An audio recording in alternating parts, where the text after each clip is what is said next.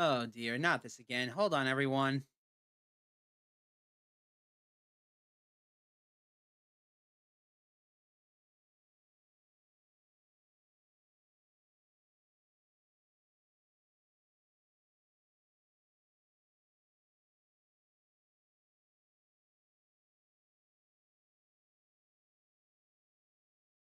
Oh boy.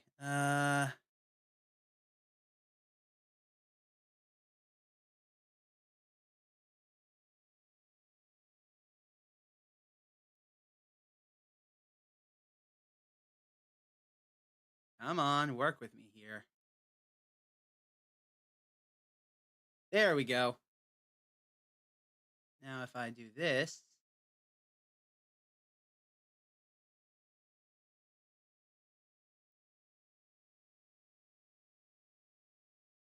that's not gonna work, is it? Okay. Any full screen application. Okay. So that's a bit of a screw up. Anyways, let's get started.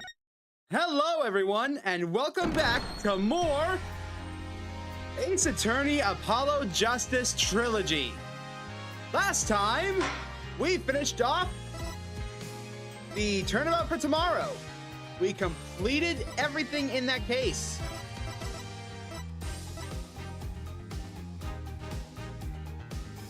Let's see here. We completed everything in the case. We freed Athena and Blackwell from their traumatic pasts, freed Blackwell from prison, restored Apollo's faith in all of us, and we figured out who the Phantom was. This time, let's see. I think this is it. This time, we're going to be starting the DLC case. That's right, this game's got DLC cases, and I had no idea.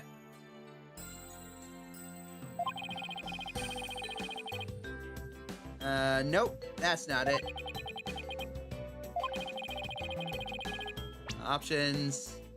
Let's just head back to the main menu, shall we?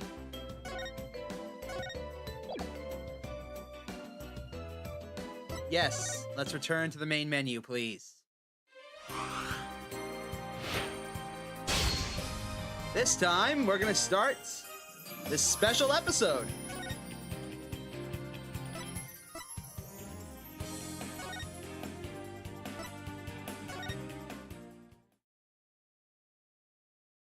Right, game? My name is Phoenix Wright, head of the Write Anything Agency and a lawyer. Although, I was doing something else entirely for a while there. As for why I decided to formally get back into lawyering, let's just say there's unfinished business to take care of.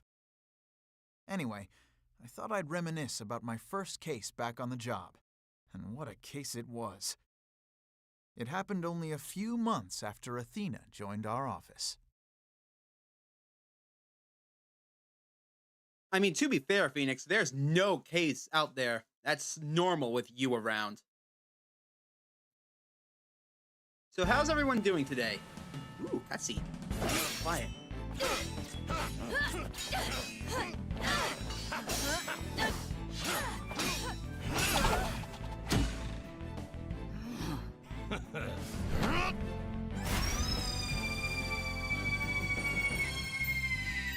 Captain Morla! Ye made it just in time!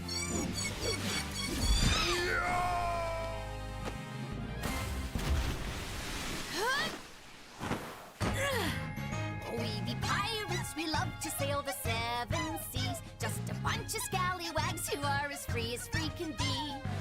We swim through storms and waves, all because you see grand treasure and adventures waiting just for me.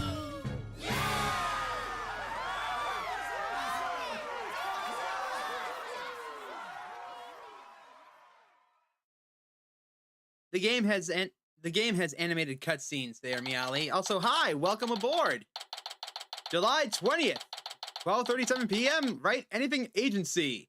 This is about 6 months before the trial of the the century, basically. Today is my first day back on the job as a lawyer.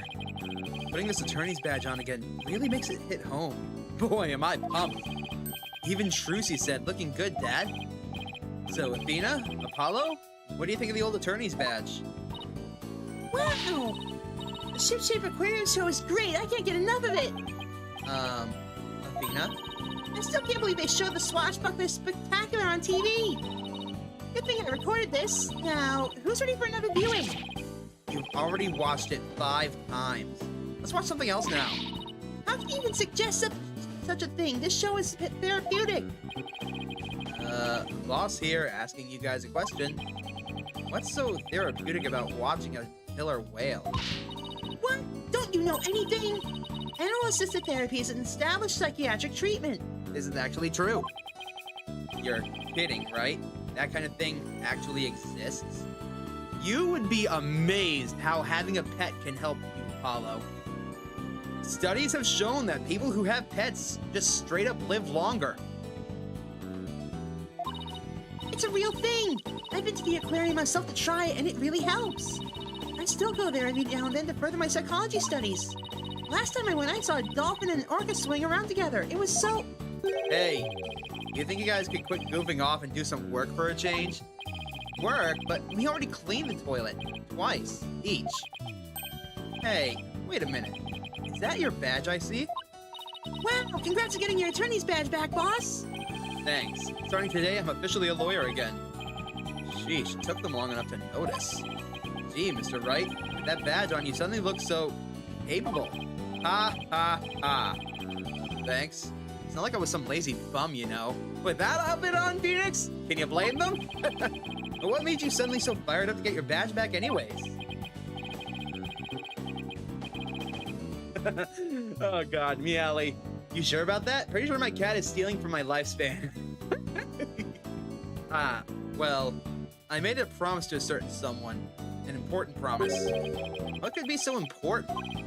Anyway, we have 3 lawyers now, so we better start taking on lots of work. I'm all for that. Let's get this agency hopping. Well, we have plenty of enthusiasm. All we need now are some clients. It's been 8 years since I last wore this badge. I feel like a rookie all over again. And this just in, the owner of Ship-Shape Aquarium, Captain Jack Shipley, has been murdered. What? The suspect in the case is reportedly already in custody, inside the aquarium. Isn't that the aquarium that we were just watching, Athena? It is. I can't believe it. A murder at Ship-Shape Aquarium?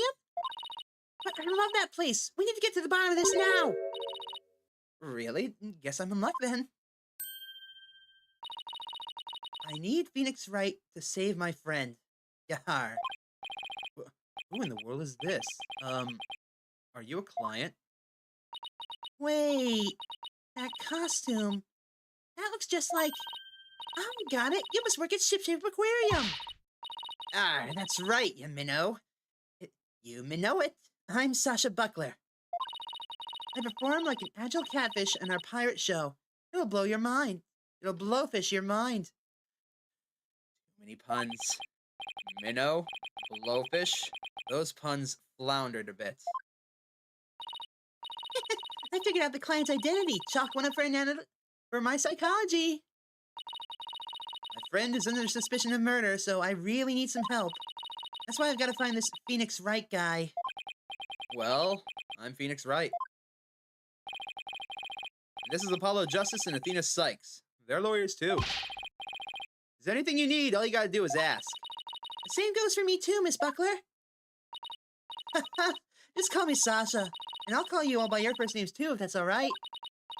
Phoenix, Apollo, Athena, you have to help me, mates. Please save my friend. Guess we better start by asking her more about her defense request. It's good to be back in this. So, about this defense request. Miss Buckler, Sasha, could you tell us more about why you need our help? My friend is suspected of murdering the cat in the Ship-Shape Aquarium. Captain? I thought the victim was the owner of the aquarium. Yeah, well, our aquarium has pirate ship theme. That's why we call the owner our captain. We call all the employees crew, too. That's a pretty unusual aquarium you got there. Not the weirdest one I've seen, though. Anyway, one of the crew members, my friend, is being suspected of the captain's murder. They already decided she's guilty, mates. I think they're going to give her the death penalty. What? What happened to due process? But my friend is as sweet, as gentle as a whale shark. She wouldn't hurt a guppy. I know there's no way she murdered anyone, but they won't believe me. But with a name like Wright, I figured you'd be able to help me set them straight, mate. Wait a minute. Don't tell me she picked you all because of a bad pun. Ouch. See, my reputation doesn't precede me. But seriously, my name can't be the real reason she's here. Why us? For the longest time, we've been out of work. Why us? What's the real reason you picked me, Sasha? Well, to be honest, I asked a whole slew of lawyers, but they all refused. They said stuff like, there's no merit to taking your case, or I'm not sure I can help. They're those cruel sharks with their hearts punier than whitebait. Oh, I can really feel Sasha's frustration. Nobody on her side. She must feel all alone. Helping people like her is the whole reason I became a lawyer in the first place. Those are memories. And then I heard about a lawyer named Phoenix Wright. They say he defends clients to the end, no matter how bleak the circumstances. I guess my reputation does precede me. I'm not sure how well deserved it is, though. I thought to myself, if anybody can save my friend, it's you, Phoenix. Quite a tall order there for a man who just got his badge back. But I don't want to let Sasha down, or her friend. Let's help her, Mr. Wright. Let's save her friend. That's just what I was thinking. Sasha, we'll accept your case. You will? Oh, thank you. You're a lifesaver, literally. Well, it's no time to stand around and mull it over things. I want you to meet my friend right away. Come to Ship-Shape Aquarium with me. You got it. And I'll go too. Sorry, but I need you to stay here and keep an eye on the office until Trucy gets back. You never know when a new client might stop by. How come I'm the one who has to stay behind? Thanks a million, Apollo. Well, ladies, let's move to the aquarium, shall we? You suck, Phoenix. I know. This is payback for what you're gonna do in the future. What? Nothing. Alright. So I'm sorry if I go oh my god, this place is amazing. July 20th, Ship-Shape Aquarium, Aqua Tunnel. Holy shit! This puts the tunnel from real life to shame. Not only that, it puts the one from the movie Jaws to shame. Wow!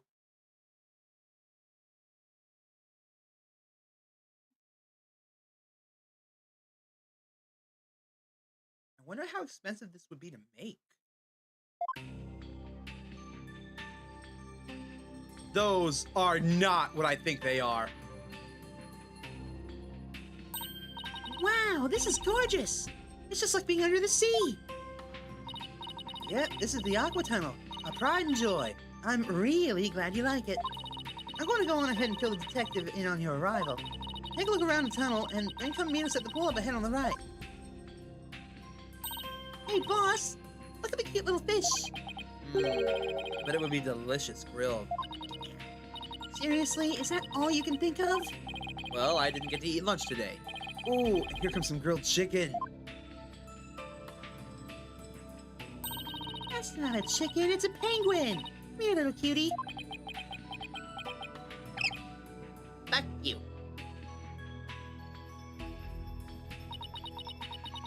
It ignored me. Maybe it was hungry too? Oh, look, it dropped something. It's an ad for the Swashbuckling Spectacular Show. That penguin had a whole bunch of these stuff in its backpack. Yes, a penguin. So it's passing out flyers, huh? That's cute. A carrier penguin that distributes flyers? We could use one of those for our office. Well, we can't keep the client waiting. We better get going. Yeah, you're right. Time to roll up our sleeves. So, real quick, that tank must be humongous, if those are what I think they are. Those things swimming about look like whale sharks.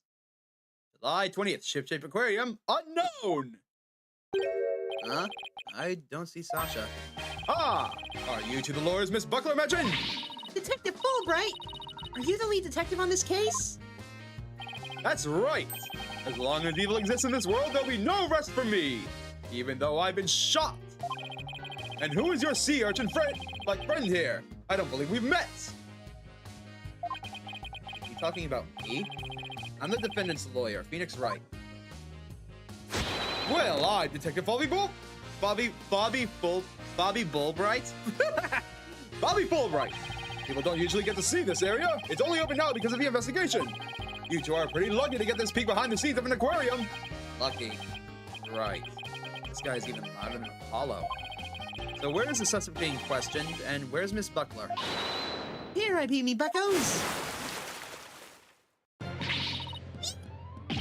Ah! Shiver me timbers, there be one of them dread pirate mustaches scurvy swabs. I beg your pardon. I'm not anyone's swab, scurvy or otherwise. More shameless than a sea lion you be trying to make up with your best bucko.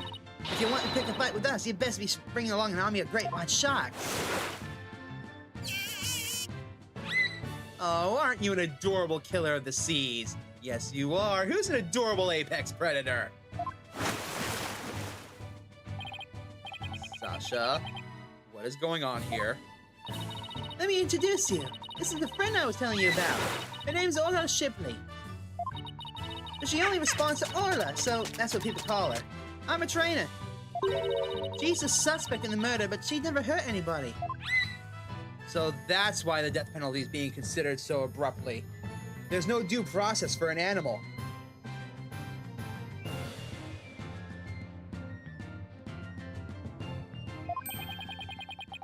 She's the suspect?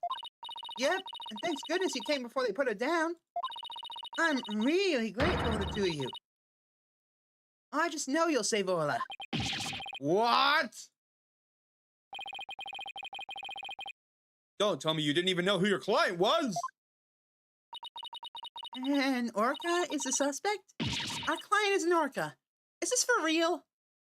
Ryuji, tell us. It's for real. Shit! Oh, did I forget to mention that? Oopsies. That's one very big oopsie. By the way, what was with that mustache earlier? Oh, this be part of me costume for the Swashbuckler Spectacular. When I be wearing the mustache, I be one of Captain Orla's swashbucklers. Transformation is dramatic as a pufferfish's, wouldn't you say? I don't think I would ever say that. And don't worry, Persona 5 Royal is on my list. I still haven't actually beaten the full game of Persona 5 Royal. I've beaten Persona 5, but not Royal. And I also want to beat Strikers and any other Persona 5 games. Those are all fun. It's a pirate-themed aquarium, so that's why Orla's wearing a pirate hat, right? Yep. He really loves wearing hats. He puts them on all the time.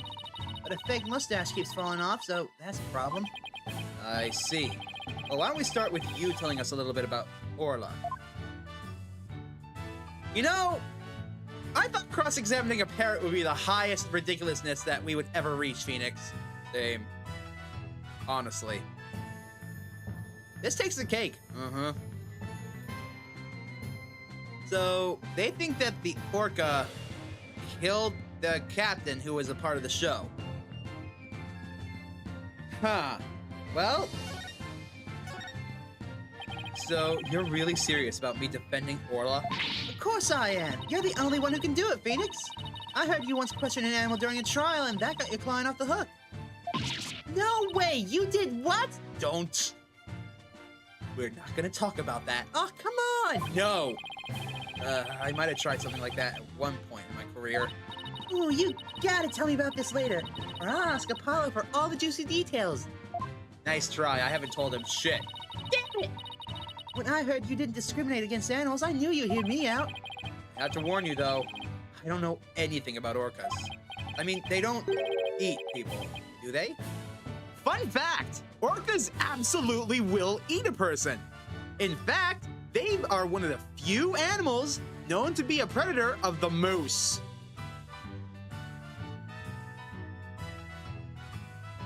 Orcas are fucking scary. You can hear me go on a whole tirade about them in my Maneater playthrough. Yikes! I think I made her mad. I won't have you talk that way in front of Orla. Orcas have feelings too, you know. That's also true. Yeah, boss, they have emotions just like we do. That is also very true. Orcas are considered to be one of the smartest, most human-like animals on the planet.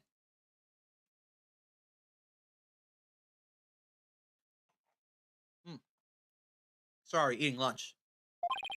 Sorry. Is anger the only feeling I inspire in women?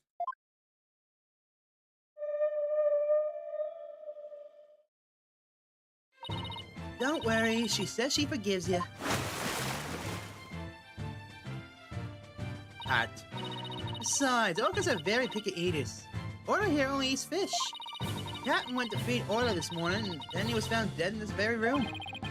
Tell us more about his death. So the owner of the aquarium, Jack Shipley, was discovered murdered. We don't have a Jack Shipley. Yeah, it was about 10:10 this morning, just after the aquarium opened. A visitor was viewing the orca pool from the visitor's corridor and screamed. The orca pool is this tank here? Yeah, that's right. This pool is built so that guests can see into it from the corridor on the first floor. Security guard and I heard the scream and came running into the pool room, where we found the captain dead at the side of the pool in swashbuckler costume. He was as big and tough as an old crocodile, that captain. I still can't believe he's dead. Mr. Shipley was very important to you, wasn't he? Sorry, I didn't get to mean else. I didn't get to be... Let me try that again. Sorry. I didn't mean to get all sad goldfish on you. Sad goldfish? Okay, time to snap her out of it. When it's showtime, it's time to smile. That's what the captain always said. By the way, do you know why exactly Orla is being accused of the crime? That's a good question. If there are no wounds on the body, then there's no way in hell Orla did this. You know, aside from pulling him down and drowning him. Can you think of any reason why Orla would come under suspicion? The police think Orla went berserk during practice for the Swashbuckler Spectacular. But Orla would never do anything like that, right, Orla? You see these teeth? They're as big as bananas. Aw, just look at that face. Isn't she adorable? The charges just have to be false. Hate to break it to you, but the police don't usually base their decisions on cuteness. That's right! We base them on facts. Take a look at this. A photo of the victim, huh? He's got a wound on his head. Very perceptive. The victim and the orca were the only ones here. What's more, we couldn't find a weapon of any kind around.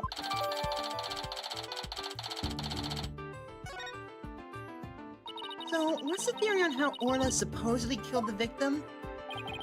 They say sometimes orcas sometimes kill their prey by ramming them into them underwater. We believe this orca did just that by pulling the victim into this 65-foot pool and then ramming him when they were in the water.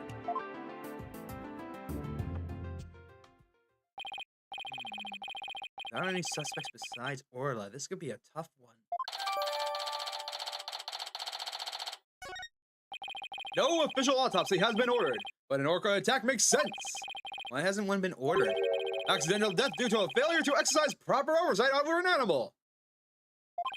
The medical examiner said it wasn't a homicide, so we don't need an autopsy. So, Orla's gonna be put down without a proper investigation? That isn't fair.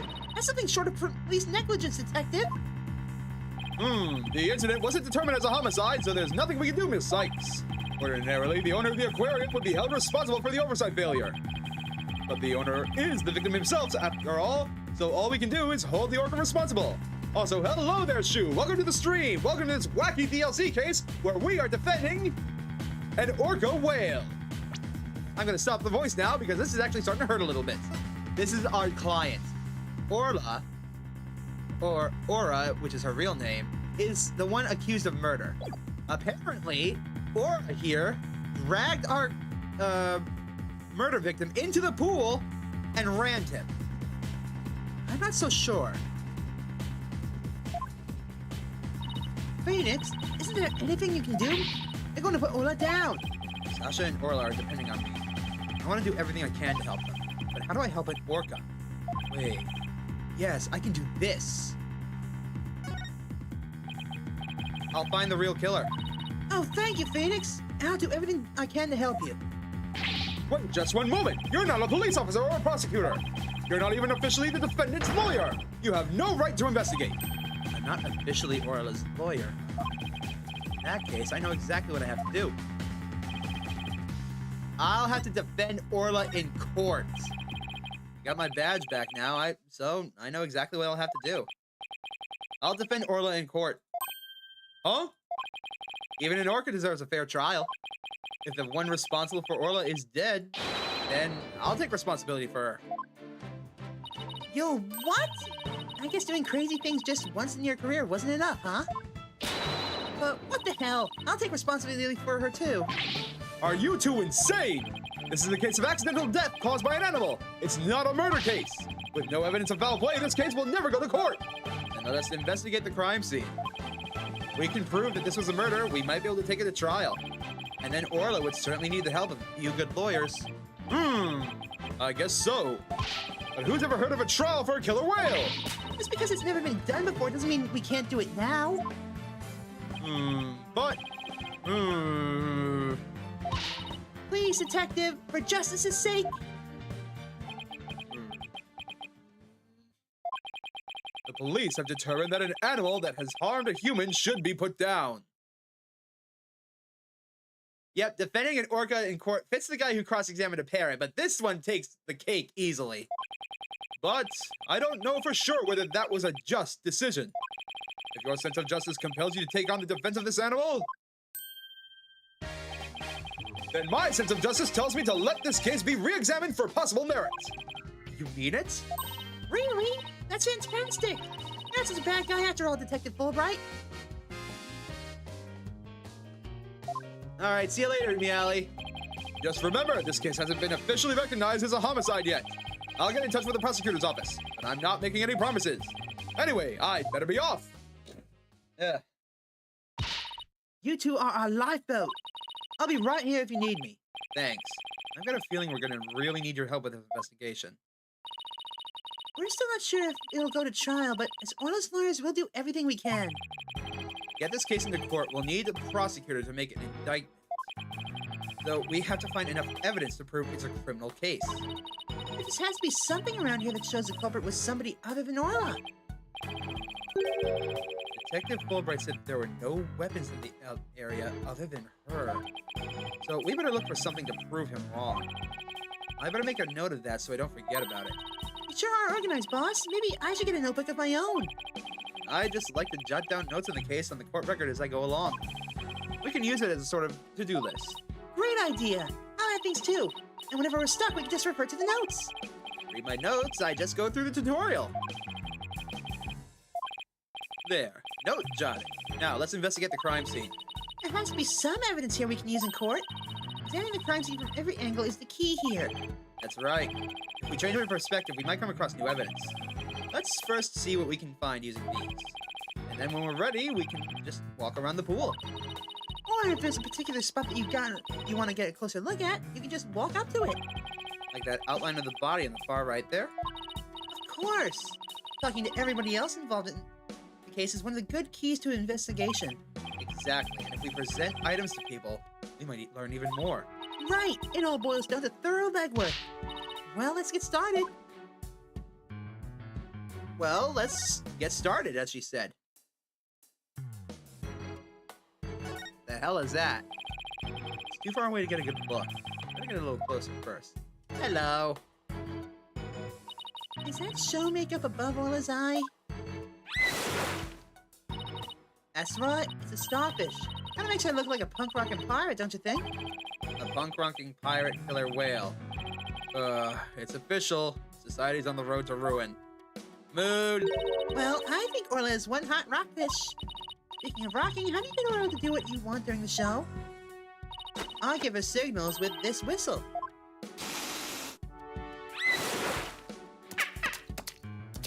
Aw, the flipper flap. No, but I didn't hear anything just now. The sound's out of the range of human hearing, just like a dog whistle. Orcas have better hearing than people do. They can even hear the whistle underwater. Fascinating. That's so cool! I wish I could give the commands to Orla. Anybody can do it. All they'd have to do is learn the signals. Here, Athena, you can have one of our whistles. Consider it a present. Anyone can command her just as long as they know the right signals, eh? Gee, thanks! As for the actual commands, I'm afraid I can't teach them to you. They're top secret. Bleh.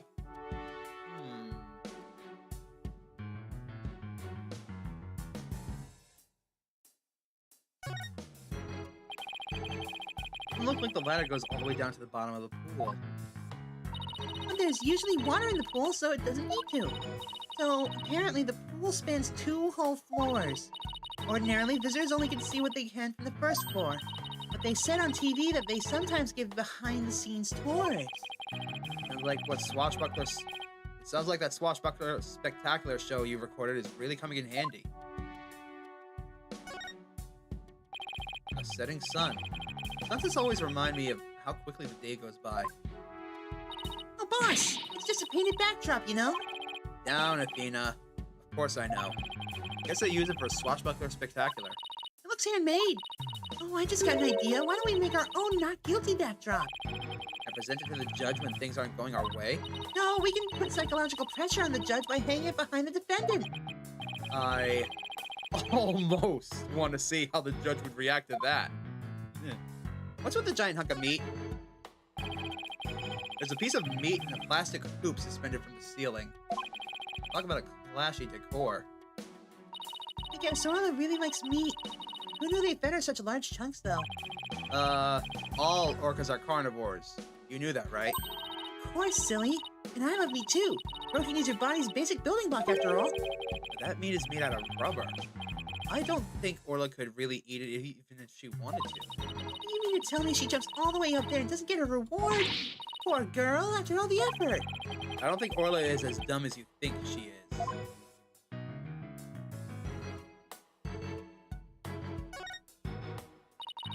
Hey, look, there's an apparatus here to hang from. I don't think it's for people to hang from. It looks more like a crane to move things with. But Sasha was hanging from it during the Swashbuckler Spectacular. I know there are all kinds of ways to use it, not just to move things. Come on, boss, try thinking outside the box. Is she trying to say I have a narrow-minded view of things? I'm gonna push you into the pool. What's with the Kraken? Yikes, look at that huge octopus. That must be a show prop too. One of its legs is missing though. Wouldn't it be exciting to take on a huge enemy like that? I like to give it a try myself, as a lawyer, that is. You know you have an insufficient number of limbs on it to out-objective, right? To out-objective, right? Alright, that looks like everything we can do around here.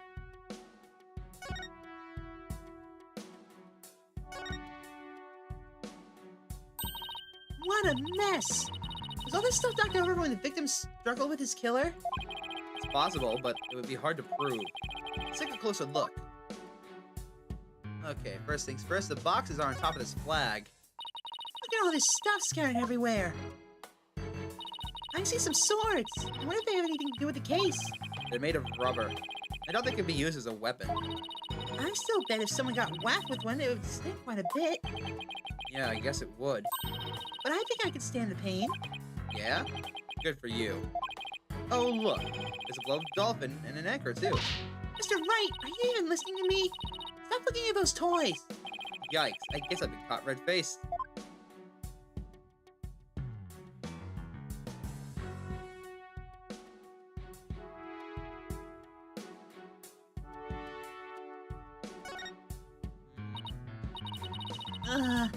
So this is where the body was found, huh? They suspect Orla. Maybe they found some evidence of an attack on the victim? Orla didn't attack the cat. She loved him. The captain rescued Orla when she was little, after she got beached on the shore. He tried to release her into the ocean, but she kept coming back. I can tell Orla's sad thing is sad about losing the captain. He's just not all her usual chipper self. Orla must really love this aquarium and the captain. She's the only one around here big and strong enough to play with the big tough cat. Every day she made a point of headbutting him and stealing his hat. Yikes. I guess you weren't kidding when you said the captain was really strong.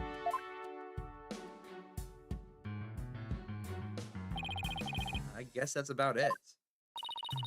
Under different circumstances, I would have loved to see the Swashbuckler Spectacular. The three of us always perform the show together. Me, Orla, and the cat. Today's show has been canceled, but we could have put on a little performance for you.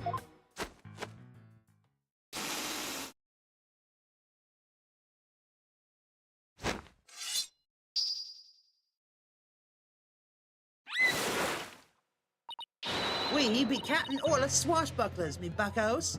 We love to sail the seven seas. We come to rout that mangy blackguard dread pirate Nostache.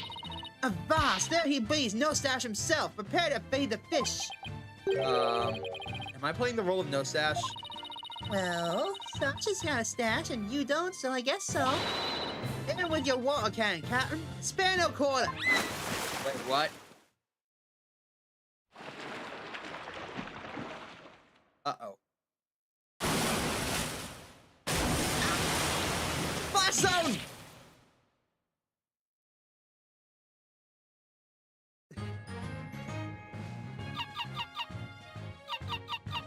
Yes, very funny, Orla. We swim through storms and waves, all because, you see, grand treasure and adventure's waiting just for me.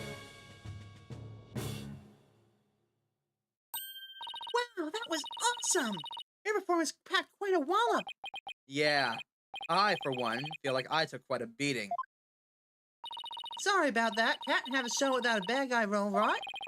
But a singing orca, huh? It must have been tough to train her to do that.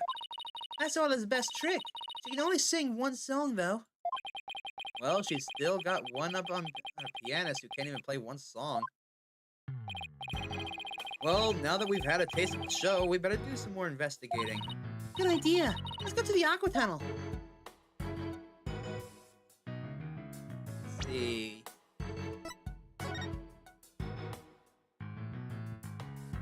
As a new rival featuring the dashing red stash with fluttering red scarf. Hidden in the skull rock?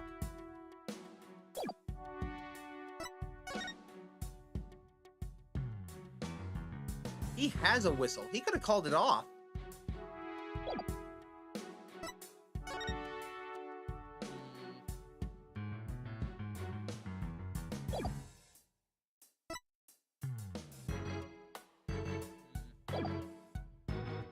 Let's ask about this. Do you two want to be the Swashbuckler Spectacular? You have regular people participate? Of course, we even have special tour for people who want to be in it. What roles will we play if we said yes? Let's see. The roles of a blue seahorse and a yellow sea slug are available. Judging by the colors, I must be the seahorse. And I'm the sea slug? No way! I won't do that! The sea slugs are all fluttery and beautiful, Athena. They're beautiful? In that case, I'll do it! Her mind is pretty much an open book. I hope we can do a show together someday.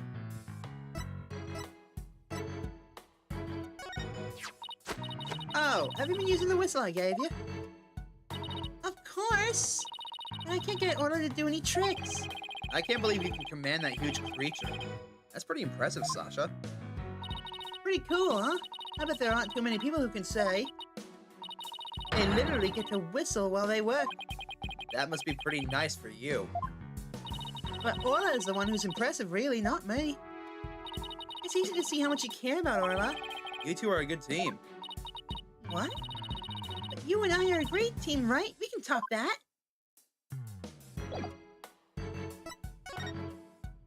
Alright, let's move. Back to the tunnel. July 20th. Ship-shape aquarium, aqua tunnel. Hold on, gonna take a bite of my lunch.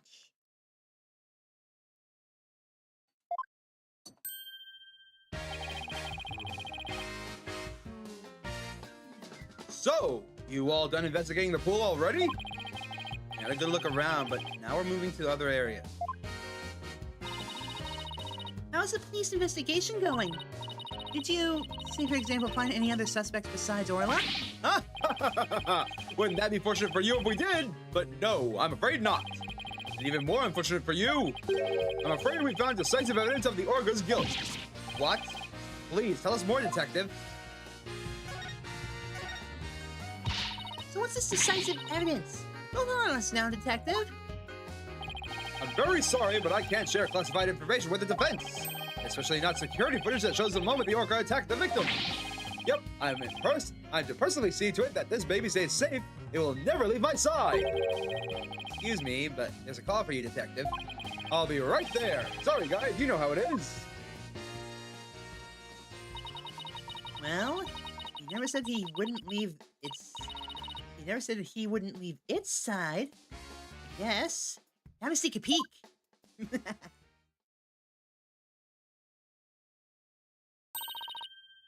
What the...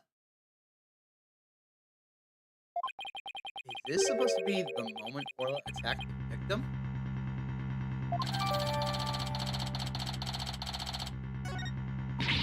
This little bit of footage doesn't prove anything. I agree. I believe in Orla and Sasha. Let's just continue with our investigation. Good idea.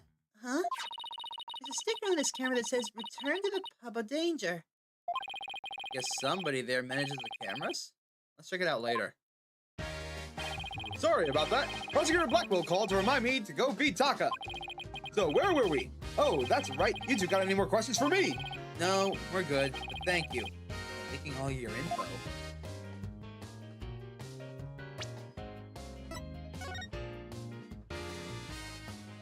Absolutely not. There's no way in hell that that's Orla slamming into the guy.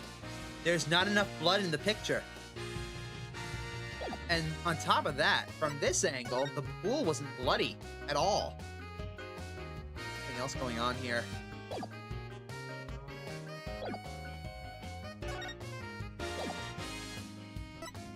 What happens if I present this? I have nothing to say about that.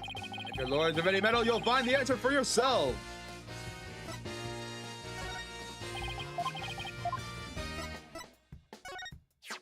A poor victim. It's heart-wrenching. Crime cannot go unpunished. You don't want crime to go unpunished either. We'll do our utmost to defend the client. Your form of justice or mine? Which is the true justice? I guess we'll have to see how it plays out. In other words, he doesn't have enough information right now to make up his mind. Thank you for the translation, Athena.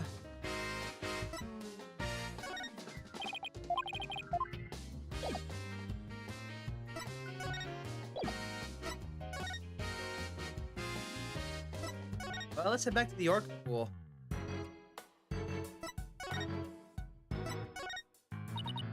Sorry, sea creatures are the only things I know anything about. That's alright, don't worry about it.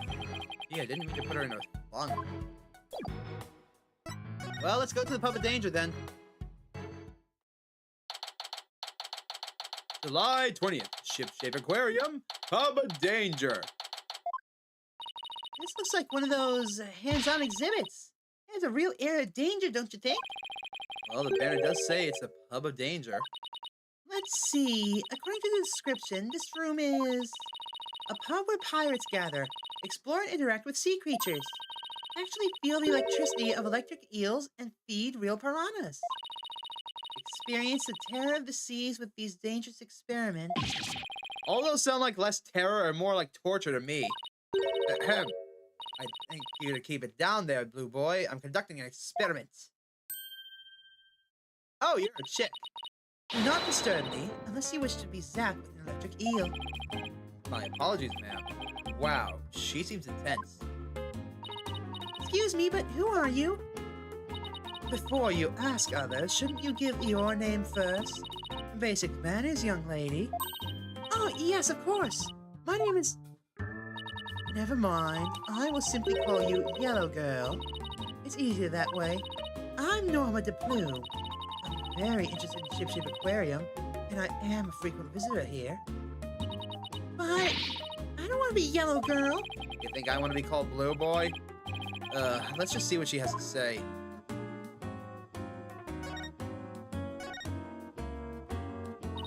You're saying that you're interested in the aquarium, but you don't look like a staff member. Let's see. I got it. You're someone completely unrelated to this aquarium. That's some deductive reasoning there, champ. I am a visitor, a patron, a customer, a guest. And what might you be? I'm not a what? I'm a lawyer. Hey, that's what I was gonna say.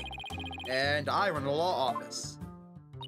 Well, whatever you are, I don't have the slightest interest. Just who does she think she is, boss? A visitor, a patron, a customer, a guest, remember? And why are you here? I thought they closed the aquarium and weren't like members of the public in. Oh, but I have special permission, don't you see? And why exactly is that, if I may ask? Well, because of the incident. Heavens, I've said too much. Uh-oh. Cyclox! I remember this. Cyclox. Huh? Psychedelic rocks? Cyber clocks? What? No. Cyclox. It's the power of this Magatama. It gives me the ability to see the secrets locked away in someone's heart. If I can remove the locks, I can uncover their secrets. I didn't know you had a magical item like that. It looks like this lady knows something about what happened. I'll just use my Magatama and undo our Cyclox. Huh? Can't see the locks anymore? The color of that stone looks different from before. That's funny. Maybe it's just out of juice? It can do that? Yeah. A certain girl I know poured her spiritual power into it for me. Without that power, I can't undo the Cyclox. No way!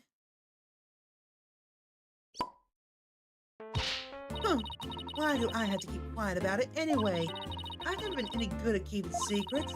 But I did promise after all, so I guess I had better keep my mouth shut. Who'd you promise what to? No comment. Now go away. Just when I thought we could find out more about the case. Let's go try to find some other way. I'm sure we'll find something. Great. What, we can't...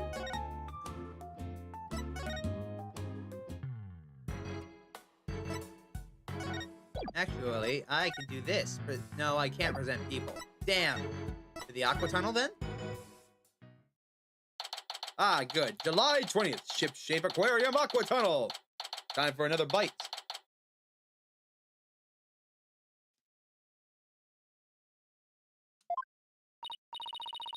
Hey, Detective Fulbright's gone. It looks like the police investigation is over, too. That's too bad. I was hoping to get a little more out of him.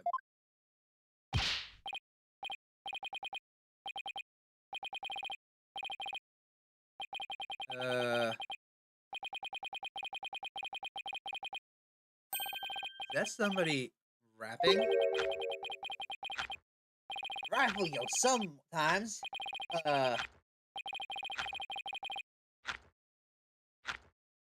I can't keep up with him.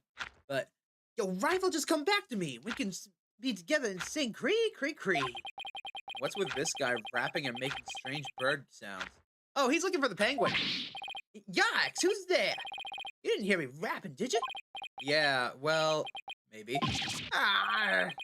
Look, just do me a favor and pretend you didn't hear nothing. Fine by us, and who might you be? I'm Marlon Rhymes. Marlon Rhymes? Oh my god. And I'm an animal keeper here. But the aquarium is already closed today, at least, pretty sure it is, yo-ho. Pretty sure? You don't sound too certain. Oh, are you new here or something? Yo, yeah, that's right. Pretty good guess. So, who are you guys? I'm Phoenix Wright.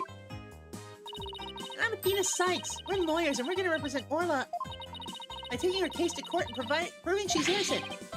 Are you serious? You want to defend an orca in court? Oh, but if you're here for Orla, that must make you friends with Sasha. Sorry if I came across rude. Like he's friend with Sasha. Sometimes when I'm by myself, I like to rap to pass the time. Especially when I'm around the animals I love. Oh, I love animals too! Especially marine creatures like dolphins! I like marine creatures too, but just the ones you can eat. Yeah, well, people who like animals are good people. That's what I always say. Is there anything I can do for you two? Just say the word. I just started working here, though, so I don't know how much help I can be. Mr. Rhyme seems pretty friendly. Yeah, friendly and agreeable. Let's start presenting evidence. I'm new here, so I don't know. I don't really think being new here has anything to do with it in this instance. Nope. With this fly, you can get a penguin sleep mask next time you come in.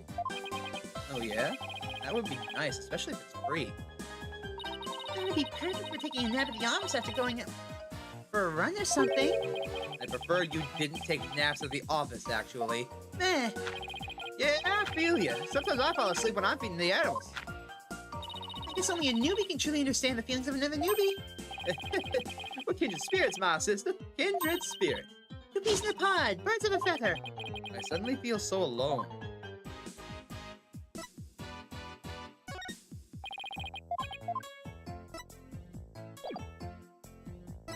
Alright.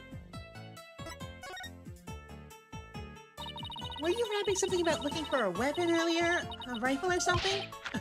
No, a weapon. Rifle is the name of one of our penguins. A penguin? Why would you name a penguin something like that? Oh, yo! No, I'm not rapping. I am not subjecting you all to that torture.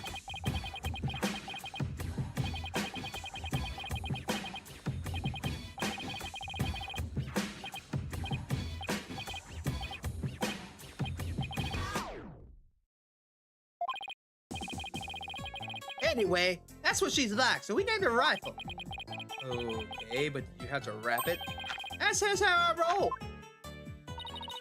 Does Rifle wear a backpack by any chance? Yeah, that's the one. So you've seen her, huh? She's always running away. Such a good runner, we decided to put her to work delivering flyers. Do you really want a dangerous penguin like that running loose? Oh, Rifle's not dangerous. She only attacks people she don't like.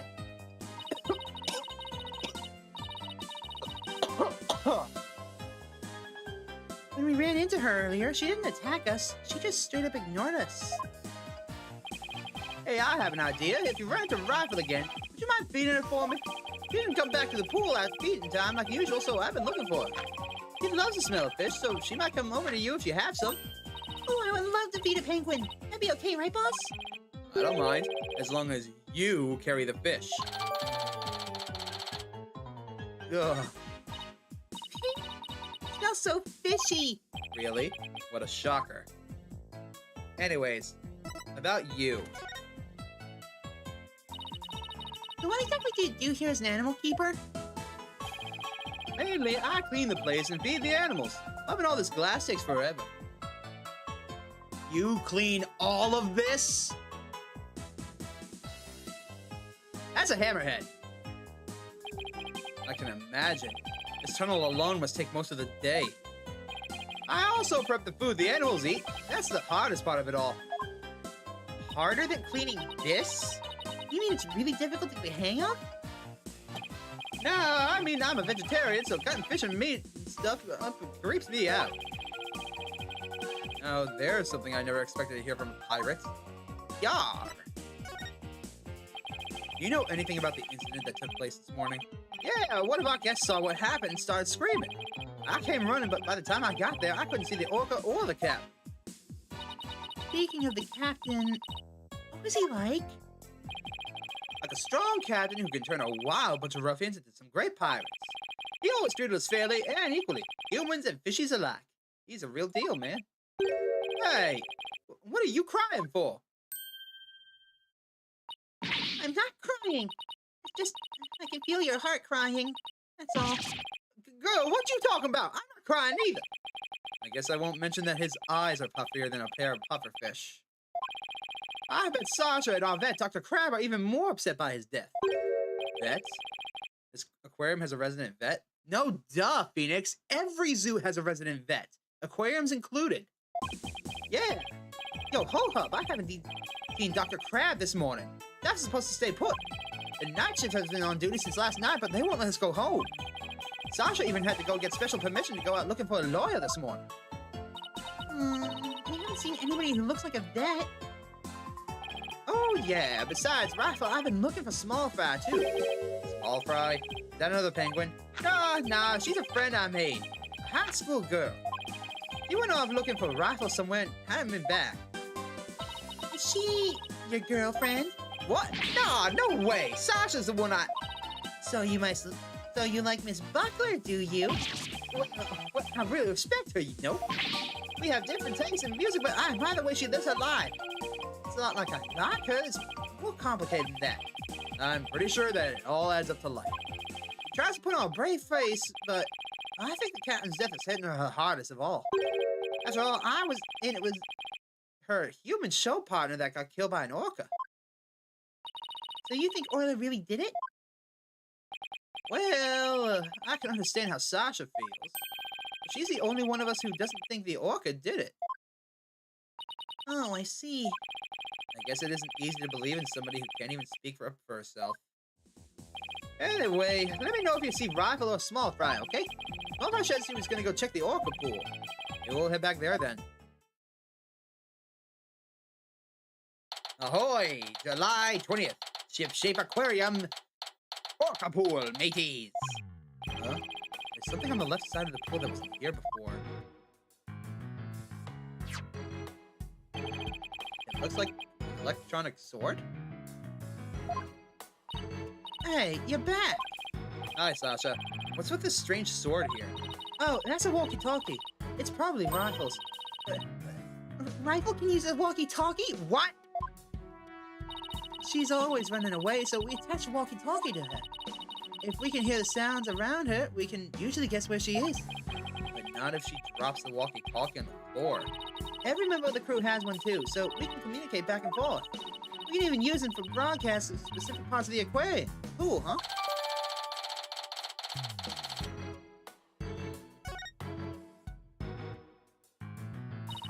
Well, if Rifle's walkie-talkie is here, then Rifle might still be here too.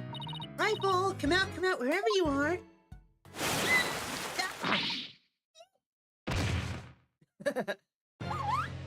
Fish? Are you okay? You have to be careful around pools or you might slip right in. I'm more afraid of my heart jumping right out.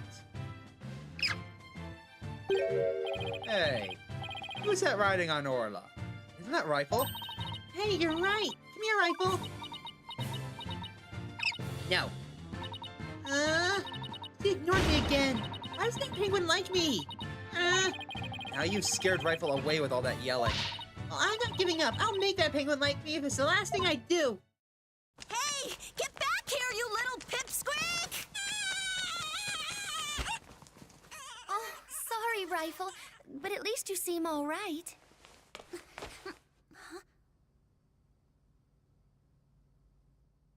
Huh? Oh. Wait, what the hell are you doing here?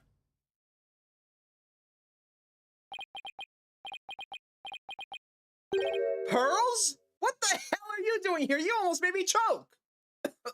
Hold on. That'll teach me for eating during your cutscene.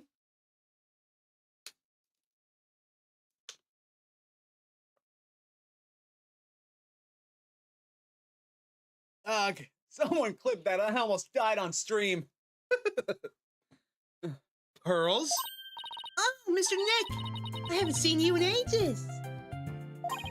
Could Pearls be the small fry Mr. Rhymes was talking about? Congratulations on your return to lawyering. I've been thinking about stopping by your office to visit to congratulate you. This is Pearl Faye. I call her Pearls. She may dress a little funny, but that's because she's a spirit medium.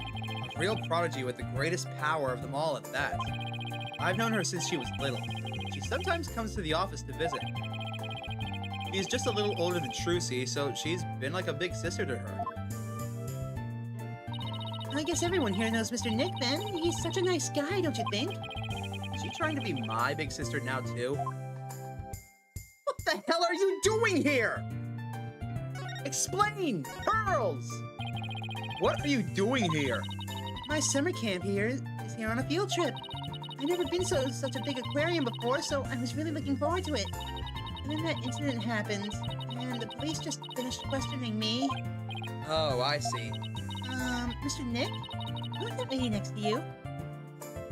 I'm Athena Sykes. I'm a new lawyer at the Write Anything agency. Oh, how do you do?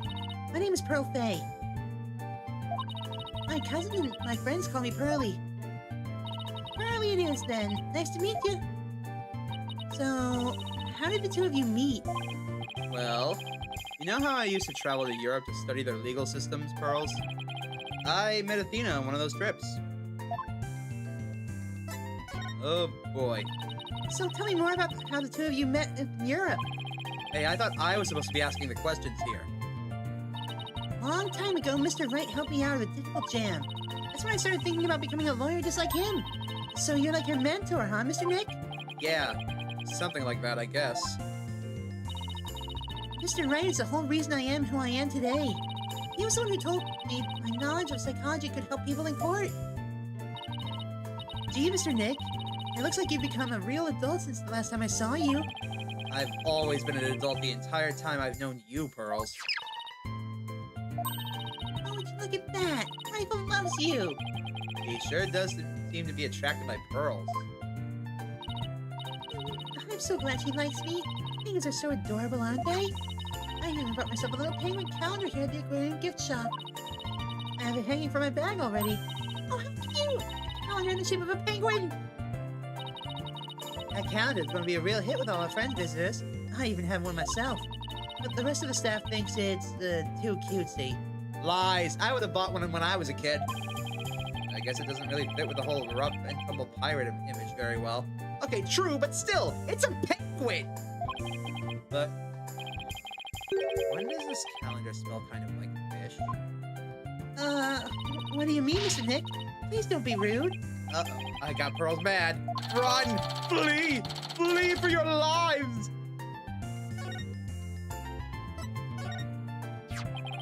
So, you were looking for Rifle too? That's right. I was trying to help Mr. Marlin, the animal keeper. Come here, Rifle. Come on. No. She went towards Orla instead. Why can't I get Rifle to like me? Maybe you should quit chasing after her with that scowl of yours. Mr. Nick, how could you speak to a lady so rudely? Uh-oh. I got Pearls mad. Again. Why don't you just try to get Rifle to take some food from you? Oh, great idea. Just the thing to present her, too. Right. Present. Fishy, fishy. Rifle, I have a present for you. It's chock filled with love. Here you go. Not you, Orla! Hey, I'll eat my love-filled fish. At least it looks like she enjoyed it, though. I think Orla and I just had a bonding moment. And she's gone. Friendship blossoming with the exchange of some food. Oh, isn't it moving, Mr. Nick? I think moving might be going a bit far, but anyway, how did you get Rifle to come to you so easily, Pearls? I heard Rifle was attracted to the smell of fish. Mr. Nick, are you saying that I smell like fish? Maybe just a little, yes. Guess I need to change my clothes. That's odd. I wonder why my Pearl smells like she's holding a bucket of fish. Well, it doesn't usually want to eat at this time of day. And we've even been giving her more food than normal at our regular meal times lately.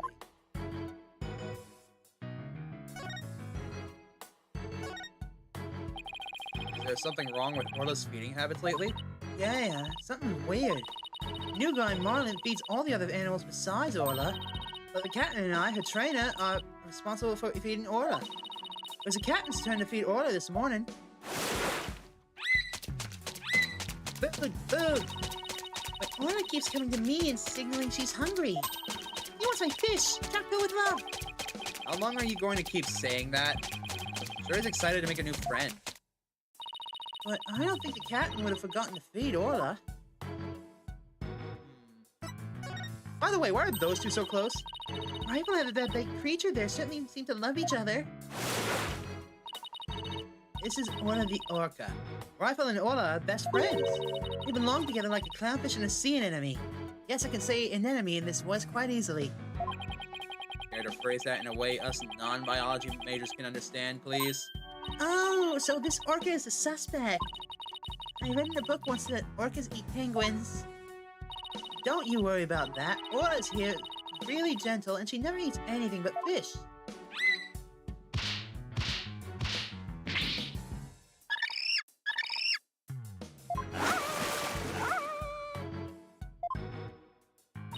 She's no sweetheart. As a matter of fact, she even tolerates Rifle picking on her.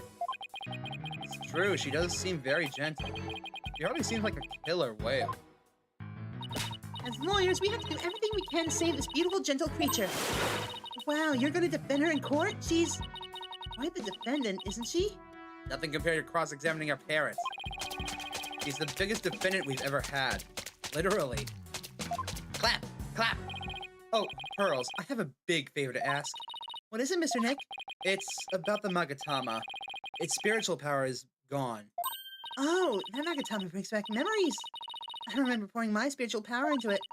That was so many years ago, though. I guess that's why it's almost out now.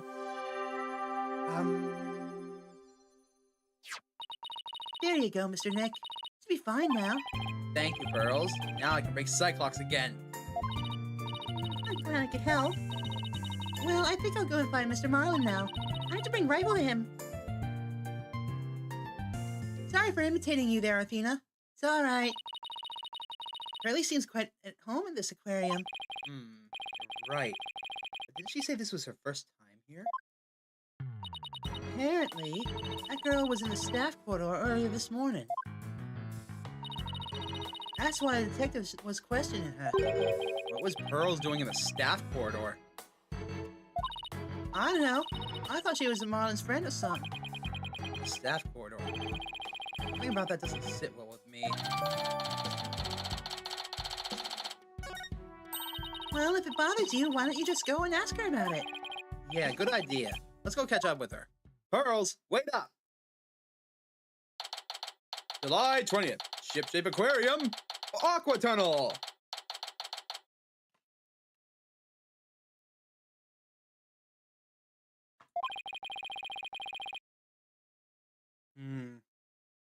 It looks like Mr. Rhymes and Pearls are talking.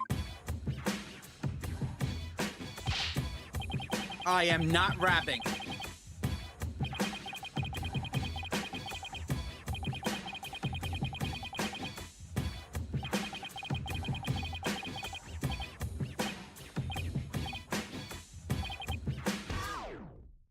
I can dig the beats, though. It was my pleasure. See you again sometime, Rifle. Oh. Okay, let's go, Rifle. See you, Small Fry. Oh, Mr. Nick, I didn't see you there. So, Hey, Curly, you and Mr. Rhymes seem to be really good friends. could you tell us more about your relationship? Well, Cyclops? The hell? Pearls? Why do I see a Cyclops? I'm sorry, Mr. Nick, but I really shouldn't talk about it. I really feel right about digging into Pearl's affairs. She was here at the aquarium at the time of the incident. Whatever she's hiding could help us in court. I'm sorry, Pearls, but I'll have to use the Magatama on you. Take that! I don't wanna! Pearls is too innocent! And it's just one Cyclops. A lock on a person's heart that only I can see. The deeper the secret is hidden, the more locks there will be. Pearls only has one lock, so I should be able to undo it fairly easily. If I make a mistake, I'll be locked in a loop and I won't be able to move forward. Alright, time to give it a try. Pearls, you have to tell me about your relationship with Mr. Rhymes. Relationship? There's no relationship between Mr. Marlin and me. I'm just a visitor to the aquarium and an animal keeper at the aquarium, that's all. There are areas where ordinary visitors to the aquarium don't get to go. You were here before the incident occurred, weren't you? Take that! Yes, that's right. But how did you know? Someone told me you were there. I got confused and went the wrong way. I didn't know it was a quarter just for the staff. That's all it was, Mr. Nick. It didn't have anything to do with Mr. Marlin. Sounds reasonable. I guess I better move on to my next topic. Actually, there's something else I've been wondering about, Pearls. Why do you smell like fish? Fish? What makes you think I smell like fish? Well, there's a certain someone who convinced me it wasn't my imagination.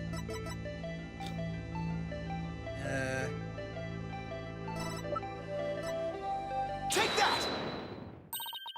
Rifle?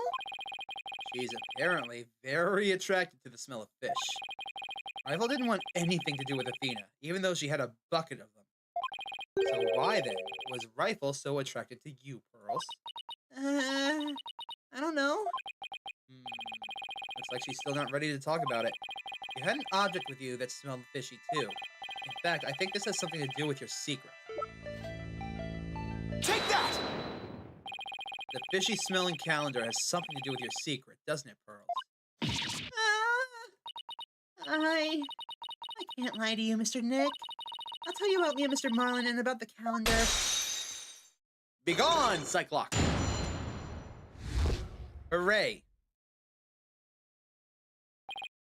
Ugh. It was only one lock, but it sure took some work. Please tell me about your relationship with Mr. Rhymes. Otherwise, I'm gonna have to go and find my shotgun. Your what? I became distracted by the gift shop almost as soon as we got to the aquarium. Before I knew it, everyone else had moved on and I got lost. I was so embarrassed to be lost at my age. Oh, Pearls, I know big crowded places are hard for you. I sort of panicked and went down the wrong corridor. I ended up in the food prep room, and that's where I met Mr. Marlin. I really startled him when I called out to him. He jumped up so much he startled me too. And I lost my balance and I fell down right into a bucket of fish. Oh, Mr. Nick, I spilled so many fish all over the floor. I guess that explains why you smell fishy. Pardon the pun. Oi. Yes, and my calendar fell off my bag and got buried in all the fish too. Doesn't explain why Pearls wanted to keep it a secret. Why did you want to hide your meeting with Mr. Rhymes? Well, I didn't want him to get in trouble over the feed sanitation regulations because of me. Mr. Marlin said he didn't want anyone to know that he was in the food prep room. Huh? Why not? What was he doing in there? Before I spoke to him, he was staring at a calendar. But because of me, he dropped his calendar too. I had to search for it among the fish. Wait a minute. This calendar of yours, it already has writing in it. It does? But I didn't write anything in it yet. There's something written here under today's date. Meet the captain at the orca pool at 7 a.m. Maybe my calendar and Mr. Marlin's got mixed up. Pearls, about what time did you run into Mr. Rhymes? I think it was about 10:15 when he had the info desk announce that I was lost. So I must have first gone to the prep room at about 10:10. I see. You mind if I hang on to this calendar for a little bit? It might be a clue to the victim's movements before he was killed. All right, but be sure to give it back to Mr. Marlin later, okay? Good. Now maybe I'm ready to remove Mr. Bloom's Cyclops too. Later, Pearls. To the pub!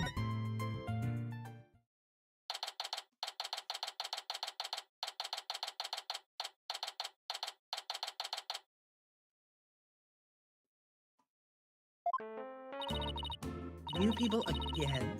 You're becoming quite the nuisance. If that veterinarian won't come out, then I might just have to give up and leave. Veterinarian? Is that the Dr. Crab Mr. Rhymes is talking about? You are correct. He likes to shut himself up in that back room there and won't come out. But I don't think he's even in there today, so I'm about ready to go home. Sure seems to know a lot about the workings of this aquarium. Maybe a little something about the too. Mr. Wright, this is no time to be staring there and thinking there. Sorry, let me try that again. This is no time to be standing there thinking to yourself. It's time to put your psychedelic clock skills to work and uncover a secret. That's Cyclops, Athena. Psych-lock. Take that!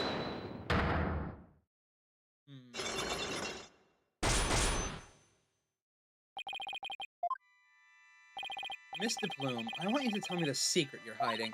I'll do nothing of the sort. It would mean breaking my promise. I don't know who you made this promise to, but you will tell me. You're not an aquarium employee, and yet here you are after the place is closed. That must mean you're connected to the incident involving the owner somehow. I don't know anything about any incident involving the owner. No, I think you do. I have a piece of evidence here that suggests you do know something.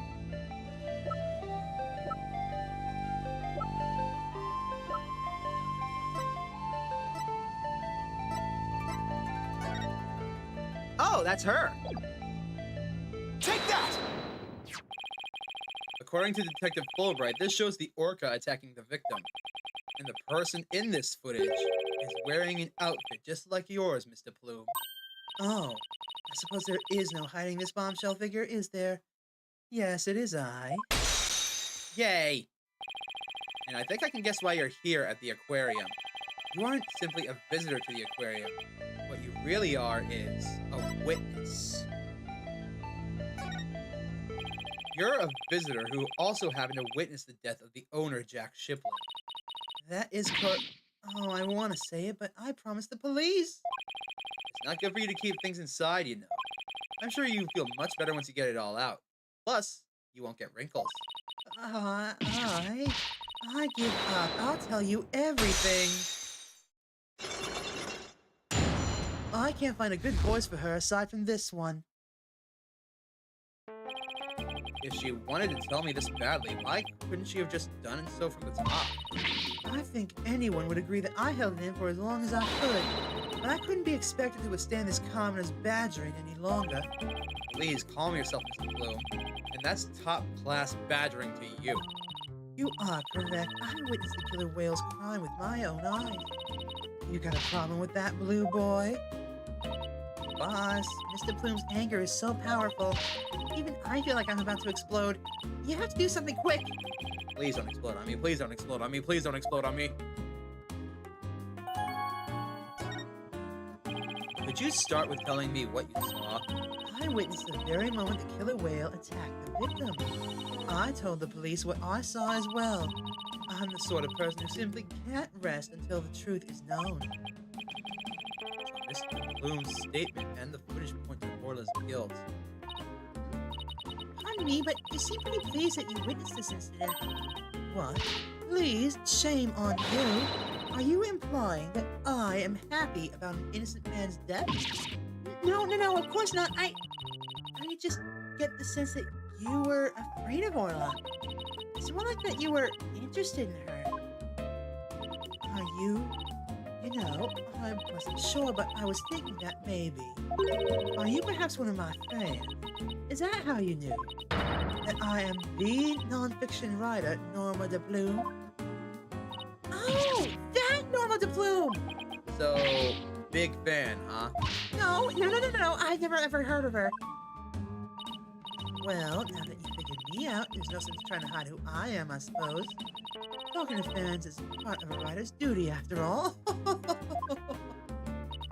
But I'm not a fan, I tell you. Non-fiction writer? I just got the name pun! Her name is a play on the word nom de plume, which means false writer. Whenever someone wants to write a book, but they're embarrassed about it or don't want to be connected to it, they use a nom de plume, a fake name.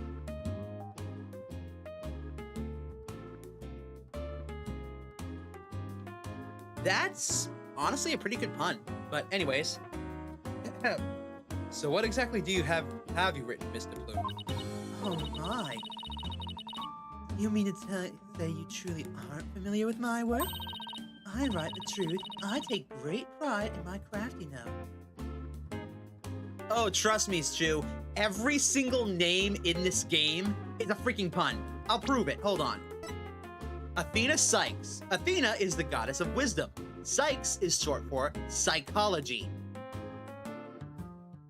Apollo Justice. Apollo is the god of the sun and of truth. And you can guess why he's named Justice. True C right. True C. True seeing. She's see-through. She can see through your lies. Sasha Buckler. Swashbuckler. Need I say more?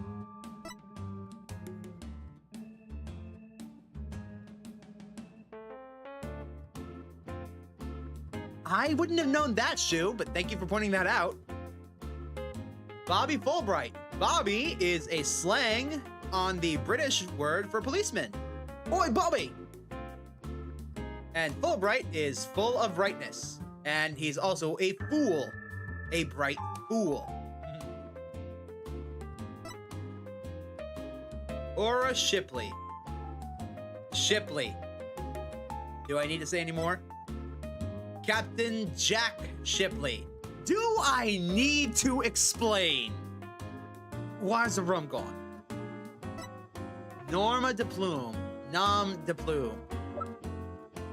Marlin rhymes. Marlin is a type of fish, and he rhymes when rapping. Rifle. Penguin that always shoots straight at her mark. Loves the smell of fish. We already got the name pun explained earlier. Pearl Faye. She wears a whole bunch of pearls.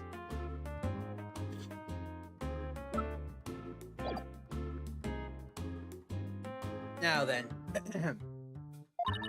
I've been gathering information on Orla the killer whale for a year now. I've been very worried about Orla's violent tendencies. And today, my concern was proven to be well justified. Orla isn't violent. She's a sweet and gentle soul. Oh, the moment you let your guard down with that killer whale, chomp. Ship-Shape Aquarium has always denied the killer whale's violent streak, but it has been rumored to attack people. But rumors are just rumors. They aren't necessarily true. Yes, I realize that, but I only write the truth. That is why I questioned the owner directly, but he refused to allow my research, and he even had the audacity to say to me, "You're nothing but a nuisance. Coming here day after day. Don't come back again." Sounds like her research was a bit too much to take. But then, how did you get in here if you've been blacklisted? I have my methods. This lady is shameless. She's a yellow journalist, aren't you? So tell us about this violent streak. We won't let you speak badly of Orla. We're gonna defend her. I'm only seeing what I saw with my very own eyes. I came to the aquarium today to observe the killer whale, but on my way to that thing's tank, I heard its cries. You can hear Orla from the visitors corridor? There are speakers there in the corridor, up near the ceiling. Apparently, that speaker is there so visitors can hear the killer whale's sounds. In any case, if I approached the killer whale's tank, I heard his cries. And when I arrived, I saw something terrifying. What did you see? The killer whale stealing the swashbuckler's spectacular hat the owner was wearing. And then, the moment it bit him and shook him mercilessly to death with its jaws. What? Orla bit the owner to death? In justice we trust! So I take it Mr. Bloom's just finished telling you what she saw! Detective Fulbright? I guess you already heard it too? Yup, when we took her statement earlier. As you heard, I'm afraid the accidental death is really the only thing that can be. Yes, and a dangerous creature like that cannot be allowed to harm anyone ever again. But she's not dangerous. Sorry, but the prosecutor's office said the case didn't have enough merit to go to trial. There was one prosecutor, though, who expressed an interest in the case. Really? And can we have that prosecutor take a look at the investigation reports?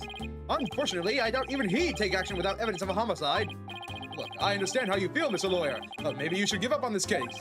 Not a chance. We'll just re-examine the crime scene and strengthen our case. Well, if that's your version of justice, I won't stop you. We won't rest until we find proof that it was not an accidental death, Detective. You'll see. Let's go, Mr. Wright. It's time to check out that crime scene one more time. Something doesn't add up.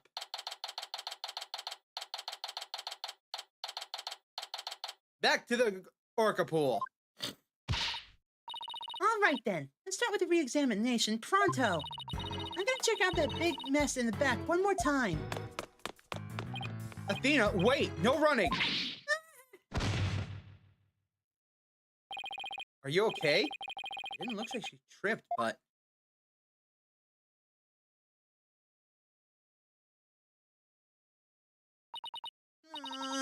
I slipped. Huh? Orla? What is it, girl? What are you doing?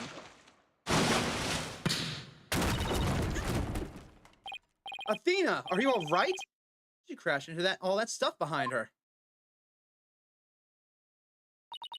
I tried to get out of the way, but all I did was slip and fall. Again. That was a pretty amazing wipeout. Are you hurt? I'm okay. But why did Orla spike that ball at me? After all the fish I gave her, I thought she would like me.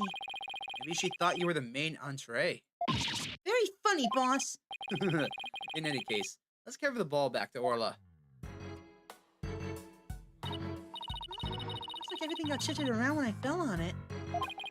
Hey, you're right. There are things now that we couldn't see before. Like another ball. I guess Orla really likes them. Look, there's something new by the outline of the body, too. You better take a good look around. So, what's with the shark-shaped cannon? Hey, there's a cannon in the shape of a shark. I'd love to try to fire that thing. Boom! Are these cannonballs supposed to look like fish eggs or something? But why fish eggs? Why not baby shark? No! Think about how crazy it would be to have sharks go flying through the air.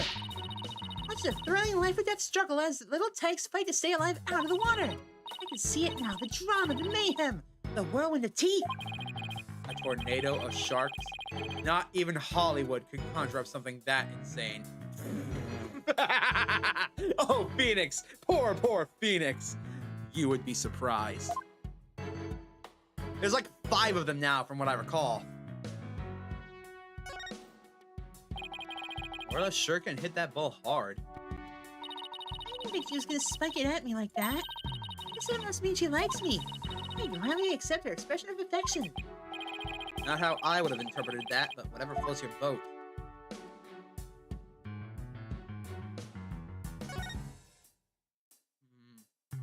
What I think happened is that she's trained to do that when someone stands on the mark. Hey, look at this mark on the floor. What do you suppose it is? It's a staging mark. That's where we stand when we want to play volleyball with Orla. Volleyball, huh? Yeah, if we stand there, she'll spike the ball right at us. So when Orla spiked the ball at me earlier, that was one of her tricks? It doesn't mean she hates me? Nah, she wanted to play with you. She loves volleyball. She used to play with the cat and all the time. Aw, Tasha looks so sad. Okay, time to snap out of it. There's no time to be all dejected and mopey like a blobfish. Blobfish aren't actually looking like that. It's because the pressure of the sea is different. That's right. Time to put on a smile and stay strong, right? What's a blobfish? Or do I not want to know? You don't want to know. Anyways, what's this? What's this? A coin? Mr. Right! There's blood on it! You're right. But it's dried. You think it could be the victims?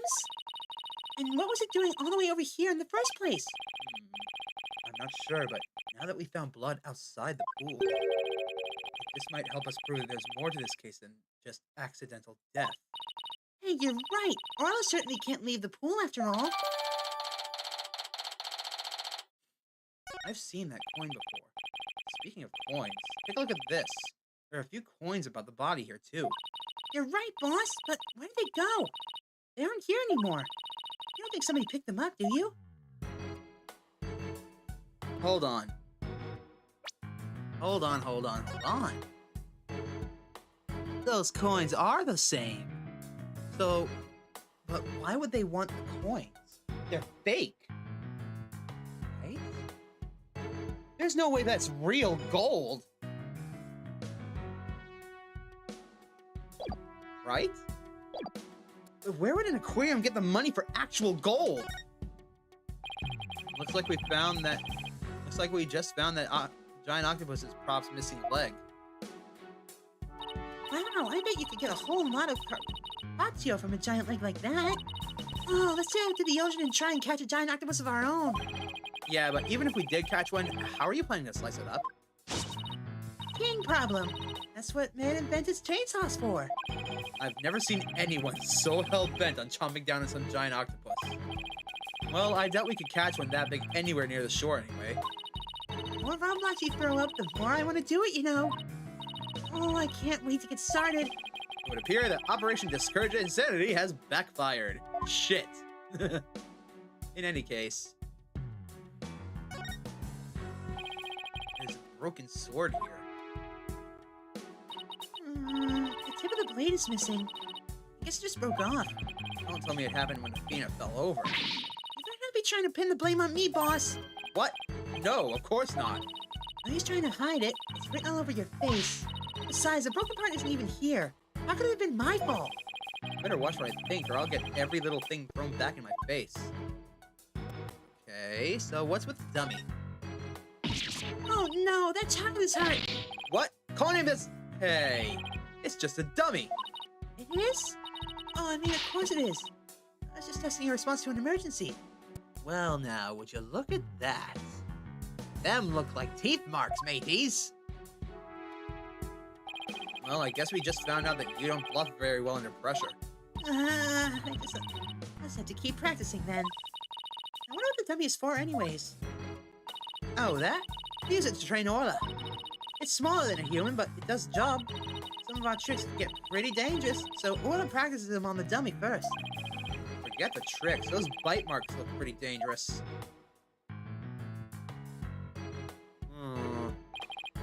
Hey, Sasha, would you happen to know anything about this coin? Oh, I guess I missed one. I just finished cleaning up the rest of them. You picked all the coins up already? That's right.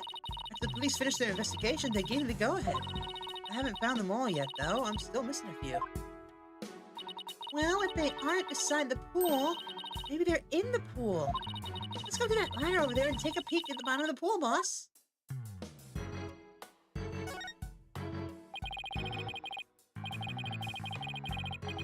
Okay. Whee!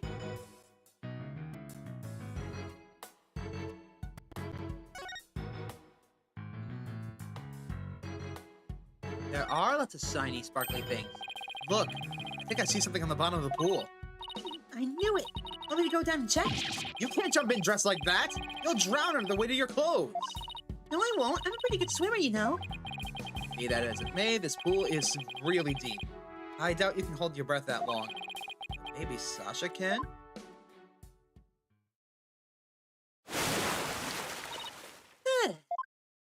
Phoenix, look at all these coins I found at the bottom. Thanks, Sasha. So there really were more of them down there, huh? You seem to be finding them all over. I wonder how many there are altogether. Including the ones I put away, there are 300 of them. They're for the show.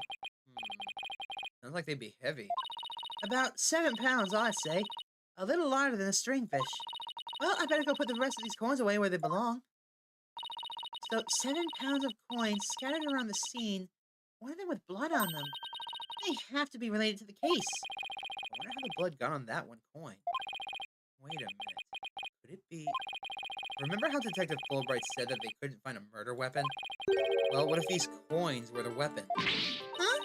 How could a real coin kill a grown man? Well, one coin by itself isn't much of a threat, but 300 coins together could definitely be used as a weapon. All you'd have to do is put them in a bag. If you put 7 pounds of coins in a bag and swung it at somebody, it would make a pretty formidable blunt instrument. It would explain how the blood got on the coin. Oh, I get it. If that bag of coins is the weapon, then we can use it to prove Orla's innocent.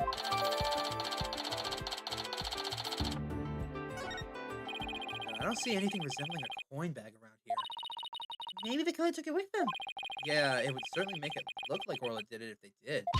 You know what I think, Mr. Wright? The bloody coin alone should be enough to prove this might have been a murder. I agree. It shows the possibility of a human killer rather than Orla. Yes, this is just what we needed. Let's go show this coin to Detective Fulbright and Mr. Bloom right away.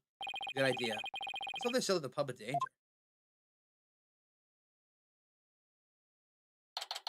July 20th.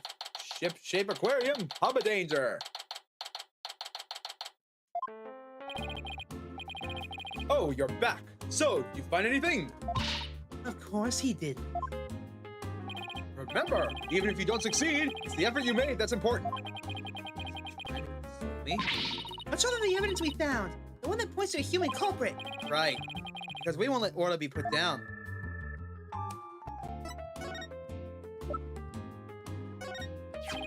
Please, take a look at this blood-stained coin. Cease and desist at once. What kind of a man shows lady blood? He doesn't have to get so worked up. What are you terrorizing this lady with? Come on, now let's see it. We found this coin beside the orca pool. We did see a large number of coins beside the pool, but not one with blood on it. We just learned that there's 300 of these, weighing about 7 pounds in total. Now, what do you suppose would happen if the person was assaulted with that many coins? What? So you're saying the coins might have been used like some kind of a blood weapon? If the blood belongs to the victim, then yes, it's entirely possible. But I wouldn't call it decisive proof that the real culprit was human. You wouldn't? Why not? Because there'd have to be something to put the coins in to make them into a weapon. Without that something, it's just not going to be enough to pass muster. But I will say that your theory does seem to warrant further investigation. I'll call the prosecutor's office and ask to reinvestigate from possible criminal angle. You will? Thank you so much. I really hope Detective Fulbright can convince them. All this missing is a bag. Why wouldn't they? It's an excuse to have fun at the aquarium. You won't believe the answer I got.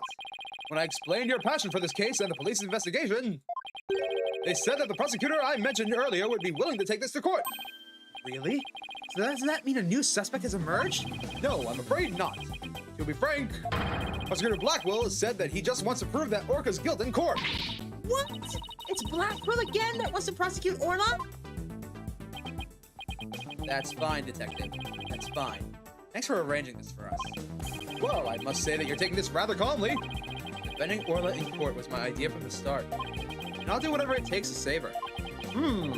In that case, I'll do whatever I can as well to see that justice is served. Mr. Bloom, would you be a witness for the trial prosecution? A trial for a killer whale? I've never heard of such a reckless thing before in my life. But I will reveal the truth about this killer whale and then write all about it. Sounds like a plan. Now, you'll just come along with me. We have to prepare for tomorrow. I still have to arrange for an autopsy. Oh, I look forward to tomorrow. Until then, Blue Lawyer and Yellow Bang. Bang. Did you just shoot us? I'm not a fan! Well, at least we managed to get the case to go to trial. But how in the world do we defend an orca in court anyways? To be honest, not really sure myself. Plus, Mr. Bloom said the orca bit the victim. The trial sure isn't going to be easy. But I love a challenge. Then we ought to be just fine. I guess I should go over to that swashbuckler spectacular you were watching this morning. Yeah, we can have a formal viewing back at the office. Nothing decisive against Orla in the security team. That doesn't mean much. I'll just have to find a more concrete way to save Orla at tomorrow's trial. Or else.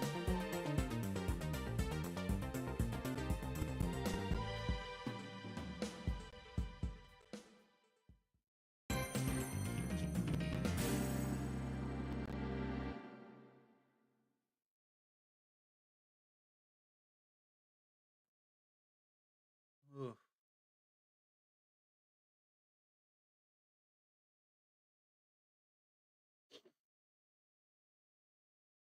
All right, let's save.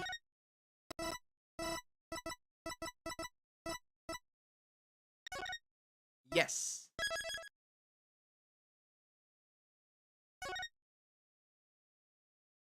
All right. Back. Let's continue on. I want to finish the whole thing today. What do you mean it's already been an hour and a half? Ugh. July 21st, 9:21 a.m., District Court, Defendant Lobby number 3. Good morning, Mr. Wright. Good morning. Chipper as ever this morning, I see. I'm just thankful we actually get to have a trial for Orla. Matter of fact, I just ran a few laps around the courthouse just to get extra pumped. And I just splashed my face with some water to get the sleep out of my eyes. Oh, I also queued the swashbuckler video so we can watch it anytime.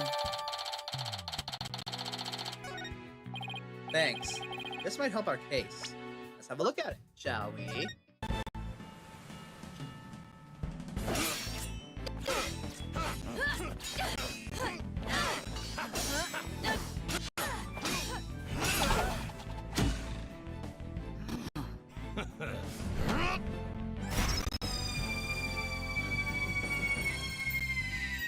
Captain Morla, ye made it just in time.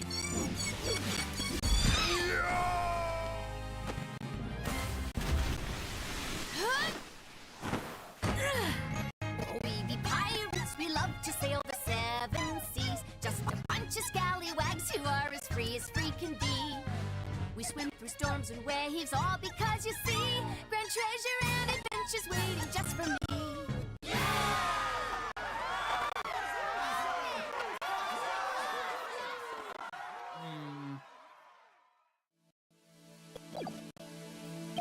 By the way, you have some serious dark circles. Did you stay up late watching this? What? Me? No, I just woke up early, that's all. Guess I need to cover them up. I get ragged on enough as it is by Prosecutor Blackwell. Speaking of being pumped, I'm pretty fired up for this trial too. It's been a while. That explains why your hair's speckier than usual. I mean, look at it. It's all super pokey and prickly and stuff. It's amazing. That was a compliment, right? Good luck, Mr. Nick. I'll be cheering you on from the gallery. Thanks, Burls. It's been so long. I'm actually a little nervous. Good morning, Mr. Lloyd. Oh, Mr. Rhymes. You came to watch the trial? Yeah, Sasha's back at the aquarium with the orca. So I thought I'd better come here to watch for her. Oh, don't you worry. We're gonna win for Orla. Isn't that right, boss? Right. One unprecedented trial coming right up. And I get to have a little fun. July 21st, 9:30 a.m. District Court, courtroom number 4. Ah, yes, the good one. Excellent.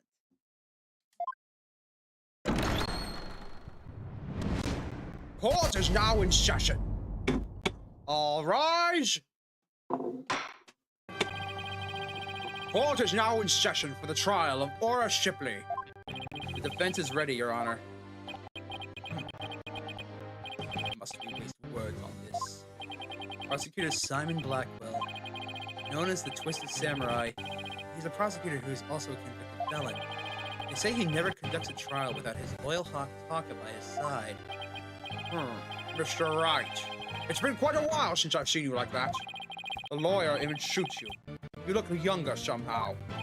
Thank you, Your Honor. You look as young as ever yourself.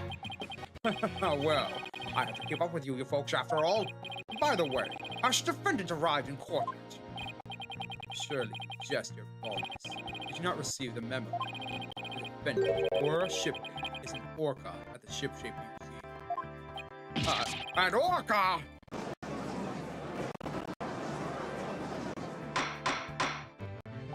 Arrangements for this trial were made only yesterday, so I didn't have the time to review.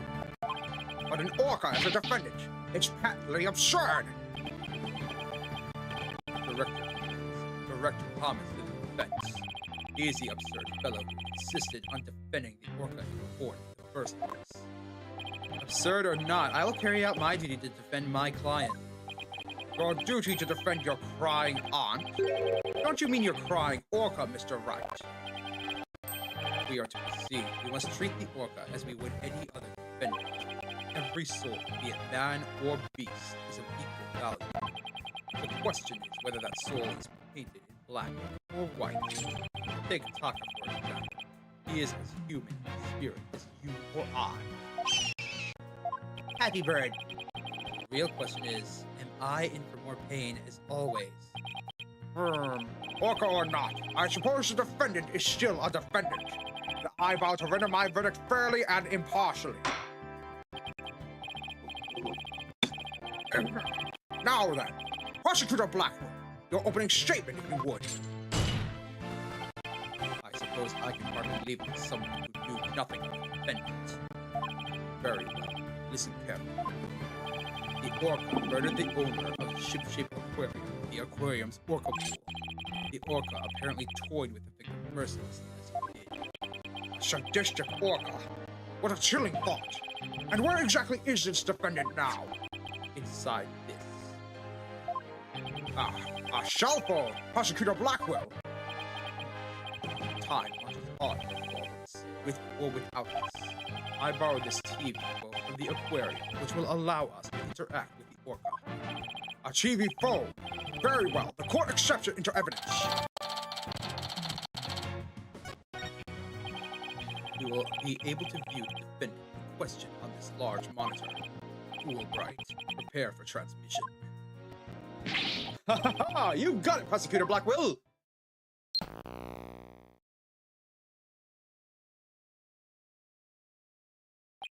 We will proceed with the defendant on telecast. So that is the orca that stands accused, is it? Hi. Hello. Aw, she's waving her flipper at us. Maybe she's cheering us on? Hola. Wish Phoenix and Athena luck. Oh, it's quite cute, isn't it?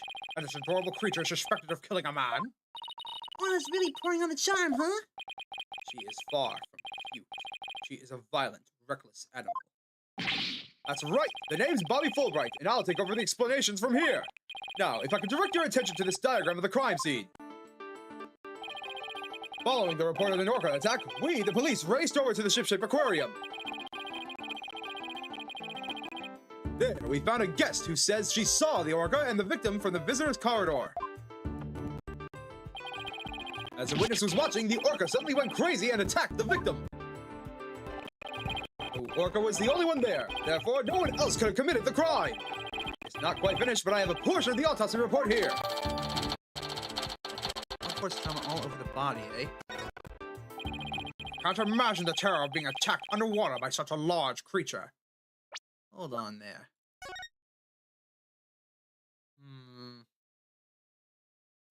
Contusion from head trauma. Bruised all over the body. No teeth, though, unlike a certain someone says. But attack it did. Prepare yourself for the grisly details, your baldness. The prosecution moves to introduce our witness, Fulbright. You got it, Prosecutor Blackwell! In justice we trust! One brave lady whose fine sense of justice compelled her to speak, coming right up! How dare you make me wait? Don't you know I'm a busy woman? I could have written an entire book for all the time I spent in that lobby. Prosecutor Blackwell. Well, I am Norma DePlume, and I'm a non-fiction writer. am I the only one who isn't telepathic here? Looks like she can read into people's words just as well as I can read into their hearts. Not everything needs to be a competition, Athena. What? Norma DePlume, the great non-fiction writer, Ms. Norma DePlume, herself! I've read all of your works and enjoyed them immensely. Your million shell, The Great Grief of the Great Thief, is one of my favorites. Oh, are you a fan, Your Honor? I can give you my autograph if you like. Wait a second. I could swear you look much different in the photos in your book. Well, I use the ones from 10 years ago in my books, so the paparazzi won't harass me. The judge seems so shocked. Visual disconnect must be really doing a number on his honor's head. Can we get started, please? If I find you to be lacking as a judge, you will see your debut in my books. Such harsh comments. You really must be the real Norma DePlume. Mr. Plume is so famous. Enough jabbering. Tell the court what you saw and keep it brief. I would thank you not to order me around. I am perfectly willing to tell everyone what I witnessed. It was the moment of the murder. Very well then. Please proceed with your testimony.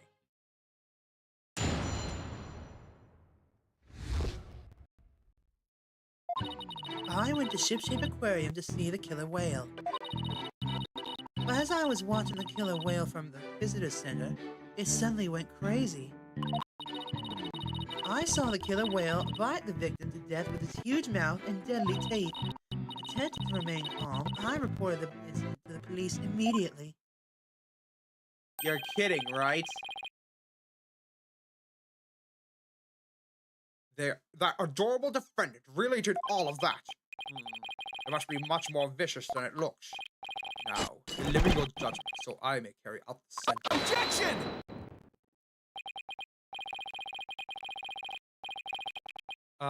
The defense would like to do some defending first, if that's all right. Must be dragging this out with your tomfoolery. The defense always has the right to cross-examine the witness, you know. A fellow inmate told me just this morning. If you want something signed, all you need is the document and a witness. Let me guess. They were convicted for contract fraud, right? All we need in this case is the evidence and a witness to convict. It is as simple as that. Looks like I guessed right. Sorry, but as Miss Sykes said, the defense has every right to cross-examine. Is that not correct, Your Honor? Yes, of course. You may proceed with your cross-examination, Mr. Wright. I shall relish the sight of you thrashing around in vain.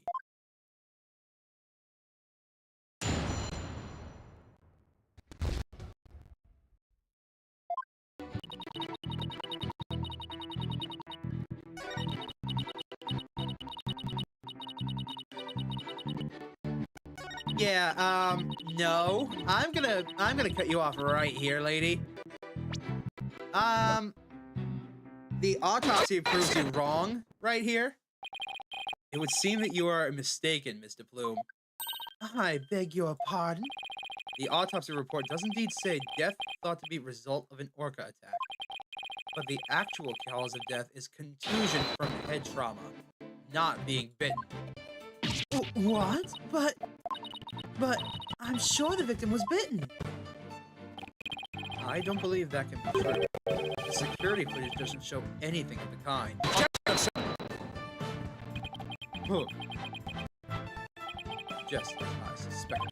I knew you would peek at this footage behind Fulbright's back. Well, what did you expect when he wouldn't play nice and share? But unfortunately for you, the footage you saw was only one small part. Huh? Yesterday, after I decided to take this case for trial, I re-reviewed all of the evidence. Taka, the evidence I gave to you for safekeeping.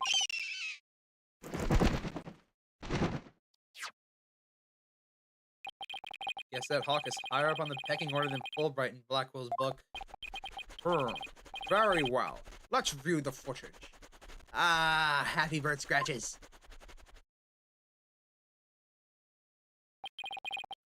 Watch this! The orca is biting the victim!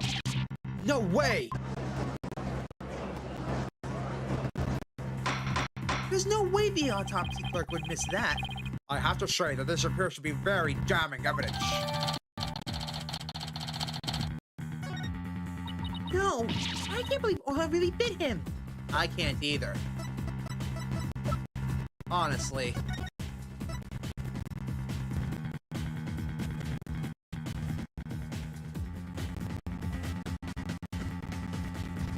I don't believe it myself. And there is more. Look at this. This photograph was taken while the body was being examined. There seems to be a strange bruise on the victim's right wrist. I'll have the crime examined and determine its relevance to the piece of hand.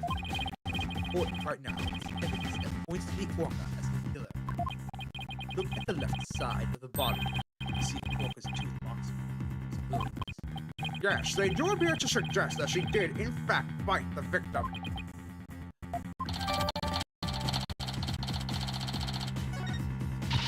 I told you so.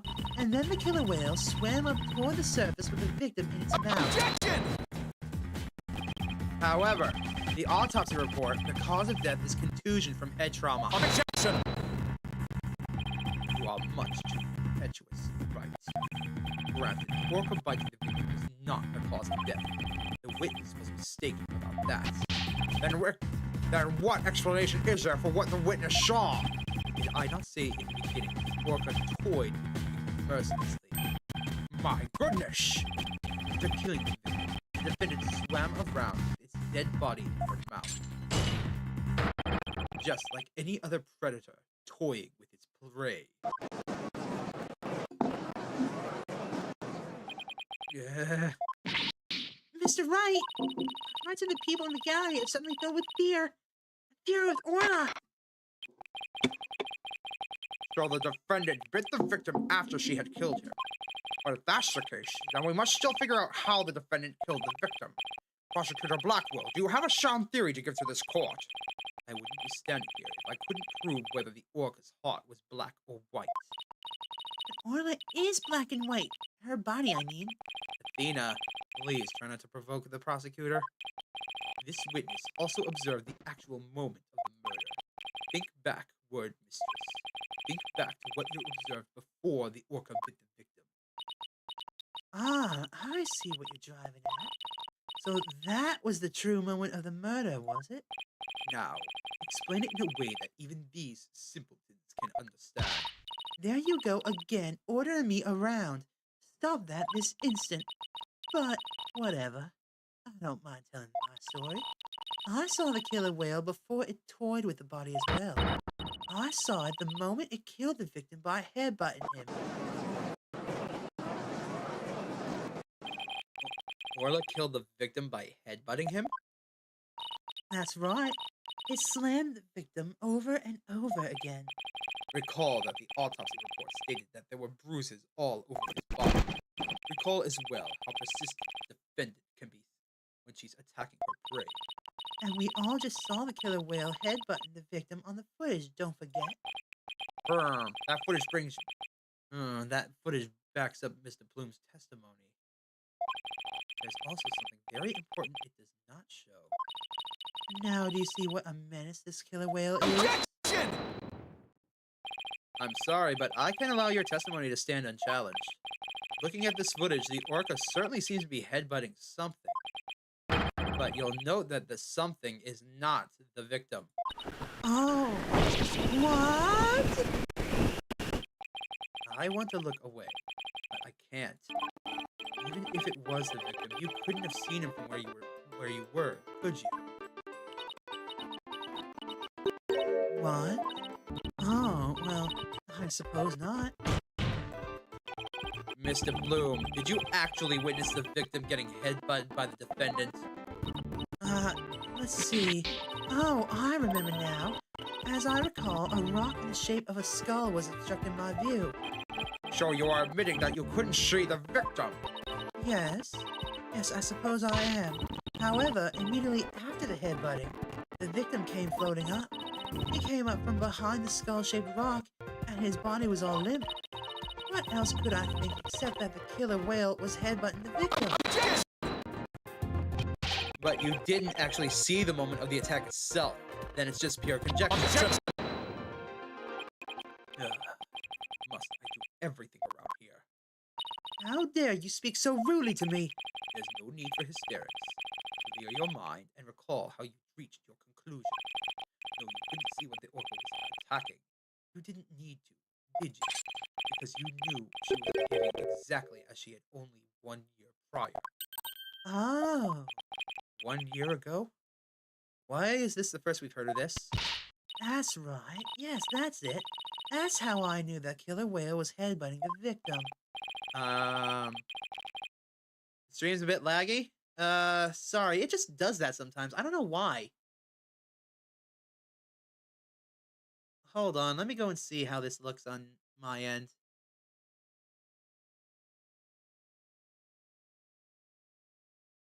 And... okay.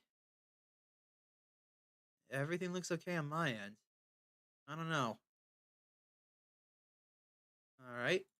Oop.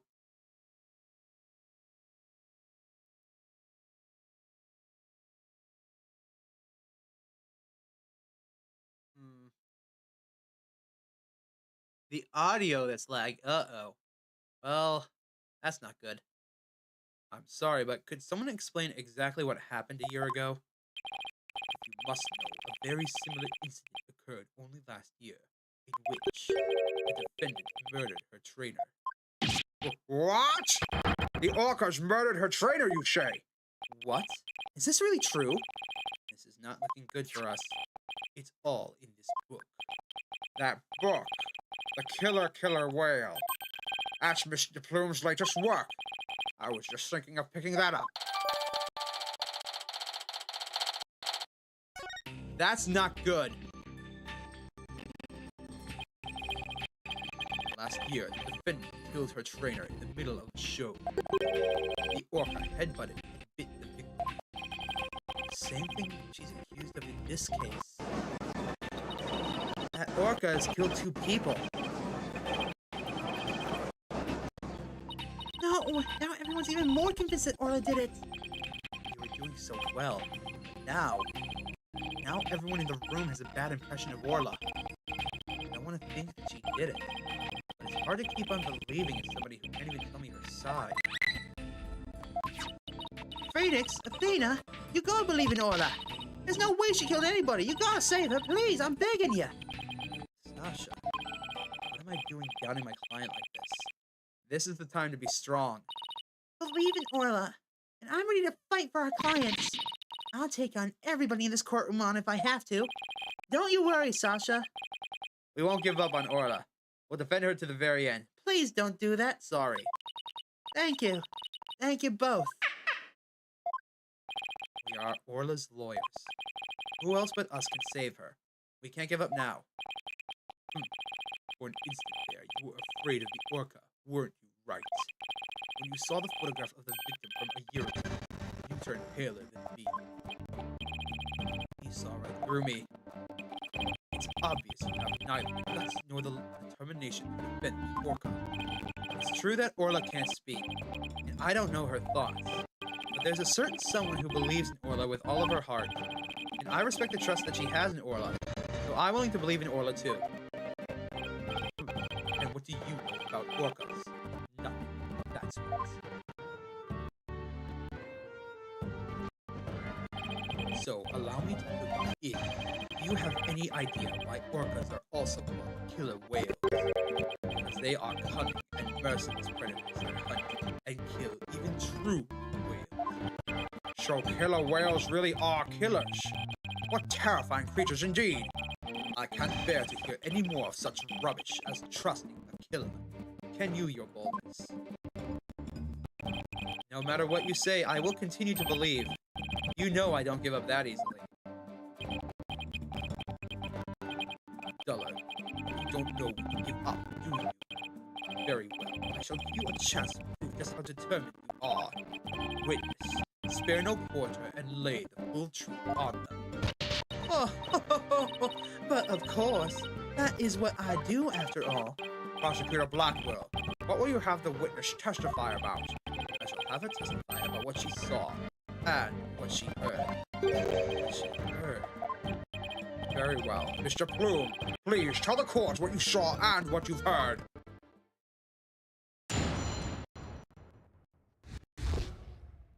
Okay. The killer whale's behavior was exactly the same as a year ago. As I approached the pool, the killer whale suddenly started singing. I was calm when I saw it start. I was calm when I saw it start to headbutt, but when the pirate hat and victim came floating up, I let out a scream. So the orca displayed the same behavior as the incident during a year ago. That's right. Those weren't just simple cries. It was singing. As I approached the pool, the killer whale suddenly started to sing. It kept headbutting while it sang Swashbuckler's spectacular song. That's right, it was singing the same song it sang in the aquarium stage show back then. It was singing while it was headbutting. Oh, it was perfectly horrible. I don't see a single obvious inconsistency in the testimony. It's clear that I won't be able to take apart her statements without evidence alone. Mr. Wright, now would be a good time for us to put my skill to work. It's time to show what analytical psychology can really do. You seem pretty confident. Let me guess. You noticed a contradiction between the testimony and her emotions? You bet I did. And once we expose it, we might just be able to crack her. No, scratch that. Make it will definitely be able to. Then let's give your knowledge of analytical psychology a try. You got it, boss. One complete analysis of Mr. Plume's heart coming right up. Widget, showtime. Goody! Yay!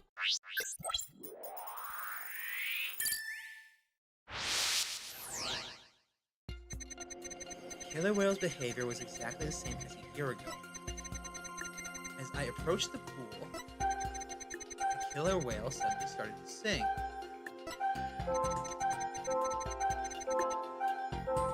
Why is she sad here? But when the victim came floating up, I let out a scream. So, here's my question. Got it! Why are you afraid here? Mr. Plume, Orla really frightened you with her head butting, didn't she? Don't be absurd. I certainly was not frightened by the likes of any killer whale. It must have been something else that scared her then, boss. However, I do remember being very afraid for some reason while I was doing that. Sounds like maybe you saw something we haven't discussed yet. Take your time and try to remember what it was. What did you see? This is practically turning into a counseling session. I saw something. Oh, I remember now. Okay, good. Now, if you could please tell the court what you saw. Oh, I saw bright red blood.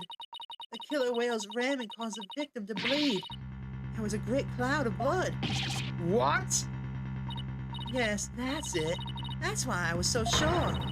That's when I knew the killer whale had killed a person for a second time. Well, that was a very compelling statement indeed. Looking at this again, there does appear to be something that could be a cloud of blood. So, error was a reaction to a blood, was it? That would certainly explain what was happening yesterday.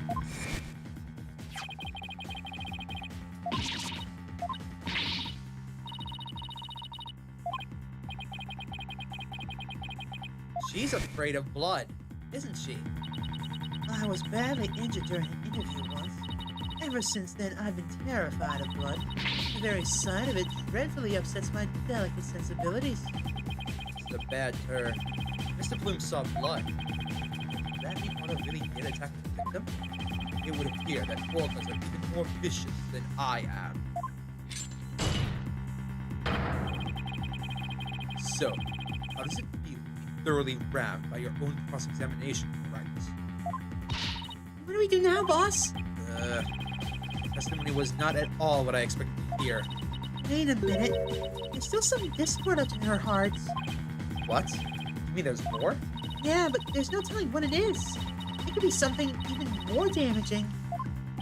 Is there even anything left on our case to damage? Well, whatever it is, we have to face it head on. Athena, you believe in Orla, right? If so, there's no reason for us to shy away from the truth. Yeah, you're right. I know we can handle the truth, whatever it is. So let's delve a little deeper. You got it, boss. Beep bop boop. Okay.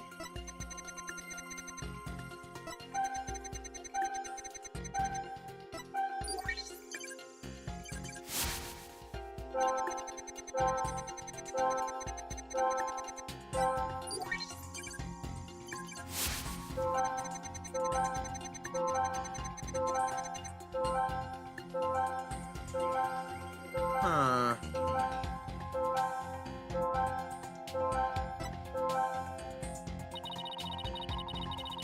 Do you see any emotions that seem odd or out of place? Pay attention to not only which emotions you see, but how strong they are, too. Oh, I get it. The strength of the emotions is what's wrong here.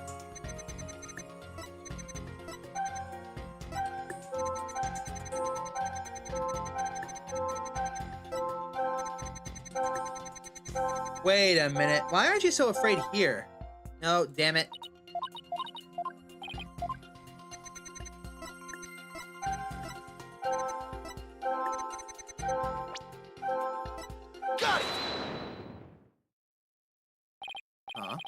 Her fear appears to lessen here at this statement. Mr. Plume, weren't you afraid when you saw the victim was with blood coming out of him? Ma, and that's a very good question. I was shaken after witnessing the murder, yes, but then the blood seemed to disappear. Disappear? And what do you suppose that was? Simple. It was because of the pirate hat. After the killer whale put the hat on, the cloud of blood disappeared. Objection! And how exactly does that work? How should I know? I'm just telling you what I remember, Blue Boy. Wait a minute. From whom was the blood that Mr. Plume saw actually coming from? Aura, of course! Take that! Consider this. Maybe the one who was bleeding wasn't the victim. I beg your pardon? What kind of ridiculous nonsense is this? There was no one else in the pool beside the victim. Oh, I wouldn't say there was no one else. It is an orca pool, after all. What? Then where is this alleged injury on the defendant? I'm not sure, but if simply wearing the pirate hat made the blood disappear, then the blood must have been coming from somewhere on Orla's head. What? The orca's head. What are you prattling on about now? Please think about it again, Mr. Plume. Think back to what you really saw. That is... The one who was bleeding was not the victim, but the killer whale? I remember now. There wasn't any blood coming from the victim after all. The blood was coming from the orca. So that means that bloody coin. We did it! Analytical psychology got us what we needed from her. That was a huge help, Athena. It was also pretty dicey for a minute there, though. Well, this is a surprise. The blood the witness saw was the defendant's, not the victim's. That is correct. And since there was no blood coming from the victim, there's only one thing we can conclude. That what Mr. Plume witnessed was not the moment of the murder as she claims. Objection! I thought you were unarmed, but it turns out you were concealing a sword all along. Nevertheless, it is far too dull to cut the bone. Meaning, I grant that what the witness saw was not the victim's blood, but it proved nothing. After all, being rammed doesn't always result in a wound that bleeds, does it? Death from internal hemorrhaging is also a possibility. He has a point there. If you wish to challenge me to a duel, you'll need a sharper blade than that, right? I demand evidence that proves the witness did not see the moment of the murder. There must be something. Think, Phoenix, think! If I'm correct, the victim's death occurred. If the victim was already dead when Orla started her headbutting, that would mean that he died sometime before Mr. Plume was watching her. The events that Mr. Plume witnessed took place at about 10:10 a.m. I must have something that can tell us about what happened before 10:10.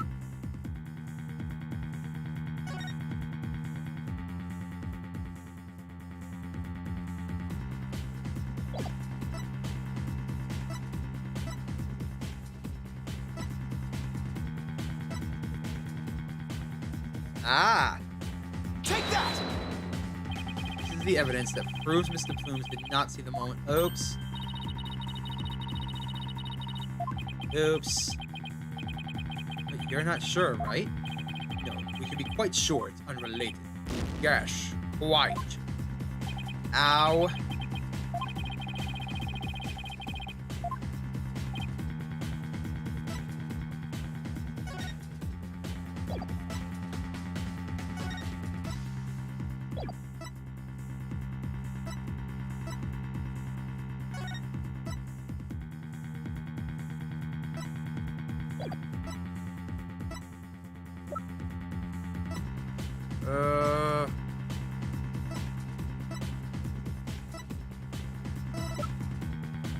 Crap.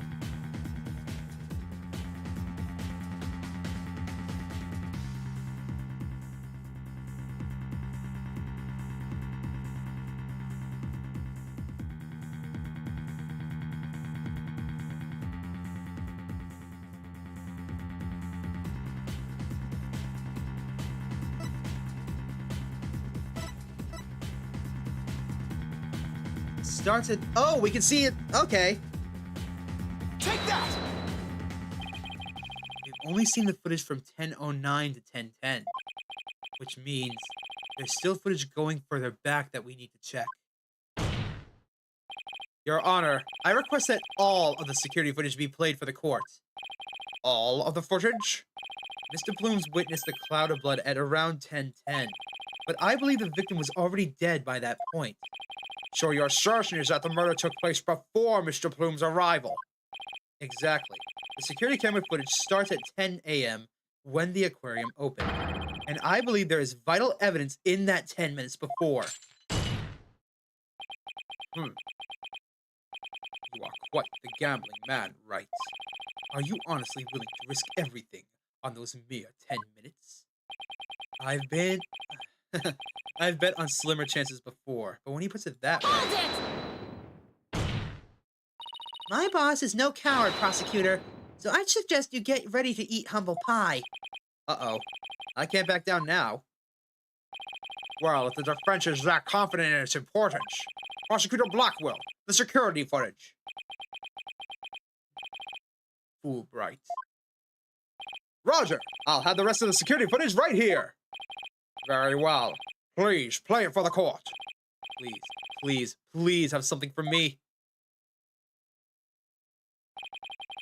This is what it looks like at 10:10 a.m. The witness can be seen here. All right, I'll just back the footage up to the beginning now.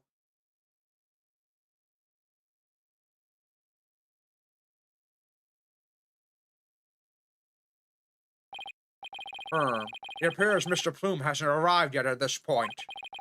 Now to see if I can find something from before this point in time.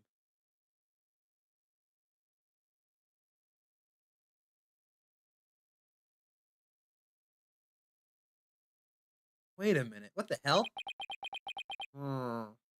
Hold on. Can I have a look at that, please?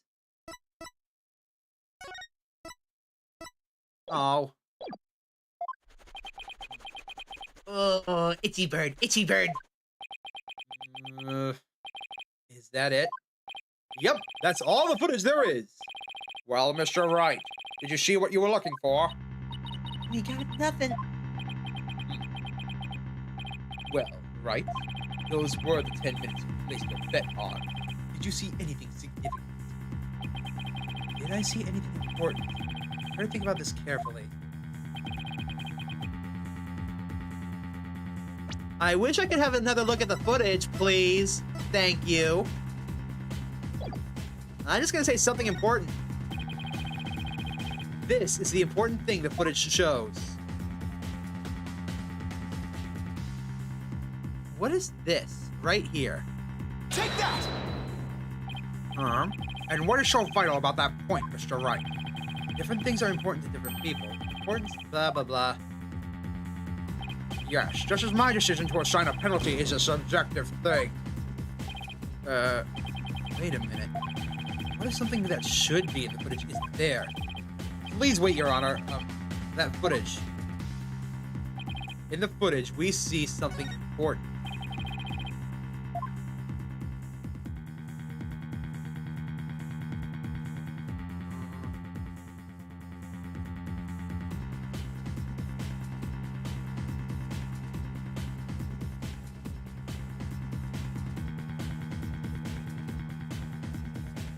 Take that!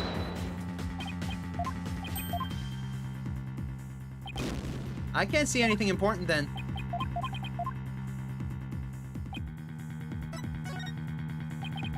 We can see nothing of importance in that footage. Just as I thought. Ha ha ha! You're right about that. That section was completely meaningless. It doesn't show a thing. That's why I didn't submit it as evidence. Objection! No, it's just the opposite. Huh? What do you mean by that? In this 10 minutes of footage, something important that should be there isn't there. Detective Fulbright, this footage should have been submitted as evidence. What? Are you questioning the way I carry out my duty to justice? Mr. Wright, explain yourself, please, before he has an aneurysm. What is this important thing that you say should be in the footage, but is not?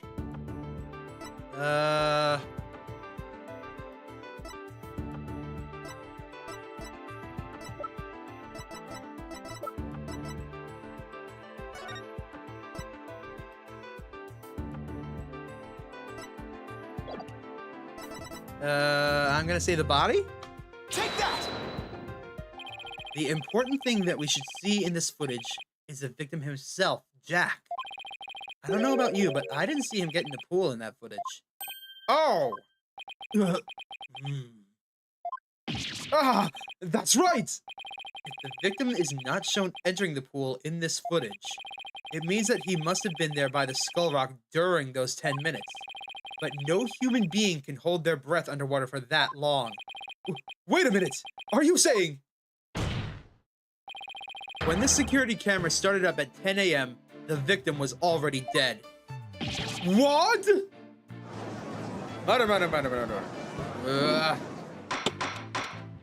Order! Order in this court! I can use my gavel now! If that's the case, then when was the victim murdered? I don't know, Your Honor, but we now know it had to have been sometime before 10 a.m. Therefore, this footage can no longer be called decisive evidence against my client. But there is no one else who could have killed the victim. Wrong. Not necessarily. The defense believes that the true culprit may have been human. And we have evidence to back up our theory as well. Do you now? I would be very interested in seeing this evidence. The defense's trump card, that thing we found during our investigation. I wouldn't go so far as to call it decisive, but now's the time to play it. Very well, Mr. Wright. Please submit your evidence. What evidence shows that the crime may have been committed by a human? The bloody coin! Take that! What's this? A coin? Yes, a fake coin used in the aquarium's pirate show. We found it beside the pool. This coin is quite possibly the real murder weapon. This tiny little coin is the murder weapon. Mr. Wright, if this is another one of your bluffs... As they say, the bolder the presentation, the less confident the solicitor. This is no bluff, and this isn't the only coin. There are 300 of these coins in all, weighing about a total of 7 pounds. This one just happens to have blood on it. If you have the blood analyzed to see whose it is. Not yet, but there were coins scattered all around the body, and the victim had a head wound. Taking these things into account, I believe it has to be the victim's blood. So, to put it together, we have about 7 pounds of coins by the side of the pool, one of them with a blood stain on it. I think the answer is pretty clear here. Your Honor, the defense proposes that the victim was killed beside the pool. The side of the pool? But if the murder took place there, it would have been difficult to say the orca did it. I realize you are trying to defend your client, but that theory is preposterous. How could 300 coins possibly be made to hit someone all at once? It'd be pretty easy if they were in a bag or something of that nature. And so where is this bag the coins were in? Unfortunately, Your Honor, we recovered nothing of the sort from the scene. It's possible the culprit took it away with them. They took it. The true culprit used the coins as a blunt instrument to commit murder. They then threw the body into the pool before the security cameras started up. And then they left, taking the bag the coins were in with them. They got rid of the evidence that points to a human culprit to pin the blame on Orla. That was brilliant, Mr. Wright! You found a way to introduce the possibility of a human perpetrator! Yeah, somehow. I just hope my luck holds out. I wonder why Prosecutor Blackwell hasn't said anything. The possibility of a perpetrator other than the defendant has now been suggested. But if we hold this possibility to be true, then what did Mr. Plume witness? That's right. I saw the killer whale attack the victim, just like it did a year ago, singing a song. I guess there still is that. Even with somebody else as a culprit, Orla's behavior still was pretty bizarre. I wonder why she was doing the same things she did a year ago. Is it really that bizarre? What do you mean? To explain the inexplicable, all we have to do is turn our thinking around. Turn our thinking around, huh? Sounds good to me. Time to give the old turn my thinking around method a try. Instead of trying to figure out why Orla did the same thing she did a year ago, I should consider the results that were produced by her behavior this time around. Orla sang a song did some headbutts, and bit the victim. The real culprit wanted to shift the suspicion onto Orla, and they would have needed to give people a reason to think Orla did it in the first place. Mr. Wright, as her lawyer, how do you explain your client's actions? I believe we should think of that in this way, Your Honor. What kind of effect did Orla's actions have on the case? Very well. Then why don't you explain it to the court? How did the defendant's actions affect the case? They made a witness out of Don DePlume. As Miss DePlume focused her attention on the orca pool because she heard the song. The orca's act of singing a song created a witness. Created a witness. Isn't it possible that fabricating a witness was the real culprit's true intentions? After all, Miss DePlume witnessed two things. She saw Orla headbutt something over and over, and then she saw the orca bite the victim. Those two actions of Orla's might have been the real culprit's plot to make the witness think the orca was attacking the victim. Are you saying that the defendant was being manipulated by the true perpetrator? Exactly. And that would explain Orla's actions perfectly. But the defendant is an orca. Is it even possible to manipulate her? Yes, there is a way to manipulate Orla's behavior. With this whistle. Take that! Is this a whistle? Yes, Your Honor. Trainers at the aquarium use whistles to issue commands to Orla. But in truth, anybody can do it, provided they know the right signals. Ah, that must be how they get Orla to do the tricks for their pirate shows. The true culprit hid the body in a spot that wouldn't be seen from the visitor's corridor. Then, when Miss DePlume appeared, they gave Orla the commands. In other words, Orla was manipulated by the culprit to perform a series of tricks. What? And as for you, Miss DePlume, you were manipulated by the true culprit to play the part of the witness. Norma DePlume was set up. Norma DePlume, writer extraordinaire, was used? No. Uh-oh. Oh, dear. I should have blocked that one out. Mr. Plume, please do something about your attire. That was one wardrobe malfunction I did not want to see. It would appear we need to shift our suspicion towards someone other than Orla. Prosecutor Blackwood, please have the blood-stained coin analyzed. You waste your breath. I guess even Prosecutor Blackwell can't refute the possibility of a human suspect. You did it, boss! If the crime happened beside the pool, there's no way an orca could have done it! Now, if only we could find the bag that the coins were in. In light of this new discovery, it would appear that the orca could not have done this. Exactly, Your Honor. If the blood on the coin proves to be that of the victim, we can unequivocally overturn Orla's accusation. Objection! Uh-oh. Overturn the defendant's accusation? I think not. Beautiful hair! Yesterday, a new inmate was brought into the prison. He said the moment you relax is when you're most vulnerable. And what did this man go in for? He is merely a sneaky little thief who enjoys a spot of fishing now and again. But right here would be easier to hook than any fish. Bird noises! That hawk sure does love the judge's head. What's this? That coin from before and some sort of bag? A bag? I don't think I'm gonna like this. This is the coin bag that 300 coins were in. I believe you were looking for this. How did you get it?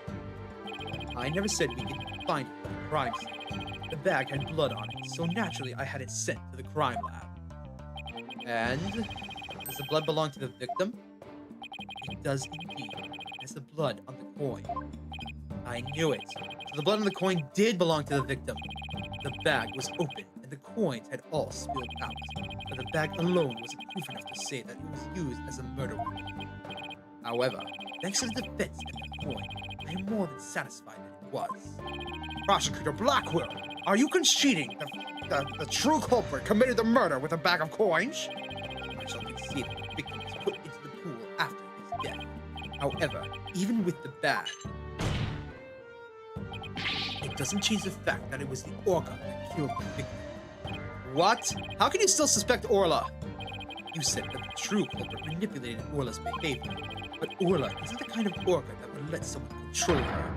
If anything, Orla used the victim's behavior against him to murder him. What? But Are you arguing that the Orca manipulated a human being? to prove it, I have summoned another witness, Marlon Rhymes. Take the stand. Marlon is a witness?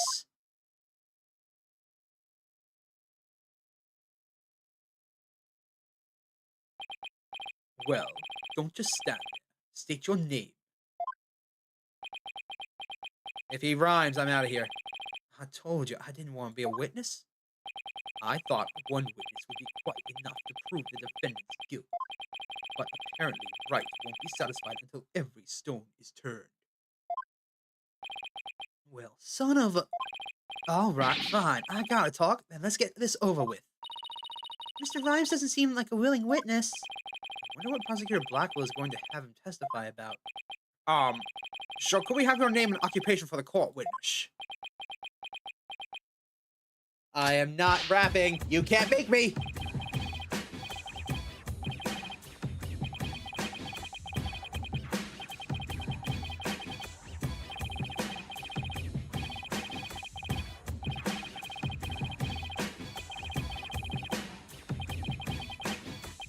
I can't make it go faster.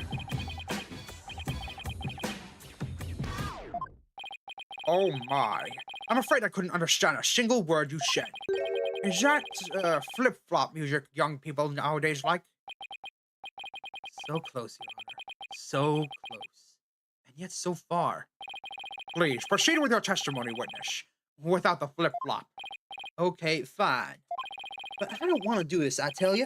I feel like I'm selling Sasha out.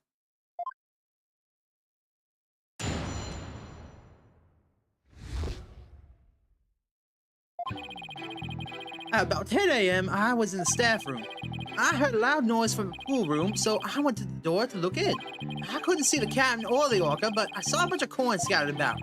Orca knows a certain spot people stand to play with volleyball with her. I think maybe she knocked down the stuff that was powder in there and hit the captain. So that gives me a little more info about the area around the Orca pool.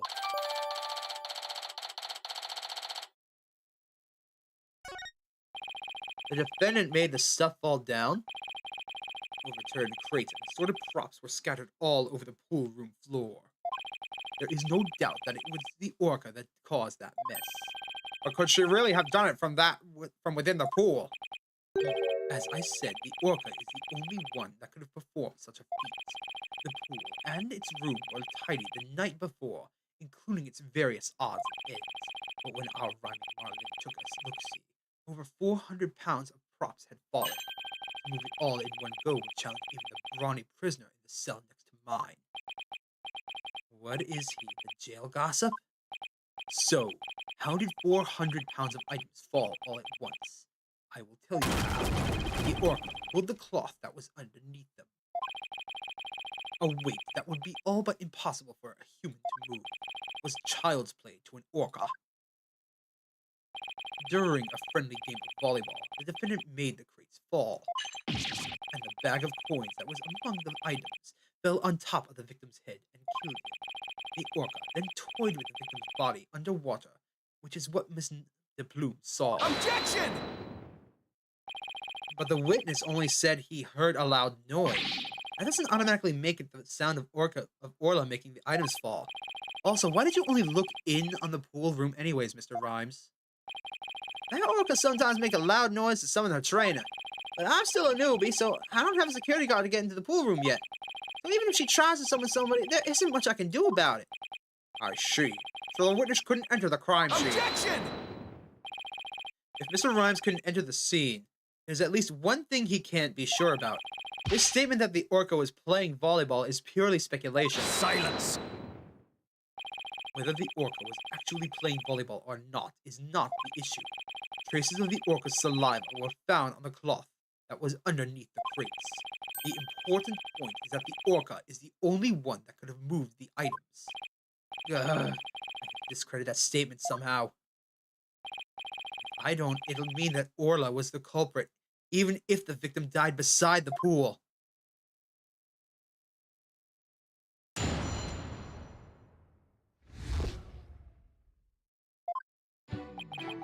About 10:10, I was in the staff room.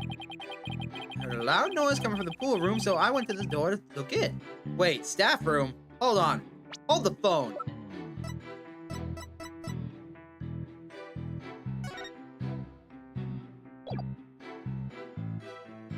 No, you weren't. You were in the food room. You lying motherfucker.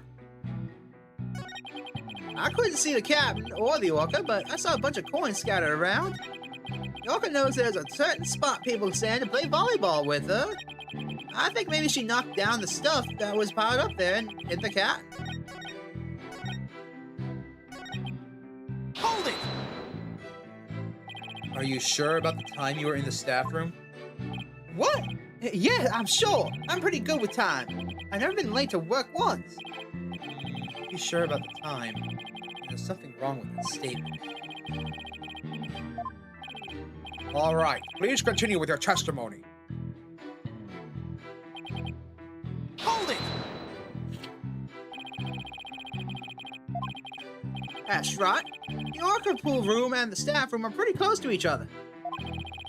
Anyway, I heard the noise, so I went to the door of the pool room.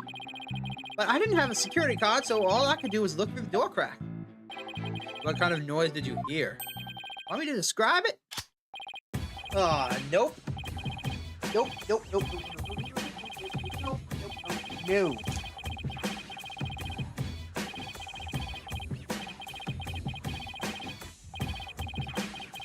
No.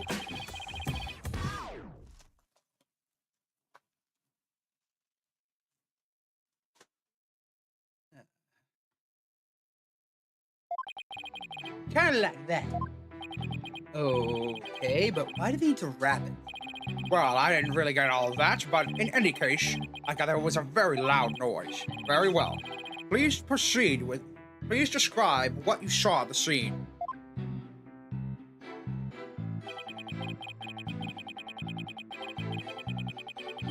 Hold it! You couldn't see the victim? I was just looking through the door crack, man. I guess all that stuff was blocking my view. I did notice a whole bunch of coins scattered all over the place, though. But at the time, I had no idea the captain was dead.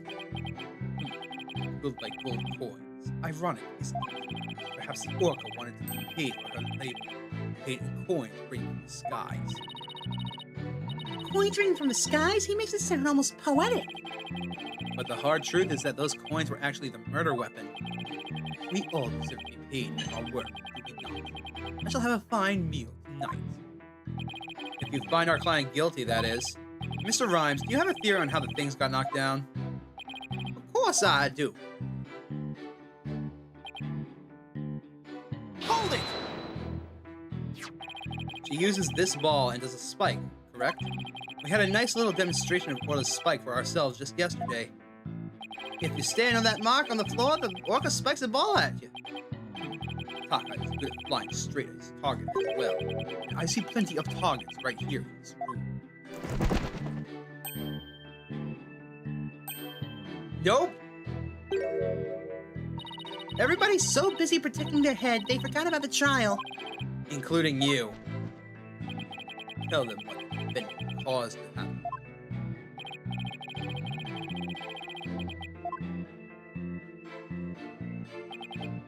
Hold it! Are you saying you think she knocked down the items on purpose? I don't want to believe it myself, man, but that orca's pretty smart. It'd be easy for her to pull the cloth line. Stuff was on while she was playing volleyball. Orcas are real strong. One good pull and all those things would come crashing down. Guess maybe an orca could be strong enough to make that much stuff fall. I've never seen an orca play tug of war myself, but the fact is, this one did. The traces of the orca's saliva found on the cloth. How long do you plan to walk tightrope on these shaky theories of yours? Wait until you see me do acrobatics. Moments like these are what I became a lawyer again for. I don't know why, but Mr. Rhymes is lying. I'm afraid I'll have to expose that secret he and Pearls were keeping to resolve this.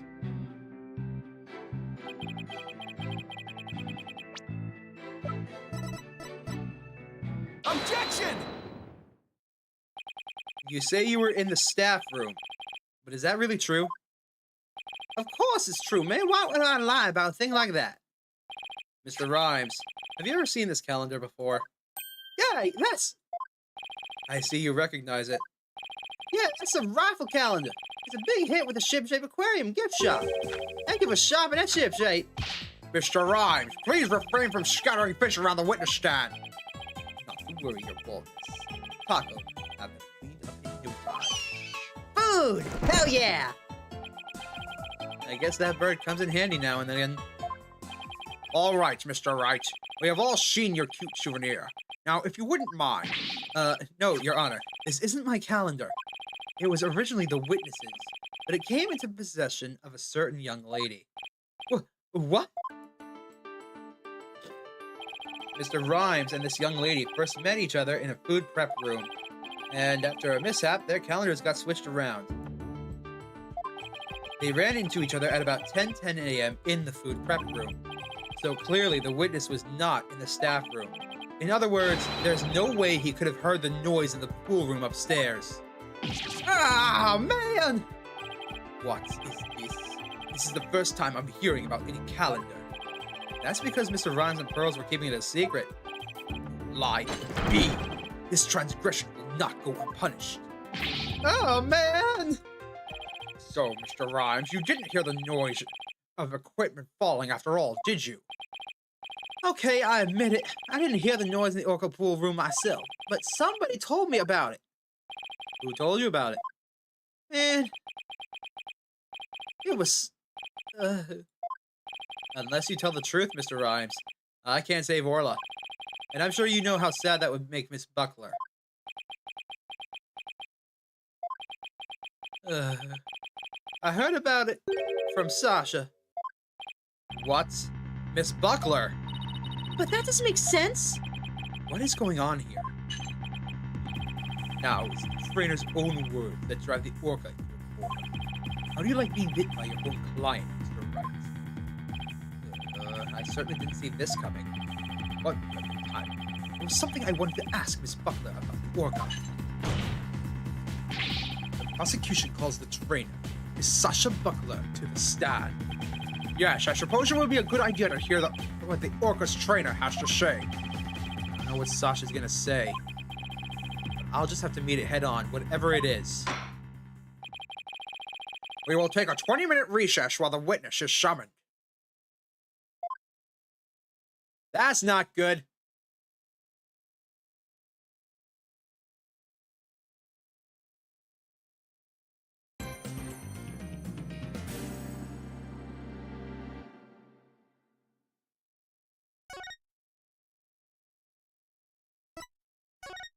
Yes, let's go. And what time is it? 3 o'clock? You mean it's already been almost 3 hours?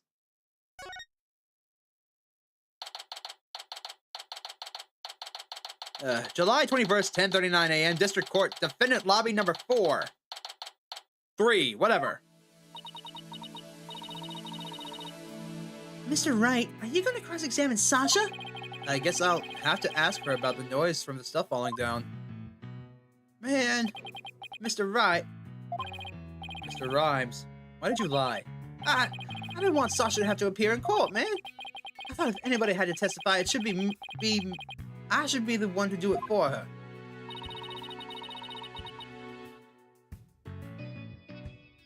But why would you go through all the lengths? Did you see the entry for the 20th on that calendar? A note about meeting on the captain at the orca pool? Yeah, I found that calendar in the nap room. I think it's probably Sasha. What? Then that means... I guess it does look more like a woman's calendar than a man's. It's Sasha's? I didn't want suspicion to fall on Sasha. Mr. Wright, I gotta go back to the aquarium to look after the orca in Sasha's place. I'll be rooting for you from the other side of that TV phone. Please, take care of Sasha.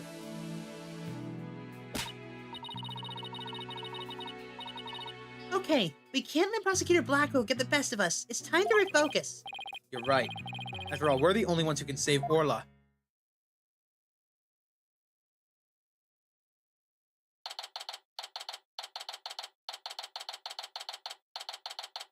July 21st, 11:02 a.m. District Court, courtroom number 4.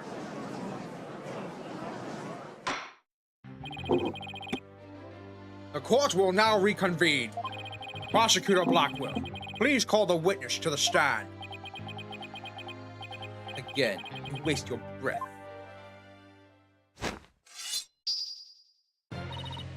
My name is Sasha, and I be one Captain Orla's swashbucklers. I come to rescue my bucko from the false charges put on her by the drip pirate No Stash.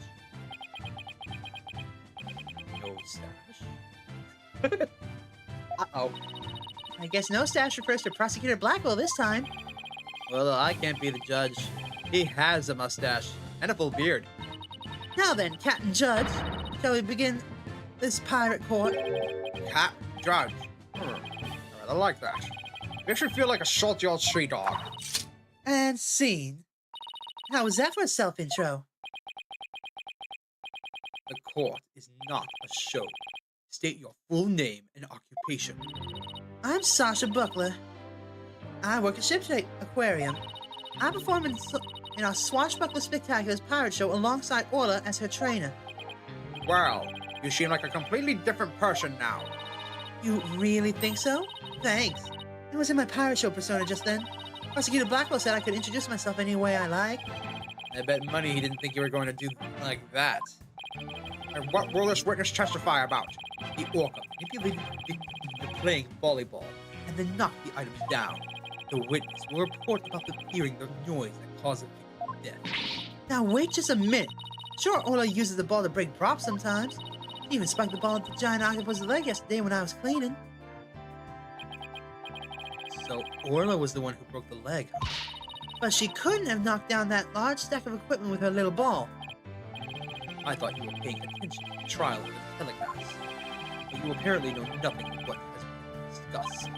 The orca knocked down the equipment by pulling on the cloth that was underneath it. No one said anything about the orca knocking it down with a ball. What? Is that what we're talking about? Oh, I came in here to give Prosecutor No Stash a good keel hauling. But I'm the one getting called to count 9 tails? Oh, he's as vicious as a tiger shark. Miss Buckler, just focus on your testimony and you'll be alright. Don't worry, we'll take care of that tiger shark for you. Thank you, Athena. Okay, I can do this. My testimony will be phenomenal. All right, Miss Buckler. Please proceed with your testimony.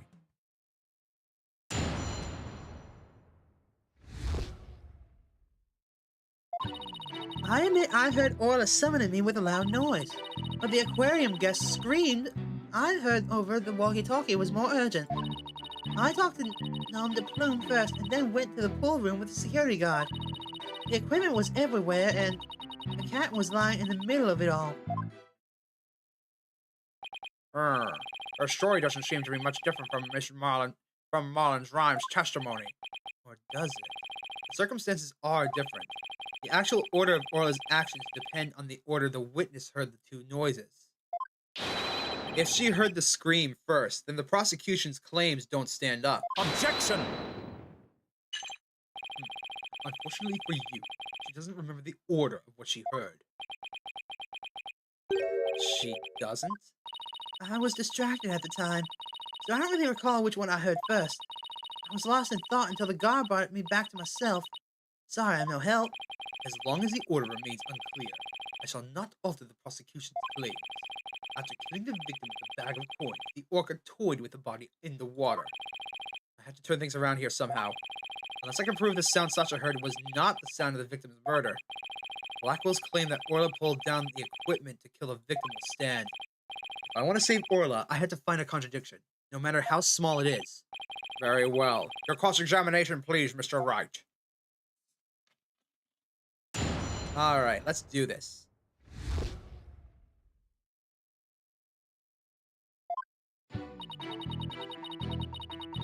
I admit I heard Ola summoning me with loud noise. Hold it!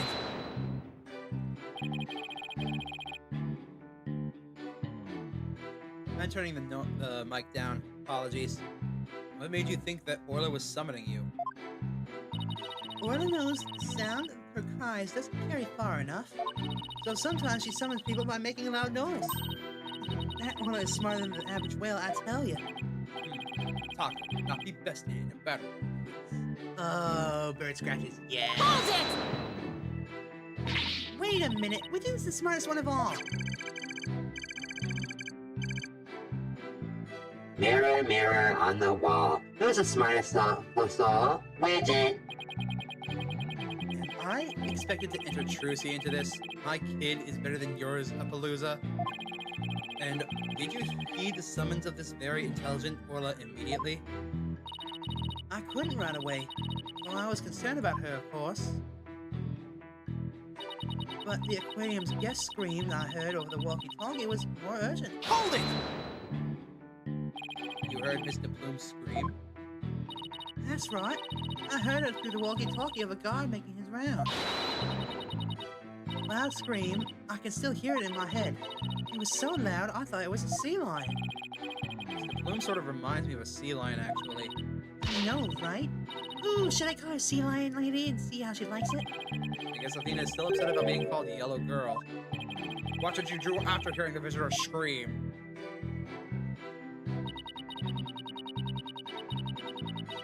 Okay.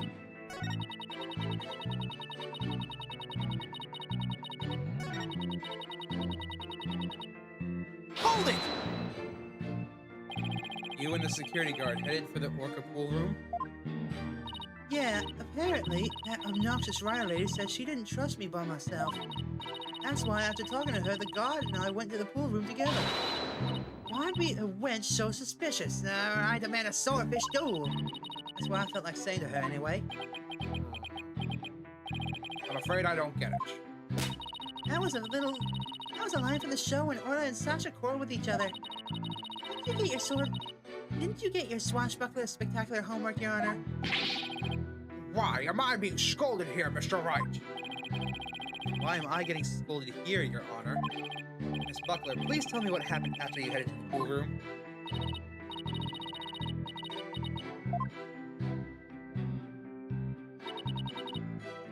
Hold it! What do you recall about the scene exactly? I don't remember much, to be honest. I was in total shock from seeing the cat like that. If you ask me something specific, I might be able to remember, though. Specific questions, huh? Alright, let's see. What should we ask about? Okay. Could you tell me more about the state you found the victim in? It's so hard to even think about right now. I'm just deeply traumatized by the victim's death. I guess I shouldn't push her on that, then. Poor Sasha. She must have really adored him. You think Orla really did mistake that stuff all down? I think we probably need more information before we can know what really happened. Let's be careful not to let a single inconsistency slip by us.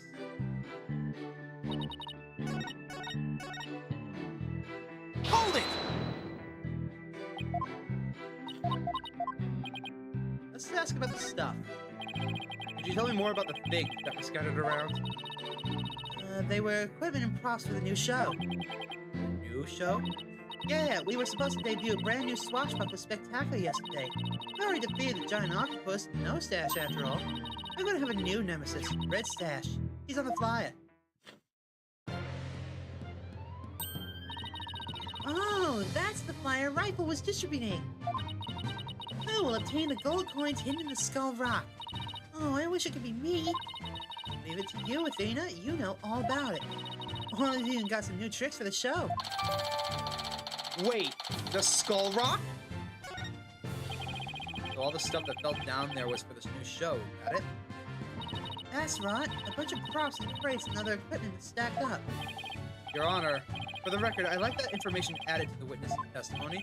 Very well. Miss Buckler, please append what you just said to your testimony. Sure thing. Props for the new show were everywhere. The captain was in the middle of it all.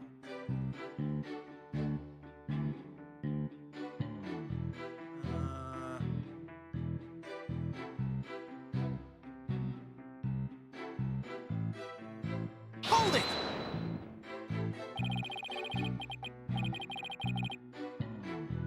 These props for the new show.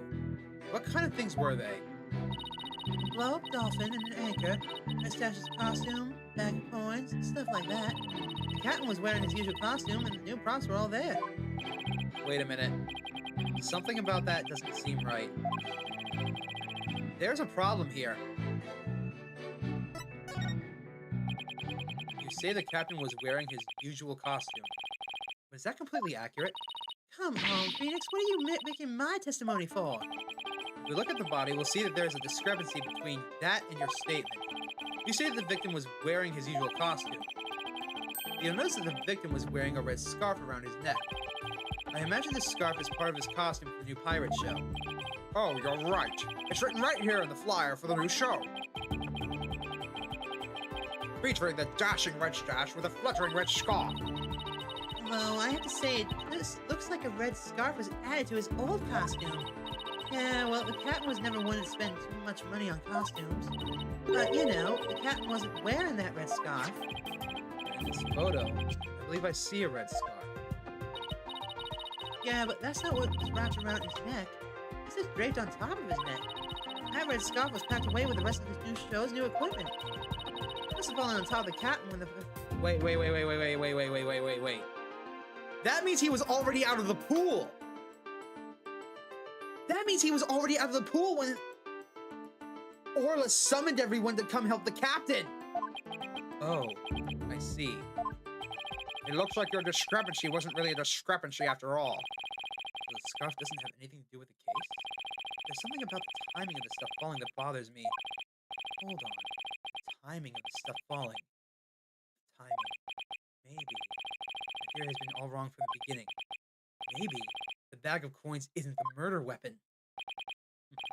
And so your last cross-examination ends in failure as well. You should know that such feeble slash will never hurt me. As I said, Orca made the equipment fall and then toyed with the body in the water. Objection! I'm sorry, prosecutor, but based on the circumstances at the scene, the defendant couldn't have dragged the body into the water after the equipment fell. And why, pray tell, is that? Oh, I'll tell you all right. If my theory has been all wrong, then I'll just have to fix it. Yes, Mr. Wright, please do tell the court. What indicates the body was not dragged into the water after the items fell? It's the scarf. Take that! This red scarf fell at the same time as the bag of coins. But if the body was dragged into the pool after the bag of coins fell, then the red scarf wouldn't still be on top of the body. What? In other words, the victim was already dead when the equipment came crashing down. Therefore, the bag of coins that fell with the red scarf was not the murder weapon. Silence! But it was the defense who claimed the bag of coins was the murder weapon to begin with. Well, yes, that's true. I intend to abandon your original argument. After hearing the testimony, I realized my theory about the murder weapon was wrong. Please, recall the facts that we've learned so far. It is a fact that what Orca bit was the victim's dead body. After all, when we saw the victim on the security footage, he was already dead. But then Orla carried the victim's body to the side of the pool and knocked down the equipment for the new pirate show that was piled up there. Maybe Orla was trying to alert the humans to the victim's condition. If Orla knocked the items down on top of the victim after he was already dead, then it means that the defendant didn't kill the victim with those items. But that's preposterous!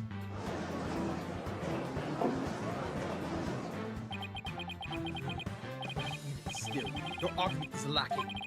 Neither the Orca's head weapon nor the bag of coins was a matter of death. Then, how do you propose the victim was killed? Ah, hey! A very good point. If the defense is now abandoning its original theory, then we would need a new theory as to what the murder weapon was. All right. I doubt I have no clue would go over well. All right, let's go over what we still need to find out about the victim's body. What we don't know is how he died, and why his body was at the bottom of the pool. I wonder if there's something that would explain both of those things at once. How did the victim's body sink to the bottom of the pool? On a diagram, it's easy enough to move the body to the bottom of the pool, but in real life, the water would just cause the body to float. Right. Hold on. Water? Okay. And what if we flip that around? What if there was no water, and the body would go right down in an instant? So, would the real manner of death be...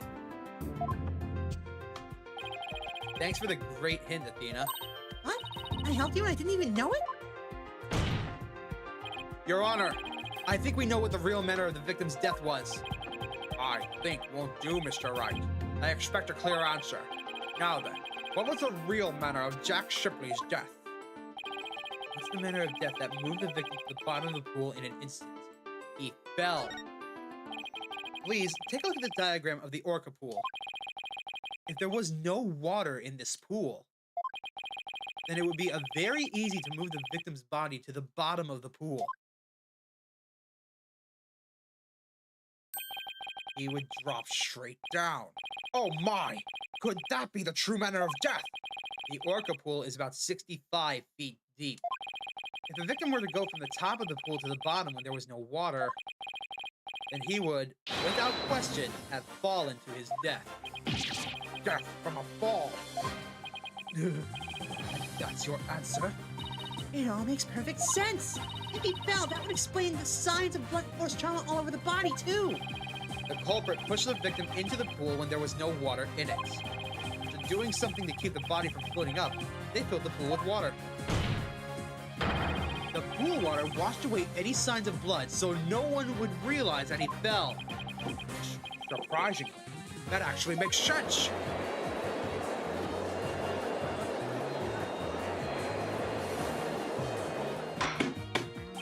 Order! This court! I'm just as surprised as you are, but I will have order! If falling was the manner of death, then does that mean the defendant's behavior was the result of being manipulated by the true culprit, as the defense claims? Yes, it would have to be. All that needs to be explained is how the real culprit commanded Orla. Miss Buckler, is there a way to instruct Orla to bite someone? What? What kind of trick would that be? Of course not. Then could you tell us about the tricks Orla does know? Well, there's jumping, dancing, playing volleyball, and she can spin to do the rock and roll trick and sing the Swashbuckler Spectacular song. These sound like pretty nice tricks, but I doubt they're related to the face. She's also practicing 2 new top secret tricks.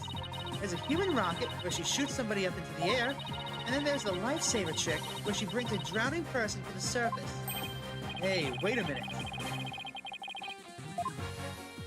Now, which one of those 2 tricks sounds relevant to the case? The lifesaver trick. So, in the lifesaver trick, Orla brings a drowning person to the surface, correct? You got it. Orla's still learning how to hold someone gently in her mouth, so she sometimes bites into their clothes, but she never hurt a person's skin. She brings a drowning person to the surface? Then that must be it!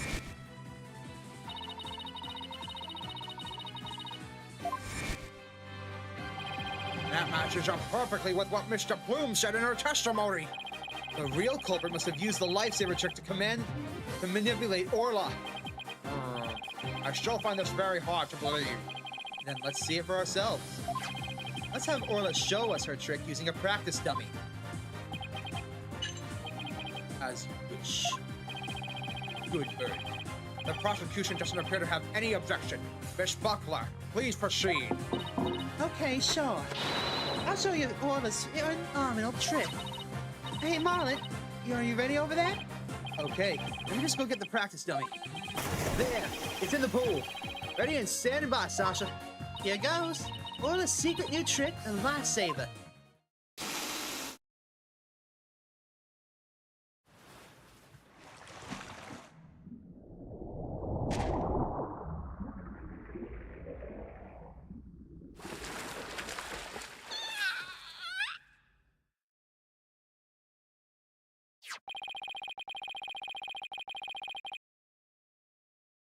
The clothes got torn up a little, but the dummy doesn't have any new marks on it. Happy! And there you have it, Orla's secret new trick. Wow, that orca really is something. Sounds like the gallery loved Orla's performance. That was great! Now some trick captured everybody's heart. Wonderful. I wish I could see more. Looks like we silenced Prosecutor Blackwell. Thank you, Orla, and Miss Buckler. And thank you too, Mr. Rhymes. And so now you can clearly see how Orla was manipulated. The bottom of the orca pool needs to be examined immediately. We might still find some new evidence of the victim falling to his death. Prosecutor Blackwell, please have that taken care of at once. Excuse me, Prosecutor Blackwell, but I am requesting further investigation.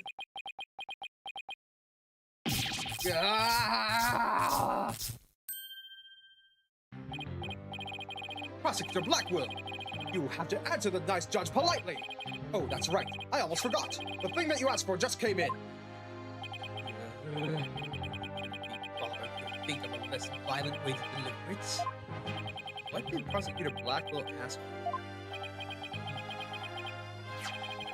I've been waiting for this.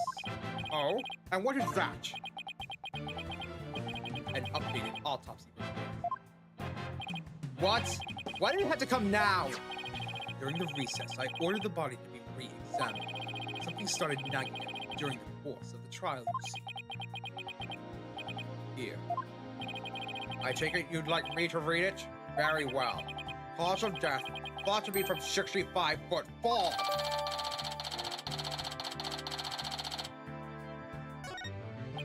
But this is the decisive evidence that substantiates Mr. Wright's theory. What? It's something good for a change? Woohoo! Finally! The autopsy report comes into our favor! Yes! Victory! Suck it, Edgeworth! The defense will calm themselves immediately. Sorry. And if the manner of death was falling into an empty pool, the orca cannot be responsible. It seems Orla's complete innocence has been proven. I suppose I can't deny that. This is fantastic! You did it, Mr. Wright! Prosecutor Blackwell isn't even trying to refute it. Orla's safe! Yeah. Is it really safe to celebrate, though? It would appear more investigation into this case is necessary. But first, allow me to render my verdict. The court finds the defendant, Orla Shipley, not guilty.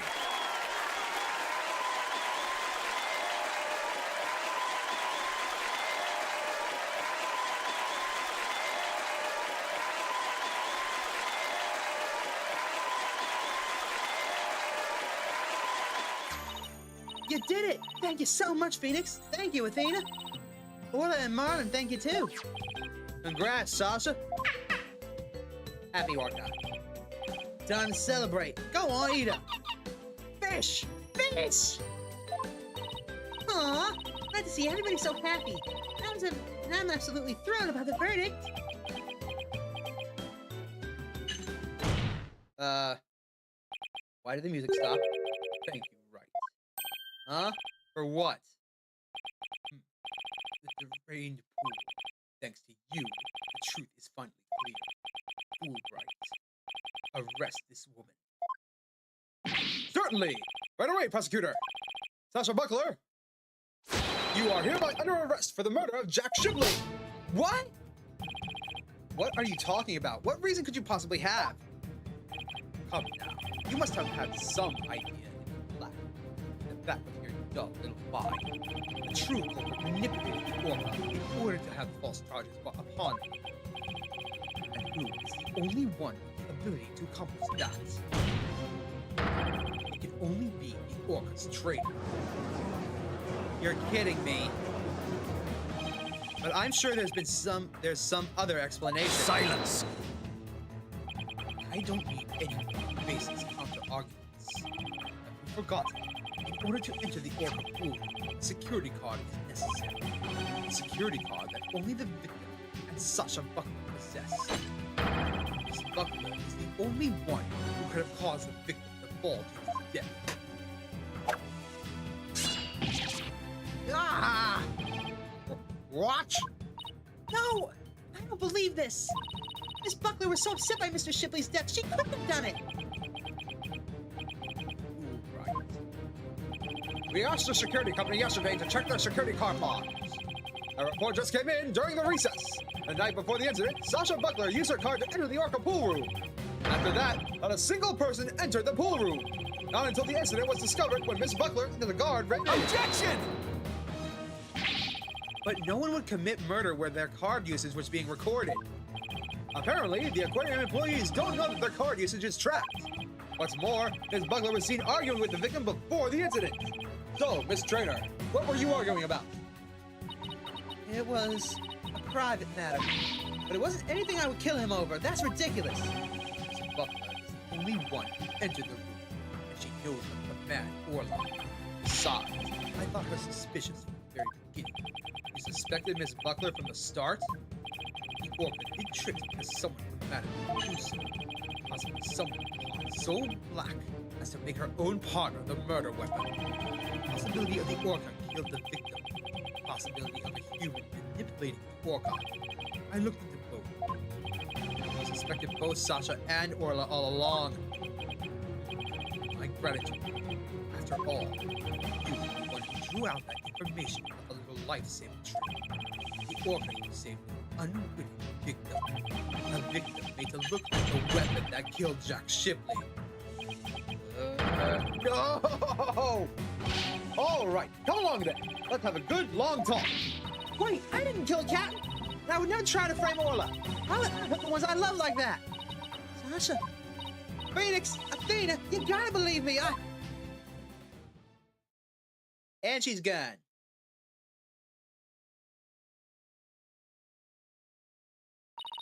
Sasha didn't kill him. I believe that with all my heart. There's gotta be something we can do. I feel the same way. I've done something differently, but never in my wildest dreams did I imagine things turning out like this. It would appear. Now, this case has taken on an entirely new aspect. But this trial is only concerned with a ruling on the defendant, Aura Shipley. So I'm afraid this concludes today's trial. Court is adjourned. I love my gavel.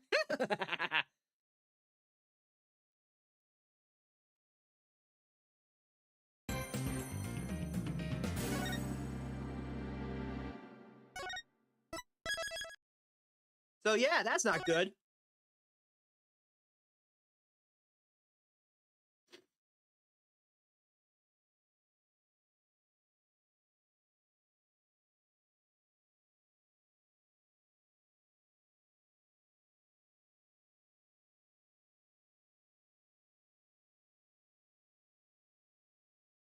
All right.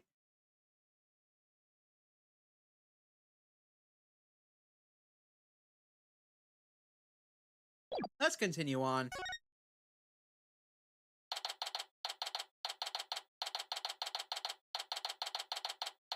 Pink sweater.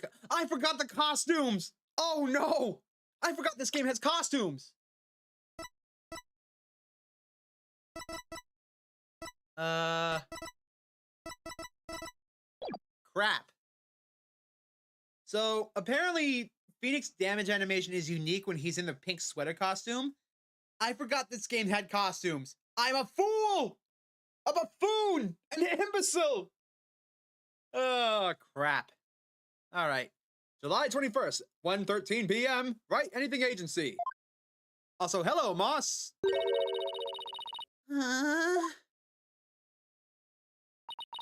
That was a big sigh, Athena.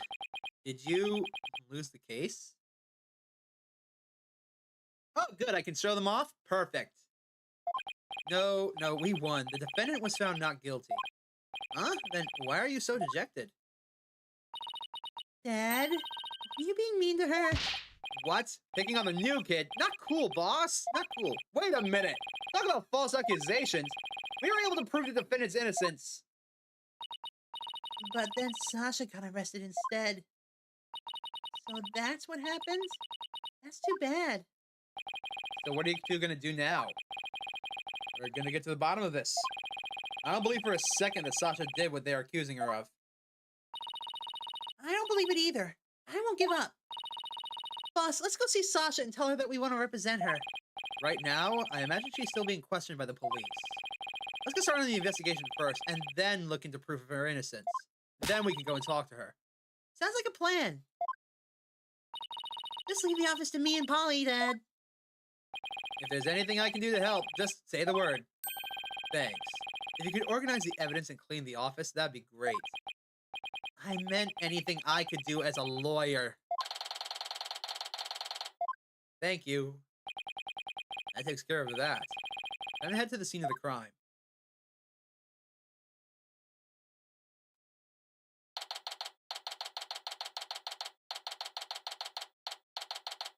Looks like the orca pool has been drained. Huh? There's no water in the pool. Orla, where are you? I can hear her at the bottom of the pool. Maybe there's some water down there. Orla sounds So sad. Maybe she misses Sasha. careful there. You shouldn't get right up to the edge like that. You don't want to end up like the victim. Besides, the police are still conducting their investigation here. Don't go poking around. Detective Fulbright. Is something wrong, Miss Lawyer? You look angry. I object to you arresting Miss Buckler. Detective, I'd like to ask you some questions about the case if you don't mind. Go right ahead.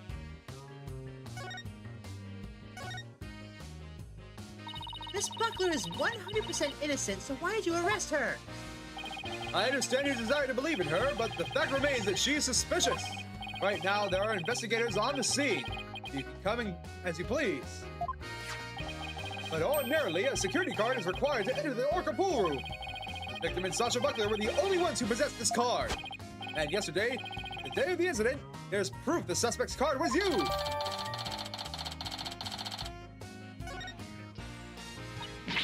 Objection! Somebody else could have used Miss Buckler's card. Oh my! I guess that would be one possible explanation. Didn't I sound just like a lawyer right there? Yeah, we'd kind of be in trouble if you did. Except, the suspect confirmed that she entered the pool room. They entered the room at the same time that the recording states. She said that she was here from 3 to 6 a.m. on July 20th. Apparently, she was giving the orca pool room a good cleaning. Cleaning? In the middle of the night? Yes, she said that a lot of heavy-duty cleaning is done at night. The suspect also admits that she was fighting with the owner before the murder. What's more, nobody saw the victim again after he met with the suspect. Objection? Must be something I can object in this somewhere. Save your objections for tomorrow's trial. By the way, Detective, do you think Miss Buckler's questioning is over? No, not yet. But I told the guy in charge to take it easy on her. Why? Is something wrong? Oops, forget I said anything. Doesn't concern you two anyways. But it does concern us. We intend to represent Miss Buckler. What? You do? In that case, I have a favor to ask. Could you get this medicine to her? Medicine? Looks like a prescription from Hickfield Clinic. I've spent some time at that hospital myself. We confiscated it from her home when we were doing a search. I can't get it away here, so if you can make sure she gets it, that would be great. Medicine, huh? Does Miss Buckler have some illness? I think that's the kind of question you better ask her. In justice we trust.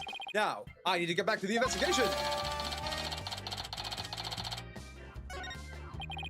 We can give it to her as soon as they let us talk to her. We have to return her calendar to her as well. We can't see Sasha or investigate. We should question people at the aquarium. Damn. Well, let's head to the aqua tunnel. Nothing. Oh dear. That means we gotta go talk to Norma de Plume.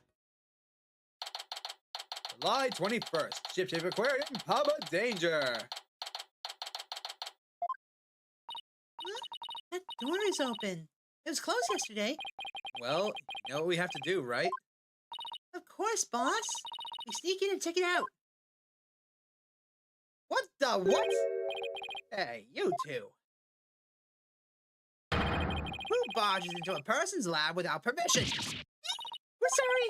My apologies, sir. She insisted. Don't throw me under the bus, Mr. Wright.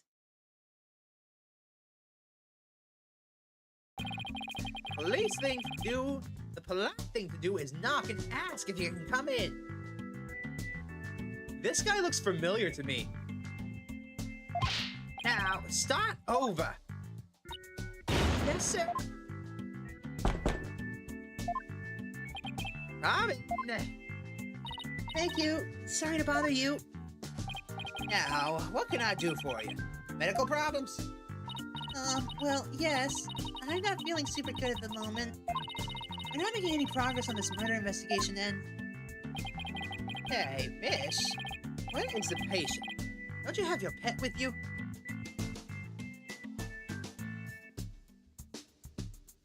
TGAA? I don't know what TGAA is. Sorry. Where is the patient? You don't have your pet with you? Oh, wait a minute. That was my last job. This is the aquarium. I was exhausted from all that questioning. I must have fallen asleep. What's with this guy? The Great Ace Attorney. Oh, the Great Ace Attorney Chronicles. Gotcha. My apologies. I just woke up and I was a little groggy. I'm Dr. Herman Crab. Herman Crab? Hermit Crab? The hermit of the aquarium is named Crab? No, let it go. Cover your blood pressure. Get a drink. Let it go.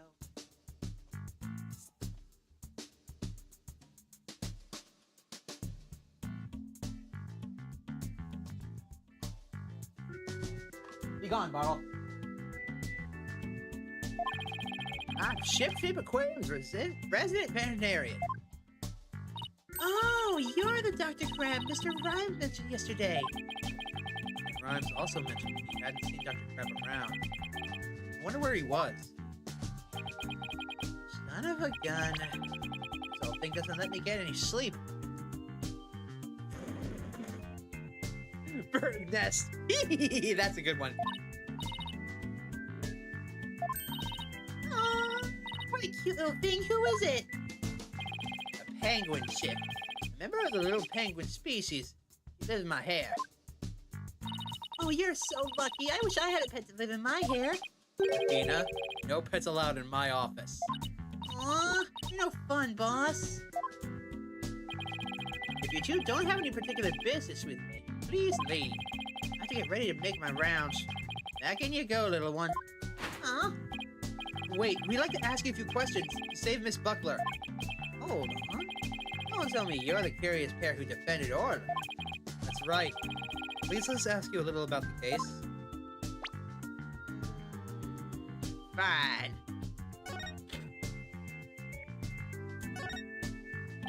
Dr. Crab, were you gone from the aquarium yesterday? That's right. I had some minor business at the Supermarine Aquarium. The Supermarine? That's a funny name for an aquarium. the Supermarine Aquarium is the nation's biggest dolphin therapy treatment center. I go there myself. I'm friends with their dolphins. You and Apollo were talking about animal-assisted therapy yesterday, weren't you? I go to the Supermarine once a month, but I live here, of course. You live here at the aquarium? That's right. I have a sleeping bag here. Sometimes I use the nap room. I'm responsible for the health and well-being of all the marine creatures here. If any of them have a sudden medical emergency, I'll be here to help them. Wow, you're kind of rough around the edges, Dr. Crab, but you care about your work. Hey, buddy. Is this young lady trying to pick a fight with me? I apologize for her, sir. She tends to be too honest. Yeah, well, you're no paragon of politeness either, apparently. Adorable bean. Can we see the penguin tick again? Stop! Don't come any closer. Oh, I'm sorry. The attack. He doesn't like anyone but me, I'm afraid. I was the first one she saw when she hatched, so she thinks I'm her parent. She targets people for my hair, so please be careful. She's just like a little sniper, isn't she? Exactly. That's why I named her Sniper. Her mother's name is Rifle. Sniper and rifle, huh? What a dangerous sounding mother and daughter. So Mrs. Rifle's daughter? Which means both mother and daughter now hate me. Little penguins are generally belligerent little creatures. It's hard to get them to warm up. But they're nocturnal. You might be able to touch them during the day. You and Sniper get along well, don't you? Just like Sasha and Orla. But unlike Sniper and me, the two of them seem to truly understand one another. This one keeps me awake every night. Looks like I won't get sleep until she leaves the nest. You can't catch me! Get over here, you little shit! It must be rough for him, but it's pretty cute to watch for us. You can't catch me! Over here, over here, over here, yippee! Thank you. So what do you want to talk about? About the murder. Can you tell us anything more about Jack Shipley's murder? Ah! I still can't believe Jack is gone. He's the one who brought me on board. How could he up and die on me? Did you and Mr. Shipley get along? He loved all animals and fish, but I'm not like that. But I still took pride in my work as a vet nonetheless. We got along well enough as business associates. It's thanks to him that my laboratory is what it is today. It is a pretty amazing laboratory. Ah, you have a discerning taste, I see. I can tell you more about my lab if you like.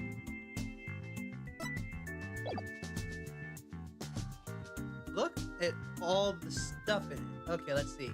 Sleeping turtle. There's a turtle. There's fishies. Microscope. Looks like oxygen tanks. Stereo.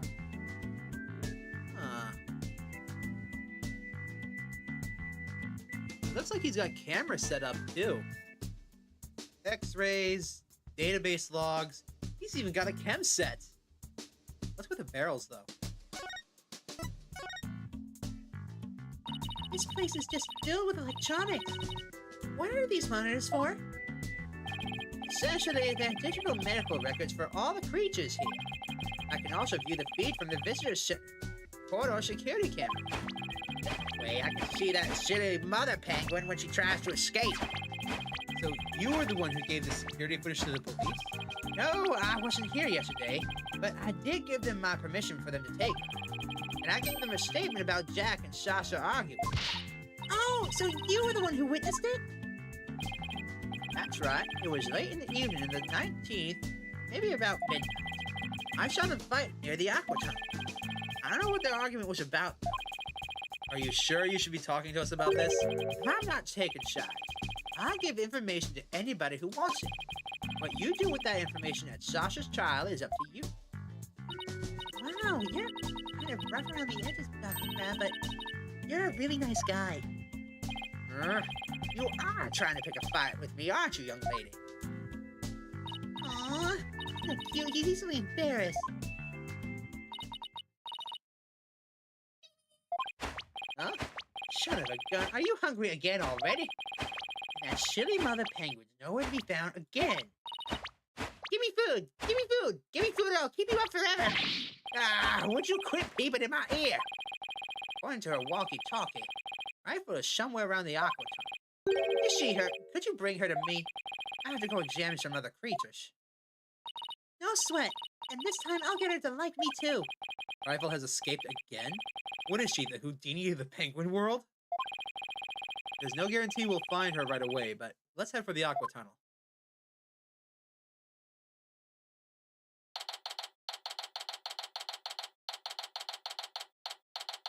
Okay, in the aqua tunnel. Ah, it's you two, the blue and yellow duo. I'm very angry about what you did this morning. Uh-oh, we ran into the sea lion before our penguin. I'll write the truth. I will find the truth with my own eyes. I won't be bested by the likes of the blue and yellow duo. When do we become the blue and yellow duo? Hold on, I need to get the voice ready. Athena will never give up. In that case, I'll leave the questioning to you, Athena. Thanks a lot, Widget. Suck it. Well, at least she's worthy adversary. All right, let's do this. You'll do great. You know, being the boss isn't bad.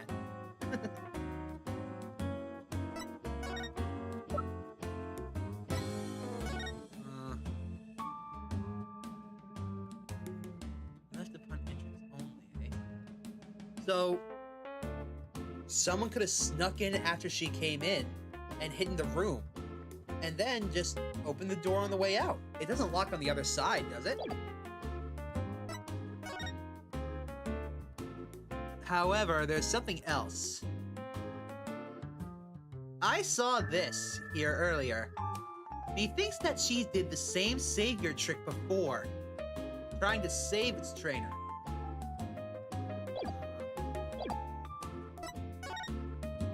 So, about last year's scoop. You've been gathering material about last year's incident ever since? That is correct. An acquaintance of the victim asked me to look into it, you see. Acquaintance of the victim? I refuse to divulge any information about my client. The aquarium is saying it was an accident, but I don't believe that's the truth. It seems to me they're all hiding something. Every last one of them. The only thing I can think of is that the killer whale murdered that poor girl. Now you don't even know if that's true or not. That's enough out of you, yellow girl. As I said, I'm still investigating the matter. Once I learn the truth, I plan to write a sequel to this book. She's completely taken with her investigation. I came to make a report on the anniversary of the previous trainer's death, only to find the aquarium owner murdered. I was deeply sickened. So this incident happened on the exact same date as the last one? That can't be a coincidence. Anyway, we better ask Mr. Bloom about today's trial. So, you heard Orla singing, and that's when you realized something was happening? Correct. Oh, it's all so gallant. I still can't believe the culprit used me, Norma de Bloom. In any case, I swear that killer whale song brings misfortune. First last year, now again. One song like that? How can it bring misfortune to anyone? You think that barbaric song is fun? I'll never understand the taste of children. I don't remember that swashbuckler spectacular song being all that barbaric. Well, if you don't remember it, I will gladly sing it for you. I won't sing. Avast, mateys, landlubbers ho, hand o'er all your gold. Pillage, plunder, then feast like kings. Them's the joys of pirating.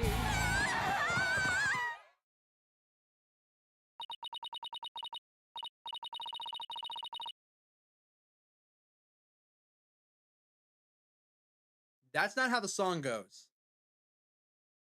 That's how it goes. Now, what is fun about those lyrics, pray tell? She seems to be enjoying it well enough.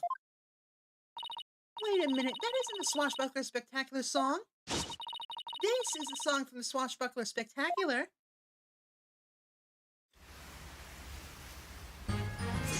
Oh, we be pirates, we love to sail the seven seas. Just a bunch of scallywags who are as free can be. We swim through storms and waves, all because you see, got treasure and adventures waiting just for me.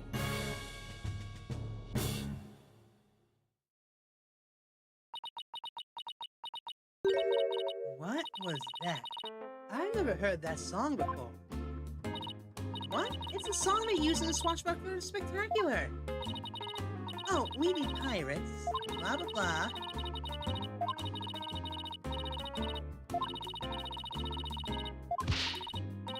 But that can't be. It's completely different from the song a year ago. Avast, mateys. I'm not singing that, not in her voice. Unless you show me some proof, I won't believe your song is right. Yeah, she's so stubborn. Well, if it's proof she wants, it's proof she'll get to the Swashbuckler Spectacular song. Behold, bitch! This recording contains the Swashbuckler Spectacular song. In it, you can hear Miss Buckler and Orla singing together. Behold, the truth!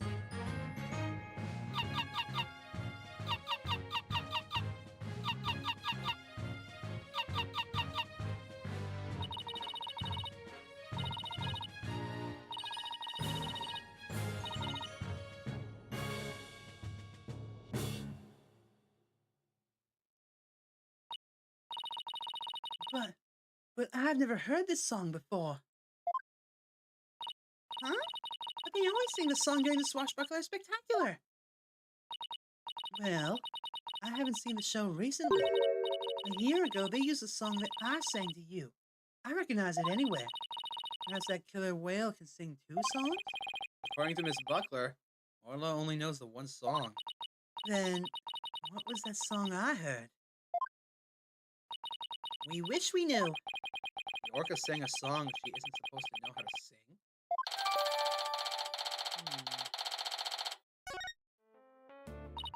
It's obvious I have a lot more investigating to do on Ship-Shape Aquarium.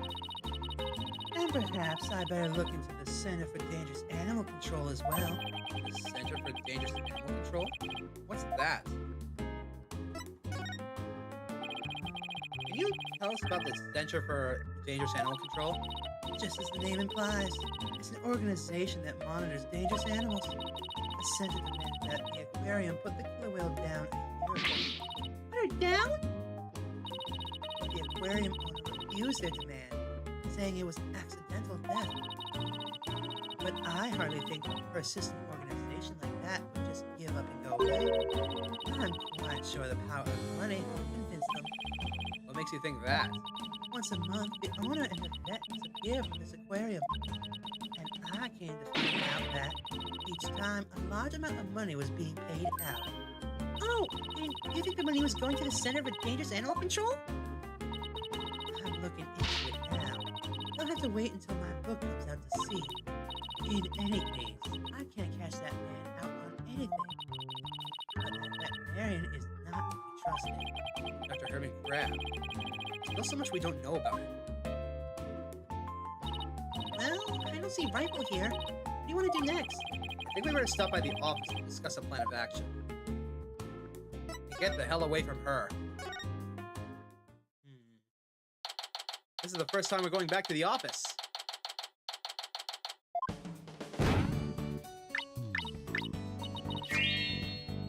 Ta-da! What? Did you pull out Mr. Nick's cell phone from your magic pants? That's amazing! Wait, my what? That's all for the Trucy's Magic Show. Come back and see me next time. Great job, Trucy. You'll never fail to impress. Have no idea how you did that either. We're back. Oh, Pearls! Stopping by for a visit?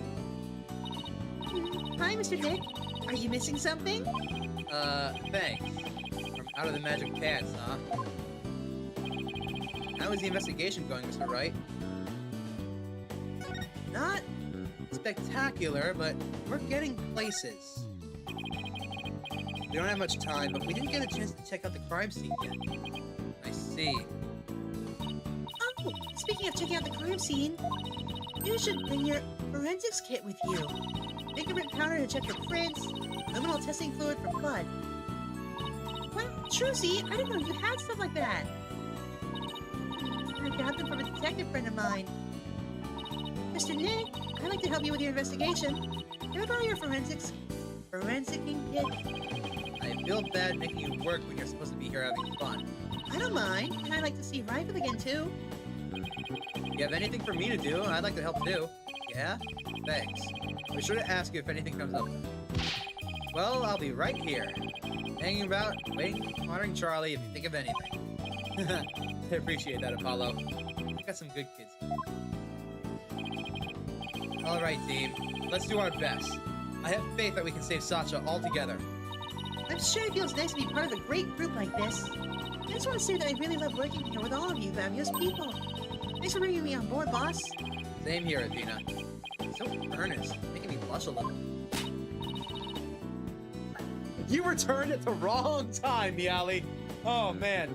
So, apparently, the orca's innocent. Hooray! Bad news! Her trainer's now on the hook. We gotta protect her now, too. Okay, let's all run over to the aquarium. I hope it can be of some use with this forensicing kit. Hey, wait up, you two. Left without me.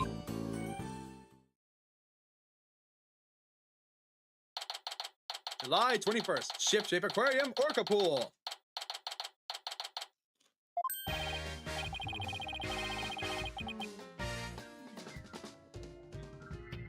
In justice we trust. Good morning. We're done with the crime scene for now. And we're just about to examine the show stage. Marlon Rhymes helped with the cleaning, so we've got to go and talk with him. Yep, Pearl's here. I thought he'd be more tight-lipped than this, but hey. You're welcome to look around here now if you'd like. Thank you. I think we missed that. Oh, by the way, you want to examine the bottom of the pool? I recommend using that hoist over by the ladder to get down there. That crane-like thing hanging from the ceiling, right? Got it. Just stand on that ladder platform and the police guard will operate for you. Thanks. How couldn't the pool be less deep? Well, good luck to us both. In justice we trust. Away! Now that Detective Fulbright's gone, we can do anything we want to here. The guard is still here, so keep your voice down when you say stuff like that, Athena.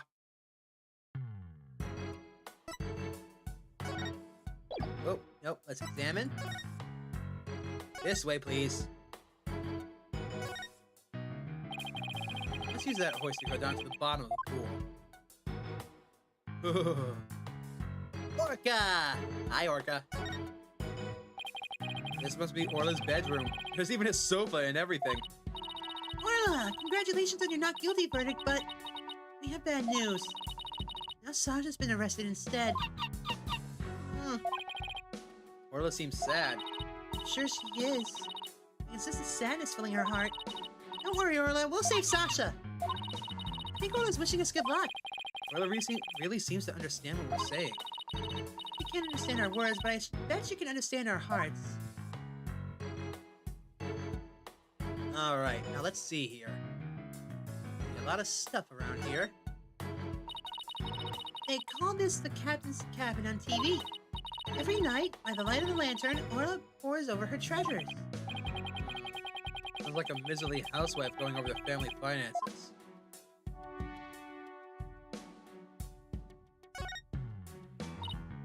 Wow, look at all that treasure! Those jewels in that corner are huge! Sure are. I guess everything is a size large around here.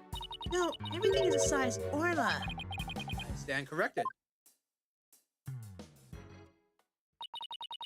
Is this a good time to get started, Mr. Nick? Huh? Started with what? More gummy! This is the crime scene, right? So this should be the perfect place to start forensicking. She wants to use a forensics kit so badly she's practically beaming. Okay, let's do it. Forensicking it is. Hey, I get to help! Alright, we'll need these. What's with the glasses, Mr. Wright? It's not like they're a fashion statement. We need them to see if there's any blood. Alright, Pearls. You spray the luminol wherever I need it, alright? Got it, Mr. Nick. I won't miss an inch. Get your glasses on, everybody. Good. Now to check out the bottom of the pool. Yeah, they are Emma's glasses. Yeah.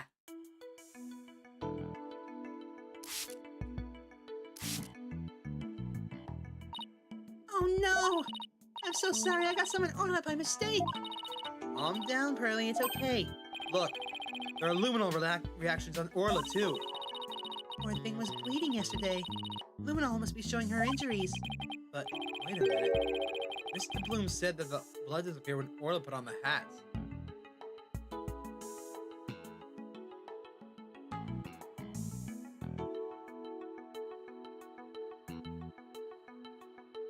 Gummy leaves off instant noodles. Edgeworth should be nicer to him. Well, it could be worse. Edgeworth could be stuck with Fulbright. So, there's that. But wait a minute. Mr. Plume said that the blood disappeared when Orla put the hat on.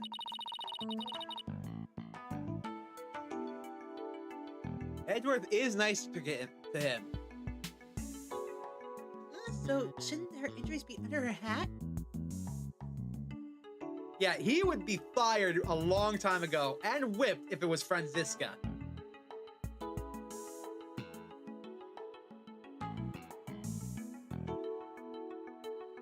So, shouldn't her injuries be under her hat?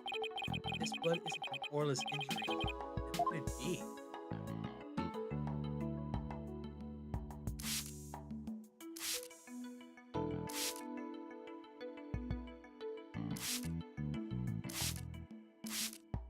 Y'all saw the last part, right?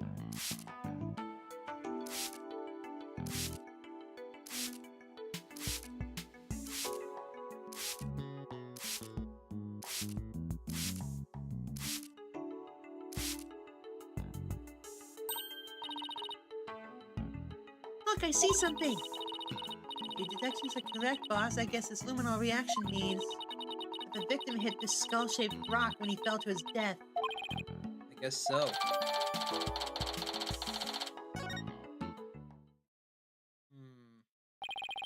guess that about does it for inside the pool. And let me just get a quick photo to remember the occasion by. Not every day we get to see the bottom of an aquarium pool. Yeah, that's a good shot. I'll mark where the luminol reactions were. Yay! My first collaborative work with Pearly!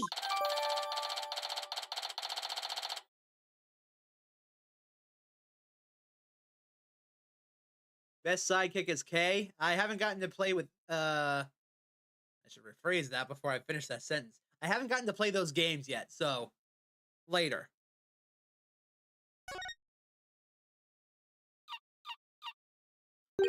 Huh? I hear something.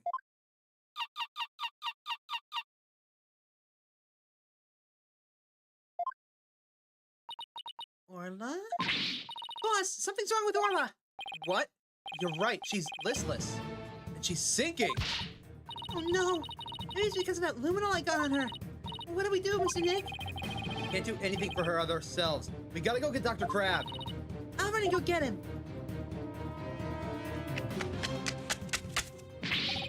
What's Orla's condition? She's listless and sinking.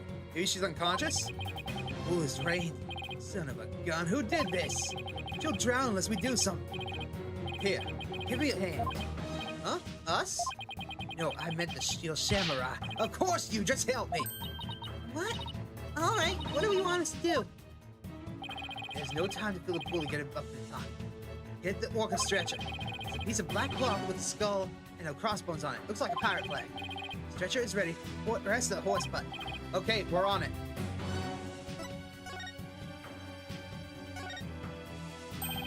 So this pirate flag is a stretcher for the orca, huh?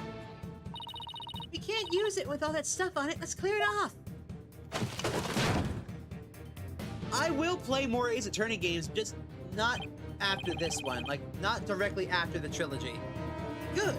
Now push the push button and lower the stretcher. Control panel is on the wall to your right.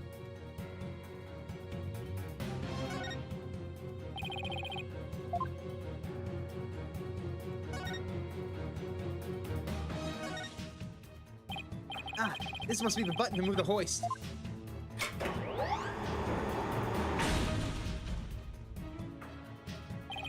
Dr. Crab, the stretcher is ready. Good. Let's get it under order.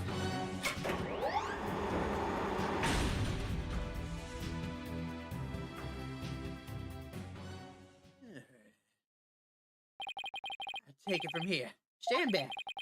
I have to treat her immediately. There's something in her stomach.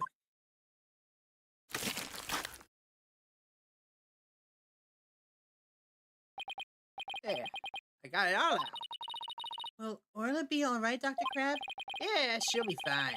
She's just sleeping right now. Orcas are mammals, so they won't die if they're out of the water for a little while. But their own weight puts stress on their organs, and their skin starts to dry out. I put some of my special handmade cream on her skin, just as an emergency measure. Feel better soon, Orla. Only I hadn't gotten that luminol on her. Luminol? Nah, no problem there. That stuff just washes right off. Orla's condition has nothing to do with you, young lady. Really? Then what was wrong with Orla? I don't need to share that information with you people.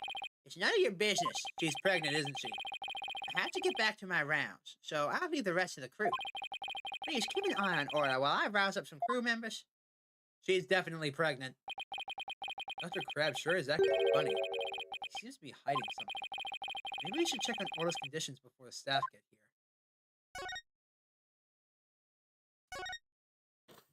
Hey, Orla. Is this what you coughed up?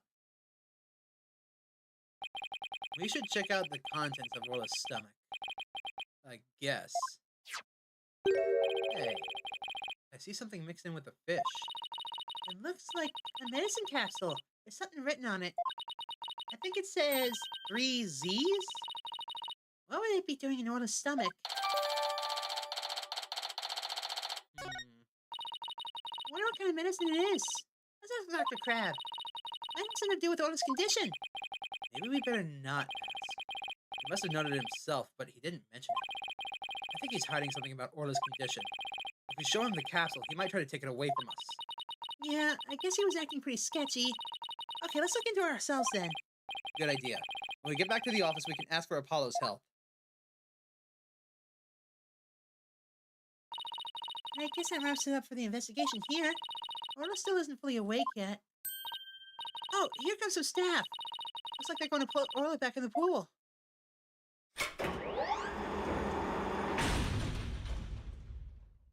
I bet you $5 that Orla's pregnant. And I guess they're going to fill the pool back up. Bet that'll take a while.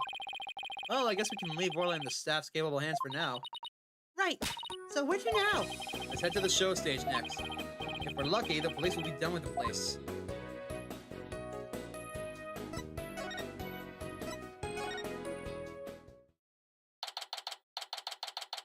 Yahoy, mateys! Welcome to the Shipshape Aquarium show stage. I be your host, Captain Bones.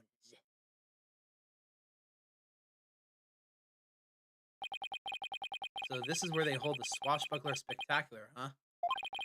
Looks like the police are done with their work here. Hey, it's you lawyers. How could you let Sasha get arrested? Didn't I ask you to take care of her? We're sorry we couldn't prevent her from getting arrested. But as her lawyers, we're going to do everything we can for her. Sorry I got upset. Is there anything I can do to help Sasha? Just say the word. Marlon, you can trust him, Mr. Nick. I'm going to do what I can, too, with this forensicing kit. I'm going to cover this whole area with forensicing. Atta girl, small fry. You can have free reign of the place. I want to check this place out, but I better talk to Mr. Rhymes, too.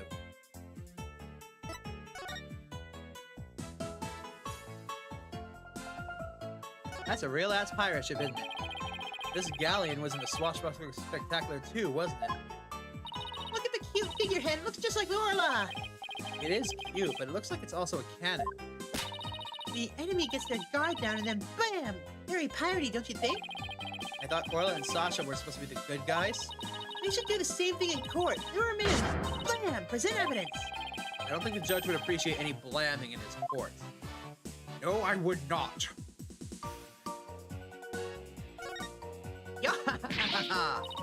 It's a skeleton adrift.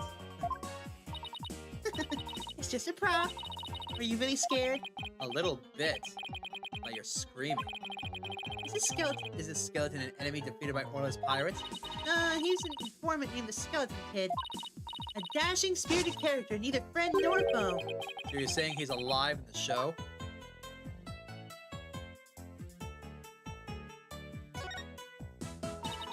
Look at this pool, it's huge. This is where they do the Swashbuckler Spectacular? Oh, I'm glad that your appointment went well, Meowly. This is a pool as same depth as the Orca pool. They practice the tricks in the Orca pool and then do the real show here. Are you interested in the Swashbuckler Spectacular? Oh, of course. I've only seen it on TV, though. Well, I'm new here, so I've never seen it once. Athena's a big fan. She watches the recording over and over. I love the show in its ocean. Getting here makes me feel like I'm on the beach. Especially when it's open to the sky. You can even hear the sound of the surf nearby. Why don't you take a dip in the pool? Really? I can? In that case... What? What are you talking about? You can't swim here!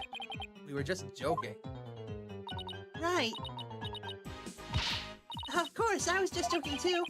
Don't tell me she was actually going to do it. This colorful sign. Did Miss Buckler make it? Wow, how'd you know? Getting that sign is for the new show. Before she went to clean, she painted it and left it out to dry. She told me to keep an eye on it while I was taking care of this orca.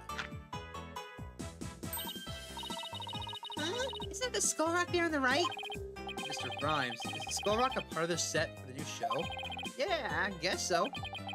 They were going to use it in the show. What's it doing in the orca pool?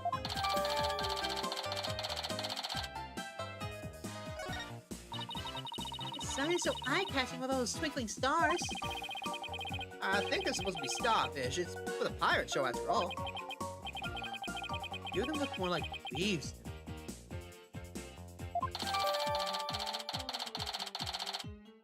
It's the early hours of the 20th.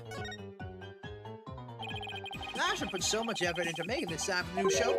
No wonder she was mad about what happened. I know what he's talking about. Better ask.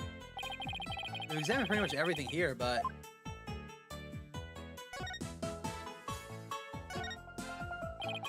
I hear you help Sasha with cleaning Mr. Rhymes. Well, it not really helped. I was just taking care of the orca here while she cleaned. Sasha felt bad for making Orla stay up so late, so she asked me to give her a snack. It was a little bit less than her ordinary meal, but she seemed satisfied. Oh yeah, and I put Orla on the transport stretcher too. Transport stretcher? See that hoist up there on the right? The stretcher can be suspended from. This stage show is right next to the orca pool room. And we use the hoist to move the orca or the cargo between the two areas. So the rail we saw in the orca pool room runs all the way here, you say? Well, that's quite convenient. If someone were to, say, be murdered on the ship, they could be brought up to the hoist. The hoist would just send them right down to the orca pool. Bam! Instant crime scene. Why? Did you want to take it for a ride? Area investigation, huh? Sounds good to me. No, that's okay. I like my investigations on sweet terra firma.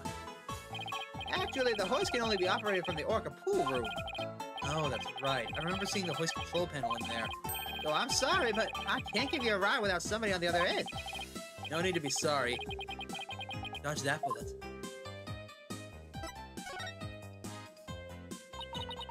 If it wasn't Miss Buckler or Orla, who else could have killed Mr. Shipley? Well, I know Sasha is innocent, but I'm not so sure about the orca. What? But we proved her innocence in court this morning. But a few days ago, that orca attacked Sasha right here in the show pool. I saw that orca take Sasha's body into her mouth and squeeze her chest. Her chest? They were probably practicing the lifesaver trick.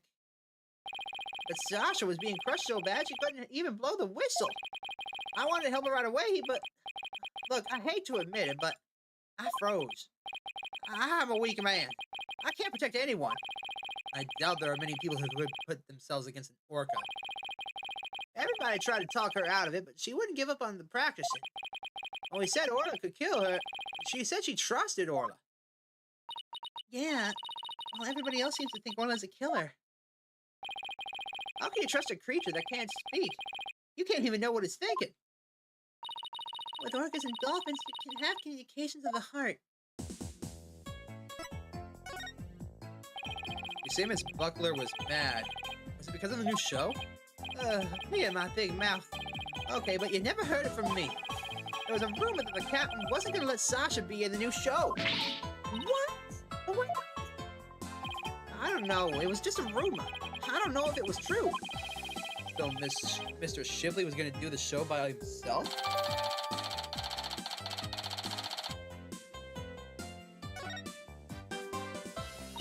I can't even imagine the show without Miss Buckler. They'll be like, where's the beef? She trying to say it would be like bones without any meat on them? Sasha wanted to go back to the old swashbuckler spectacular. Now that the captain's gone, who knows what's going to happen with the show? Mr. Nick, I found some peculiar fingerprints. Pearls. I almost forgot she's been forensicing for me this whole time. Oh, who's that? Blackwell! The hell are you doing here? Just some business to attend to.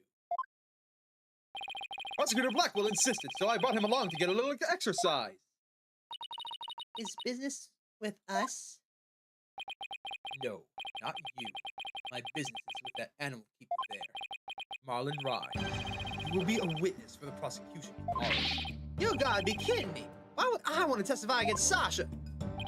What you want does not matter. Come along. But if I leave, who's gonna feed the orca? The other animal keepers are too scared to go near her now. Maybe I can help? I'm concerned about Orla's health, and this way I can stay close and look after her. I can feed her and do a telecast too if you like. I can do anything I can to help. Sounds like Pearls wants to do something nice for Orla to make sure she's okay. Oh, Fry, are you tripping? That orca is dangerous, you know? I'll be fine. I'm just happy to help. Oh, but I don't have a TV phone. I won't be able to contact you if I have to do a telecast. Violet, may I please borrow yours? What? Sure, Small Fry. Anything for you. Especially when you're going out on your way to help like this.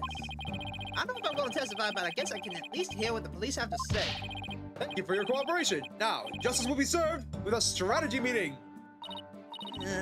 Come on, Mr. Wright. Let's get back to our investigation. So, the police have already investigated all there is to investigate. Your efforts are a waste of time.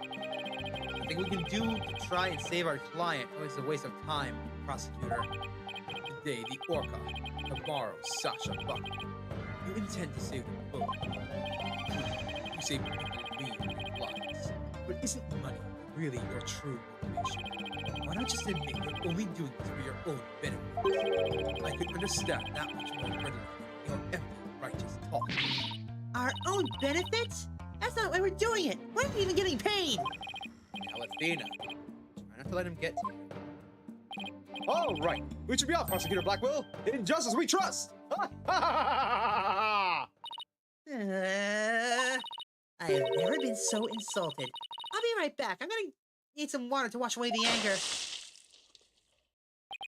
Uh-oh. She hit Prosecutor Blackwell with that water. He doesn't seem to care, though. I guess prosecutors these days are more about harsh monochrome than fancy frills. Oh, wait, you mean about those... What about those peculiar fingerprints you said you found, Pearls? I'll tell you all about them. Pearl music, yay! So, tell me about this big discovery you made. Well, I don't know if it's a big discovery, but I found some odd fingerprints on the pool ladder over here. Okay, so what's peculiar about them? Well, they're on the left side of the ladder, but the right-hand prints. Wouldn't a person usually hold the left side of the ladder with their left hand? Plus, I think they were made from above by grasping the ladder with the right hand. Now that you mentioned it, that is strange. I wonder whose prints these are. I compared them with the prints on file, and they turned out to be Marlin's. How did he manage to leave prints in such an awkward position? So, Mr. Nick, was I helpful? Yes, you were. Thank you very much, Pearl. I just don't know if they're related to the case yet, but I'll keep them in mind.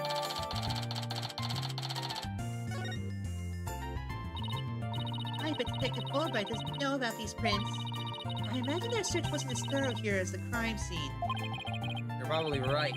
I'm sure they checked everything at the actual crime scene, but I guess they can't do forensics on every inch of the rest of the aquarium. But we could, thanks to Pearly. And now we have a new piece of information. Oh, you're making me embarrassed, Athena. Rifle! Hey, it's Rifle! We gotta catch her! Don't worry, she's being a good girl right here on my lap. Well, I'm glad she's been found. I forgot we were looking for her, actually. Yeah, thanks again to Pearly. I think somebody's jealous. I think I'll go talk to the staff about Orla. All right. Good luck, Pearls. And thanks again. Well, I guess we're done with things here. What do you want to do next?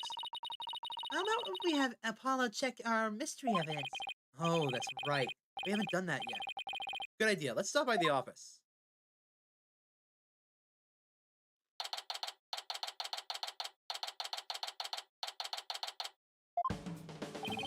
Oh, you're back. How's the investigation? It's going pretty well, but there are still things we need answers to. Let me know if there's anything I can do to help. Would you like to help out with the investigation, Apollo? You bet I would. What do you want me to work on? Okay, and it's suddenly crickets. Oh, I know, boss. Let's have Apollo look into the evidence we collected. Oh, good idea. You might notice something that will help us with the chase.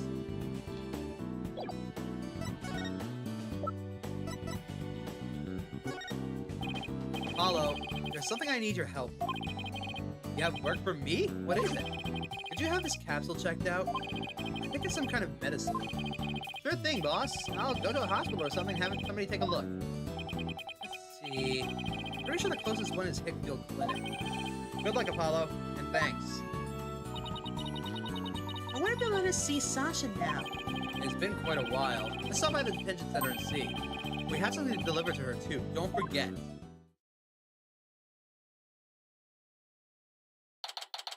July 21st, Detention Center, Visitor's Room. All right, boss, chin up. We have to lift Sasha's spirits. I like your enthusiasm. They let her keep her sword? Ahoy there, me hearties. Thank you for coming. I be in good spirits. Worry not about me. She's trying to cheer us up. Well, that went over like a lead balloon. I was trying to make up for all your trouble. Maybe after the two of you need to take it easy? I guess we both had the same idea. We came to let you know that we can take on your defense if you'll have us. What?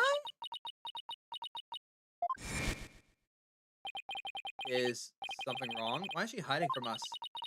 Prosecutor Blackwell said that you two would abandon me. But here you are to my rescue. That's why I'm so happy. It sounds like she's crying back there. Of course we wouldn't abandon you. Oh, Sasha, don't cry. I'm gonna punch Prosecutor Blackwell right in the face. No, you're not. Aw. You can slap him, though. Yay! Maybe the two of you need to take it easy. Great, now I've got crying in stereo. How do you fix those so fast? Okay, I'm all right now. Thanks for taking on my case.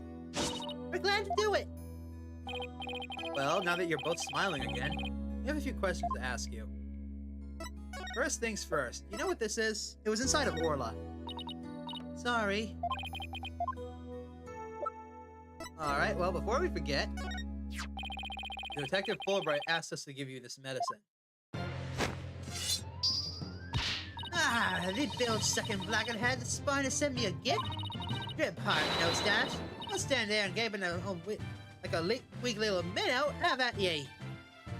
Oh, a real swashbuckling battle.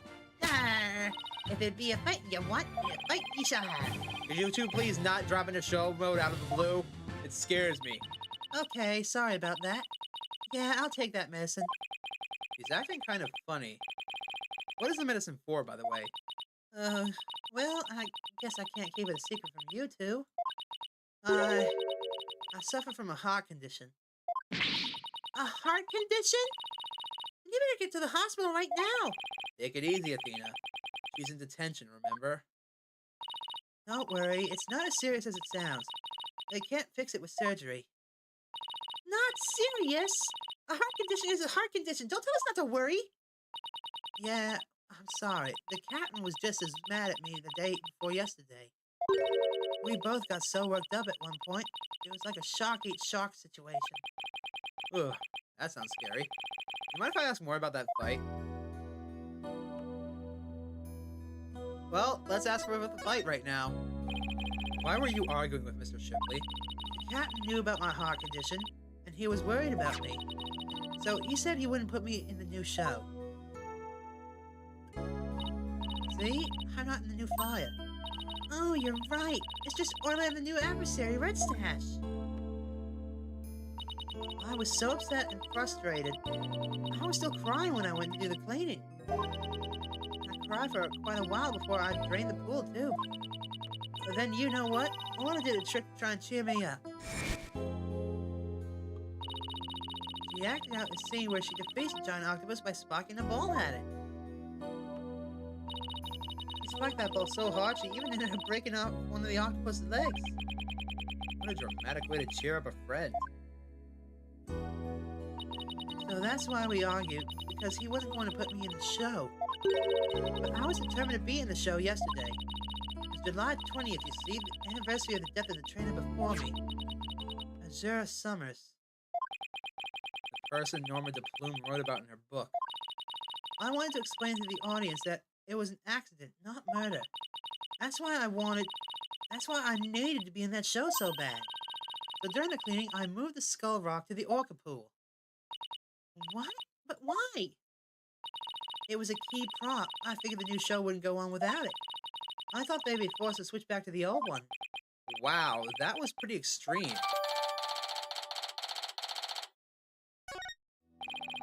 So Sasha moved the skull rock to the orca pool at the time of the cleaning. If there's blood on that rock, then that must mean that the victim's death occurred after the rock was moved. Around what time did you finish up the cleaning? It was about 6 a.m. That places suspicion on whoever met with the victim after 6.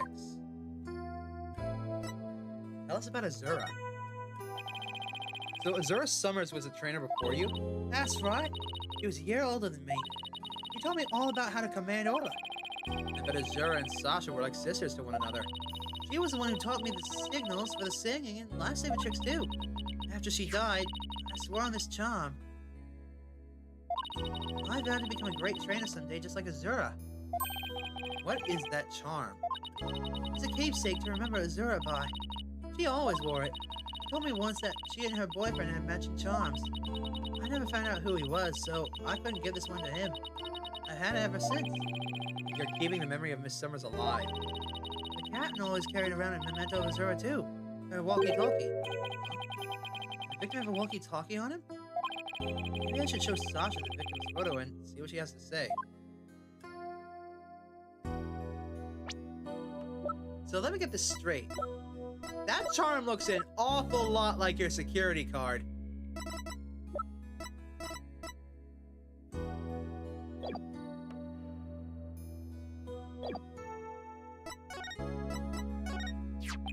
The victim didn't appear to have a walkie-talkie with him at the time of his death. Huh? But I talked to the captain on his walkie-talkie before I started the cleaning. But there's no walkie-talkie shown in these crime scene photos. I don't understand it. The captain always kept that walkie-talkie with him. Maybe the culprit took it away? Maybe. What would be the point of that? I better organize the data I have on the victim in the court record.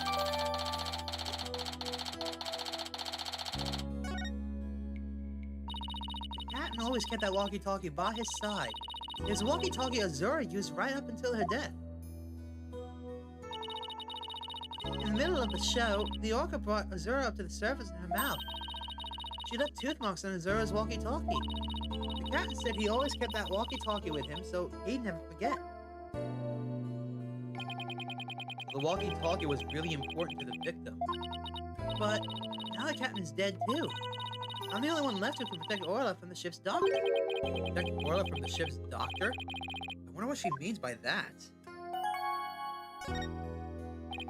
What do you mean by protect Orla from the ship's doctor? You know Herman Crab? Ever since the accident a year ago, he's been completely different. When Azura died, he said he was going to euthanize the orca. Before that, he always used to say that euthanizing animals was a despicable act. Euthanize the orca? That's horrible. They all thought Azura's death was the orca's fault. Nobody believed in her but me. And the ship's doctor always keeps poison to euthanize the orca with on hand. And if Orla had been pronounced guilty in yesterday's trial, he would have used it. So he was gonna put her down right away? That ship's doctor was close with both the captain and Azura, you know. I think he hates Orla. On the night of the murder, did you enter the orca's pool room alone? That's right. On July 20th, from 3 to 6 a.m., I was cleaning and organizing. The captain and I were actually supposed to clean together, starting at 4 a.m., but we got in a fight. I couldn't face him, so I went an hour early and started cleaning. What does the orca pool room cleaning involve? Well, first we have to move Orla into the show stage pool before we get started. Mr. Rhymes mentioned that he took care of Orla in the show stage pool. After Orla was moved, I drained the pool and rearranged the equipment and props. And did the captain ever show up? 4 a.m. came and went, but he never showed up. I bet he was mad at me. I wish I apologized to him instead of being all prickly and angry like a scorpion fish.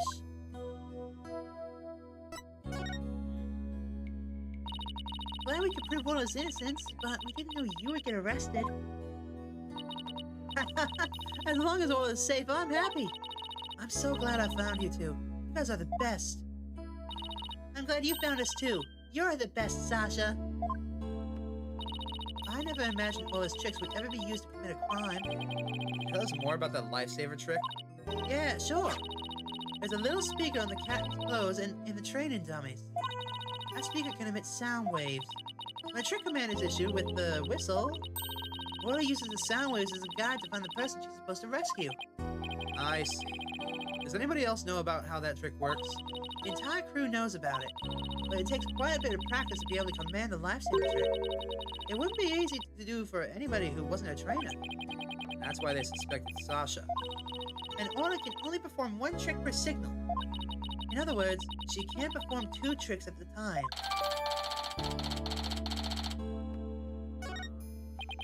Wait, so she can't do the singing trick and the lifesaver trick at the same time? So what was that song Mr. Plume heard? Oh, Mr. Wright, I just remembered. You have something to return to Sasha. Oh yeah, you're right. I have it right here in evidence.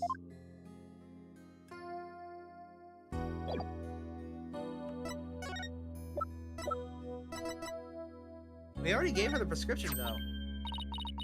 How did you? Detective Fulbright gave it to us. Ah, that bill-shucking bastard had the spine to send me a gift? What? Sasha!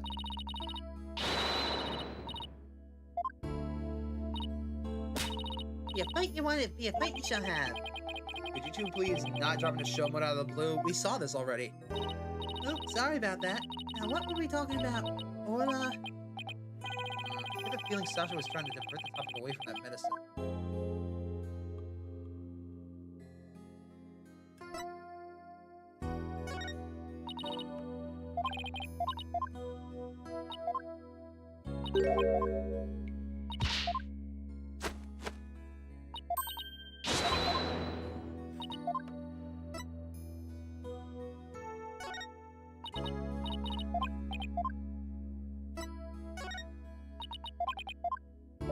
Okay. Oh, right, this. No, we don't want to see that again. Blah, blah, blah. Good thing I have some tips.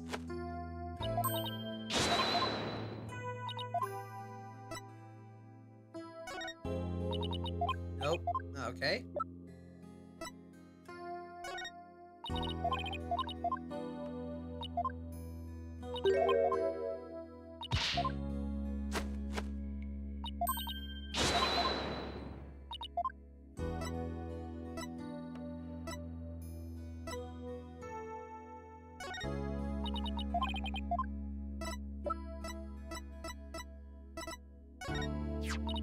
Yeah, that lady. Do you know what kind of terrible things she wrote about Orla? So you knew about this book? Yeah, I wish I didn't, but all kinds of people kept showing it to me. I tell you, I had a haddock enough about that woman and her book. Okay, I see what you did there. So what do you think about what happened that day? It's been some kind of accident. I believe in Orla's innocence. I can sense you really do believe in her from the bottom of your heart. But we'll believe in her too. That's right. After all, she was proven not guilty in this case too. We believe in the both of you.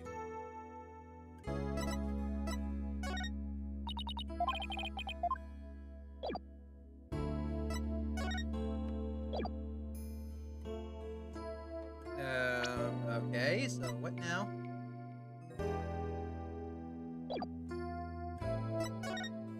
Well, we should go back to the lab, I guess.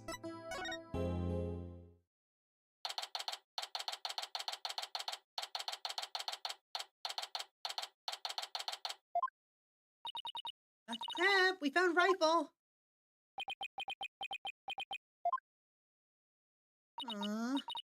No answer. I guess nobody's here. Why don't we come back later? Okay. You know what? No. We're starting to get quite a bit of evidence. I still can't figure out who the culprit is, though. Maybe we should look for information in other places beside the crime scene. Investigating is key, but questioning people is vital too.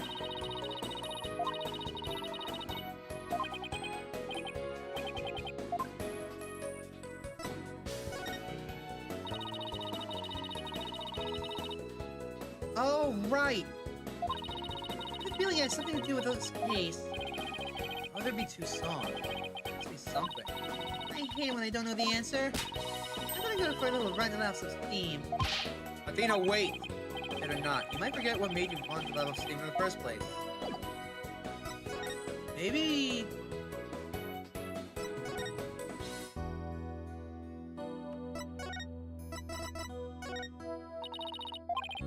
Oh, damn it.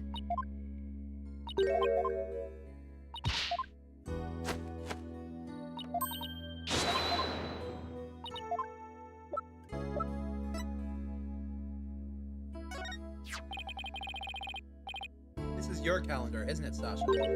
Huh? No, mine's at the aquarium. Yeah? Mr. Rhymes said he found this one in the nap room. Huh. I didn't think anybody else at the aquarium would use a calendar like that.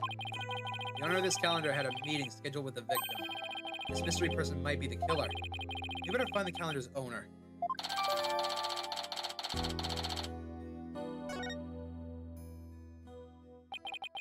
guess we better look into Dr. Crab a little more. Boss, let's go see Dr. Crab. I was just thinking the same thing. We have a lot of questions to ask him.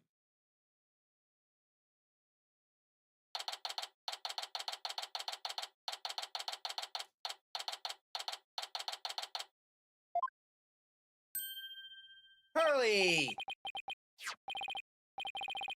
Oh, it's Pearls. And Rifle. What are you doing here? Rifle came in here, so I followed her. Oh, that's right. We were supposed to deliver a rifle to him. I completely forgot. Oh, Rifle? Ah, what are you doing? Stop that! You silly mother penguin. What have you injured my spectacular genius brain? You keep imagining Mr. Crab from SpongeBob. I would try to give him Mr. Krabs' voice, but I don't want to kill my throat, and I know I can't do it. Sponge boy, me Bob. Maybe I can do it, but it wouldn't fit him at all. Hey. Dr. Crab? Are you alright? Huh? Oh, it's you people. What you brought Rifle for? Rifle was really laying into me. Well, she hates me because she thinks I took her baby away from her.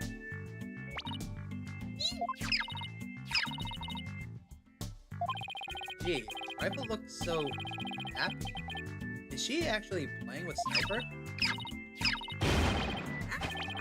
Stop all this cacophony! Biological parent and the caregiver parent locked in a struggle over the child. Do you think you could hold this silly mother penguin down for me? All right, I'll try. What are you doing? I think Rifle just threw something up. Oh, I'm getting food for Sniper out of Rifle. Other penguins stock up food for their babies in their stomachs. They break it down in there so that it's easy for the baby to eat. Wow, you two know a lot about animals. You're trying to pick a fight with me again, aren't you, young lady? Yes, I know a lot about animals. I am a licensed veterinarian. Rifle certainly isn't in a bad mood, even for her.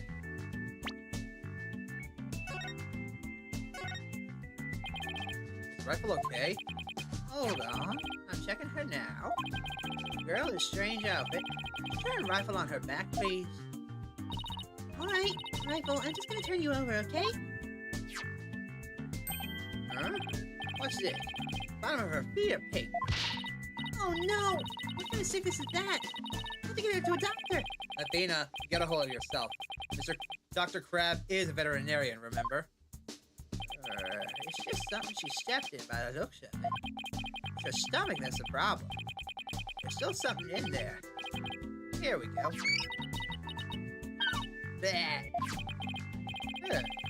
It's like she swallowed something odd. I know this penguin will eat anything, but where did she pick up something like this? That's another one of the charms! Son of a gun. I'll have to talk to Marlin about her care. Dr. Crab, may we see what was in Rifle's stomach? Huh? Please be quiet. I'm busy right now. Busy? But you're just staring at that weird machine. I'm checking to see when Rifle ingested the foreign object. He just keeps looking at that machine. he won't even glance our way. Now I'm really curious to know more about the monitoring system. Well, let's ask about the charm. Nah, the system is fine. Could you tell us more about this monitoring system you have here? It's a collection of electronic medical records for all the creatures here. With this system and the camera footage, I can monitor the creatures 24/7. I won't tell you any more than that. It's private company business. Medical records are usually just a history of past medical exams and data. I never heard of any that could monitor 24/7. Good point, Mr. Lawyer. I can see there's no fooling you. Why would you want to fool me?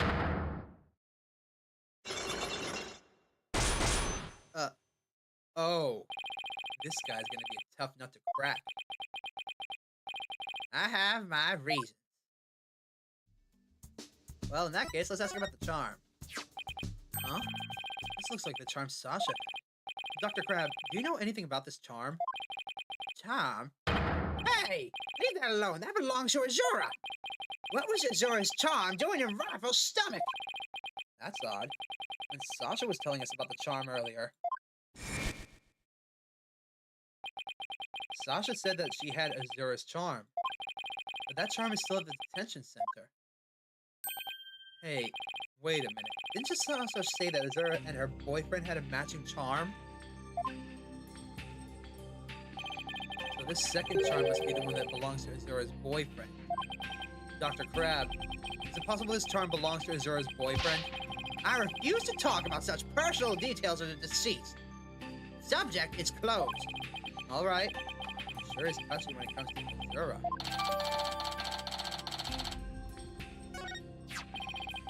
Azura Summers. Yesterday was the anniversary of her death, wasn't it? That's right. She was killed by the orca. You really think Orca killed her? I don't believe it. Who can say if the orca did it on purpose? But the fact remains that she killed Azura.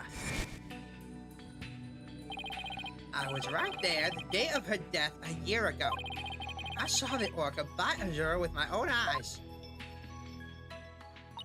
But is that really the whole truth of what happened? I guess only Orla knows what really happened, both a year ago and this time. Take that! Let's find out if we can break this secret open, shall we?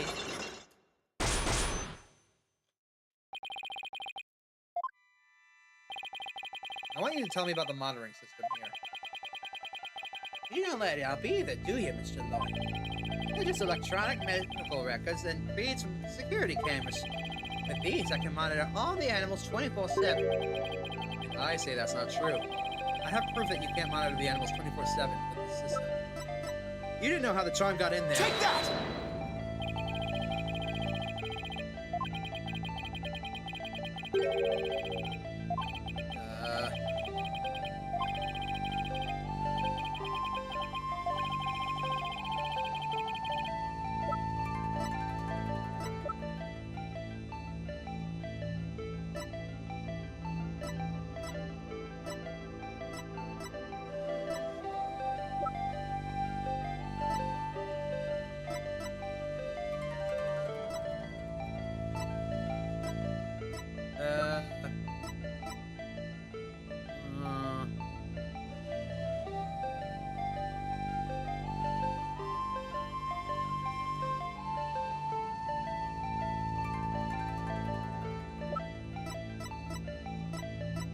Wait.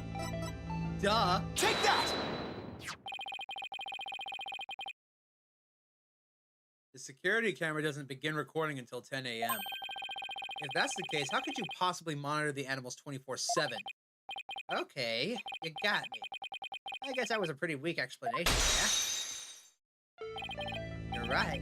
I guess I can't monitor the animals 24/7, but if I see anything unusual on the camera feeds, I can spring into action right away.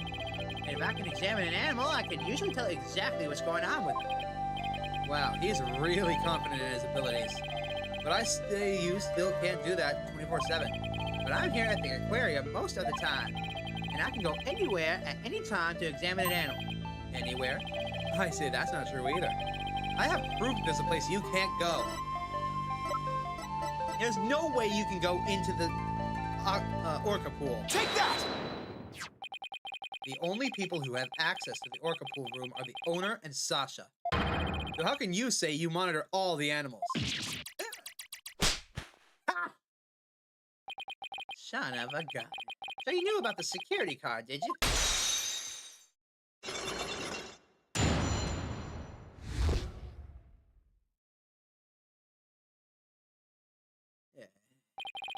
Yes.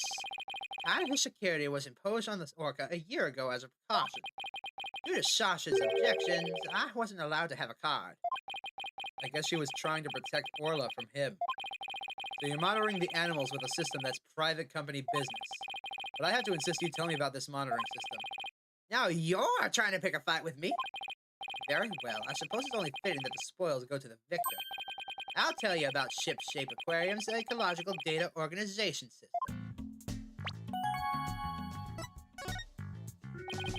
So what is this machine that you were using to do?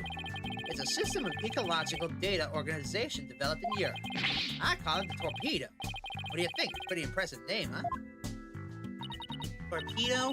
As in man the battle stations and all that? No, it's the name I gave to this data organization system. Torpedo. It stands for Tele-Observation Real-Time Pertinent Data Organizer. Okay. Is it super admin restricted, desktop access password protected? Sparta? The Torpedo collects data through sensors placed on or near subject. Temperature, heartbeat, vocalizations, everything. It gathers its information 24 hours a day. All of this data is then sent to my terminal and these monitors. Wow, Torpedo sounds amazing. Does Rifle have a sensor on her too? Yes, she does. What kind of sensor is attached depends on the animal. The penguins have theirs attached to the ID tag at the base of their flip. The Torpedo doesn't tell me where Rifle is when she escapes, though. It's hard to attach sensors to the orca or fish, but theirs are on the tanks themselves. Places where the creatures don't normally live, like the show stage, don't have sensors. Okay, here we go. It's telling me that the time Rifle swallowed the foreign object, approximately 4 a.m. on July 20th. What an odd time. That was when Sasha was doing the cleaning. Maybe that's why she wouldn't take my fish, because she was so full from the night before. At least Orla ate it, so that's okay. Orla ate another animal's food? That's odd. She's never done that before. Then she had that episode too. I better take a look at her data. Huh? Didn't eat anything from the evening of the 19th to yesterday afternoon. So, Rifle had a late night snack, but Orla went hungry, huh? It appears so. Let's see. She's been eating normally since yesterday afternoon. Come to think of it, Jack was supposed to feed Orla yesterday morning. Maybe he died before he had the chance. Worried about Orla's condition. I better remember this Torpedo data.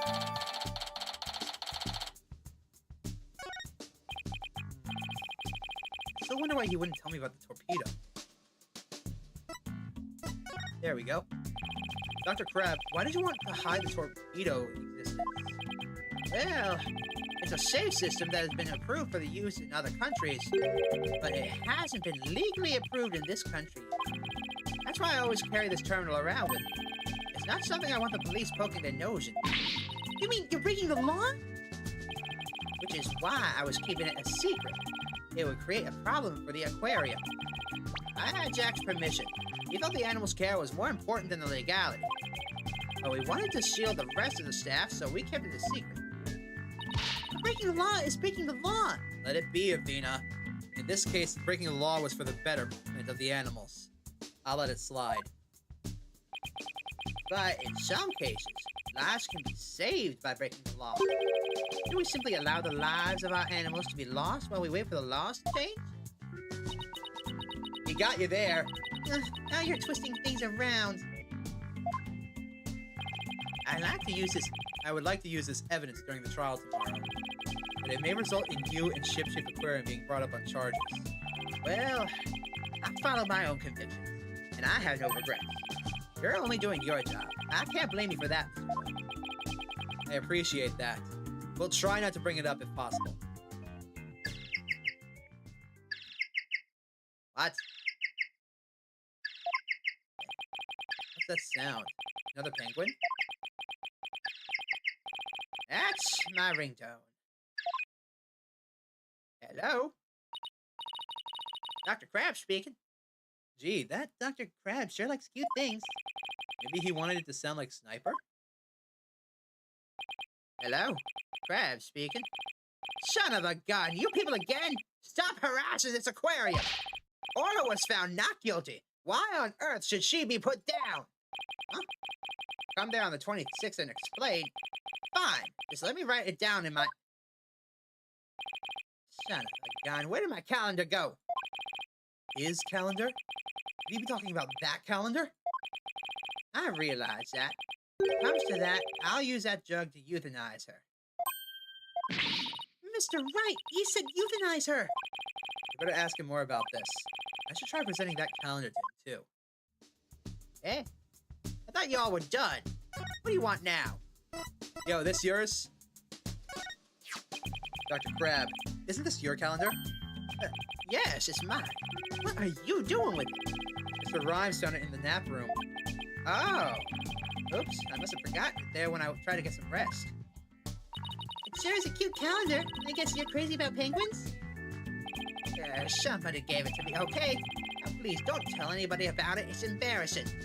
Says the man wearing the penguin mask. Zara designed this calendar. This one here is a prototype. She designed a calendar for this year, and then she died before it went on sale. Oh, were you and Miss Summers romantically involved? What? Who gave you that idea? It's just that I said sadness in your heart when you talked about the calendar. Hold on. Deceased versus... Oi, where the hell is he? Oh, there he is. 40. Yeah, I doubt that. Of course we weren't romantically involved. I don't believe in romantic feelings.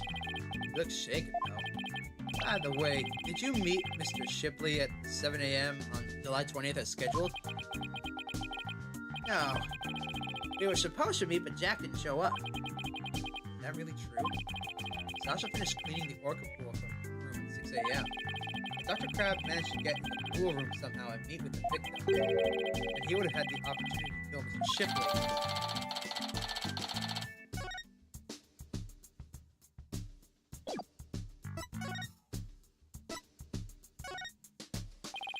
Who was that phone call from? Son of a gun. You heard that? We didn't hear that. There was a Center for Dangerous Animal Control calling with a demand. They said that the orca may have been found not guilty this time. But if she ever attacked a human again, we would have to put her down. Put her down? But that's horrible. Did you agree to their demand? Animals sometimes do attack humans. And of course, humans sometimes do kill animals to protect themselves. If it comes to that, yes. As a veterinarian, I am prepared to carry out euthanasia. Using this poison. Huh? That capsule. It has the same layers on it as the one that was found in Orla's stomach. Did Dr. Crab try to kill Orla? Please let me ask you one more question, Dr. Crab. What is it, Mr. Lawyer? You look so grave. I heard something disturbing from the writer Norma de Plume.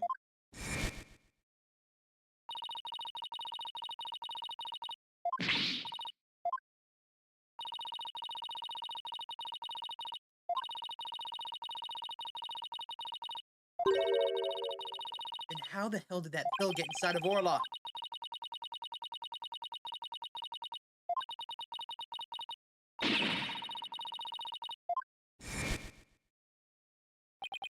I think Ship-Shape Aquarium might be keeping some kind of secret. And that it has something to do with the recent murder.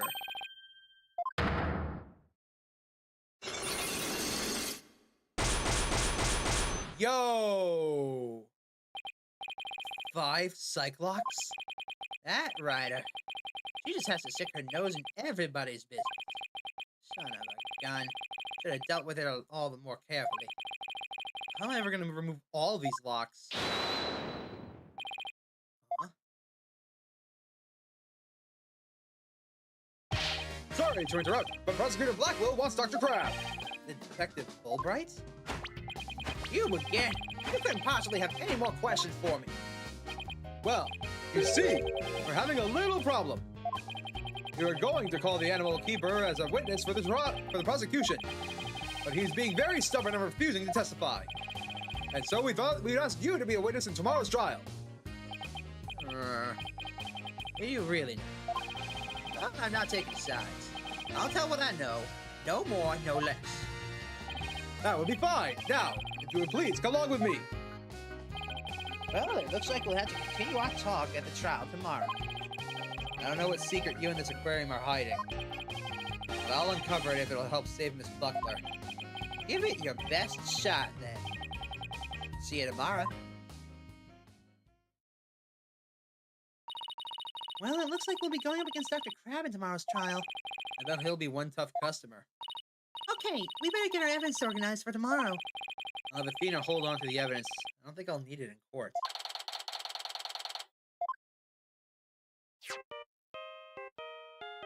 Oh, my phone.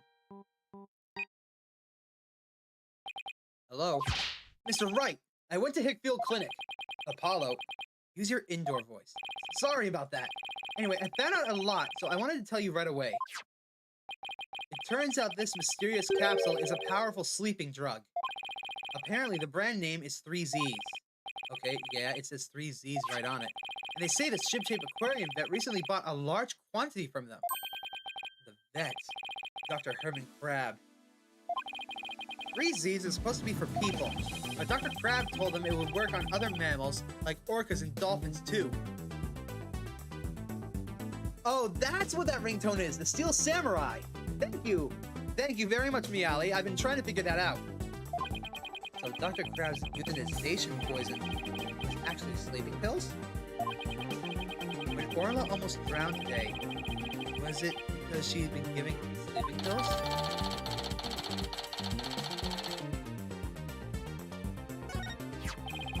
I found out more than just about that capsule. Dr. Hickfield himself gave me some information. Ship-shaped Aquarium has someone on their staff named Azura Summers, right? Yeah, the one who died a year ago. Well, Azura Summers is getting a certain medication from Hickfield Clinic last year. The same heart medication as Sasha Buckler.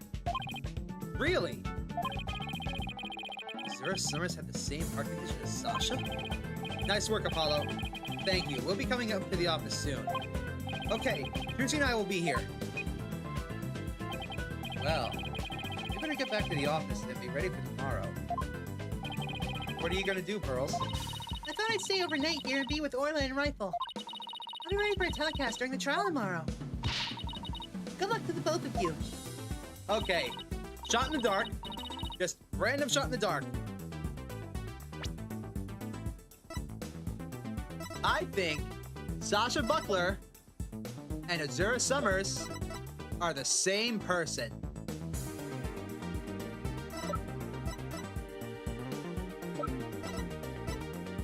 That's my guess, at least.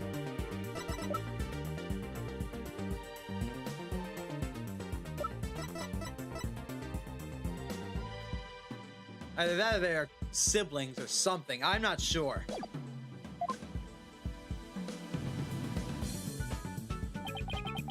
I'd love to see Sasha and Orla back together again. Both free and clear.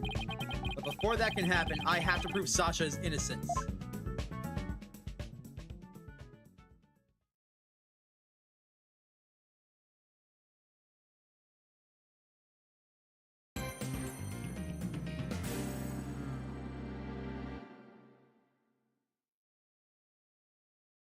Let's save.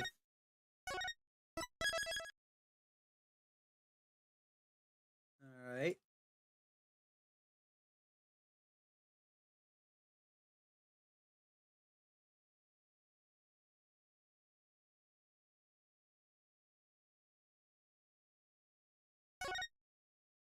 All right, let's keep going.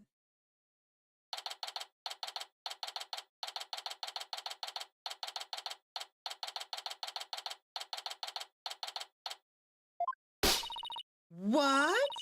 The ship's doctor and Azura were romantically involved? Well, that's my theory, but I don't actually know if it's really true. Azura would never get involved with that god-awful ship's doctor. But I do admit they were friends. But would Azura send Dr. Crab videos, I wonder? Videos? What do you mean? Azura used to send her boyfriend videos of herself teaching the orca tricks. I used to help Azura take the videos on her TV phone. That's an interesting bit of information. That means that all they would have to do is keep that phone recording, play it, and boom! If we can find out who this boyfriend is, we've got a new suspect. So TV phones can shoot videos too, huh? My dumb phone sure can't. These TV phones are amazing. They can even record sounds you and I can't hear. All the equipment we use at the ship-shaped aquarium is high-tech. The ship's doctor sends away for all kinds of electronics. All the high-tech stuff is Dr. Crab's doing, huh? Anyway, I still highly doubt Azura's boyfriend was the ship's doctor. But Dr. Crab found a charm yesterday, and he was really shaken by it. You can say that again.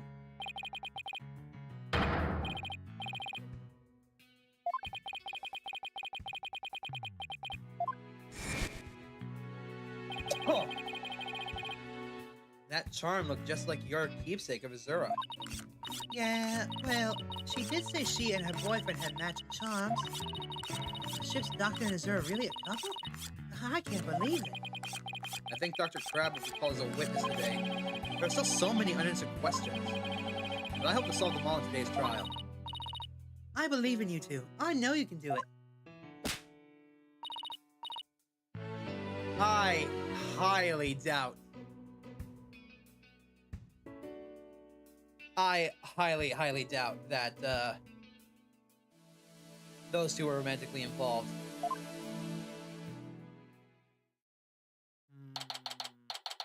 Oh, right, I'm supposed to do the thing. July 22nd, 9:30 a.m. District Court, courtroom number 4.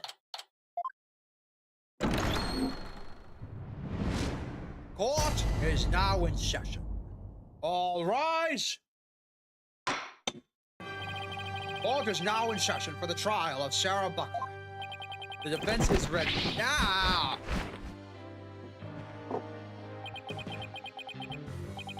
Ready.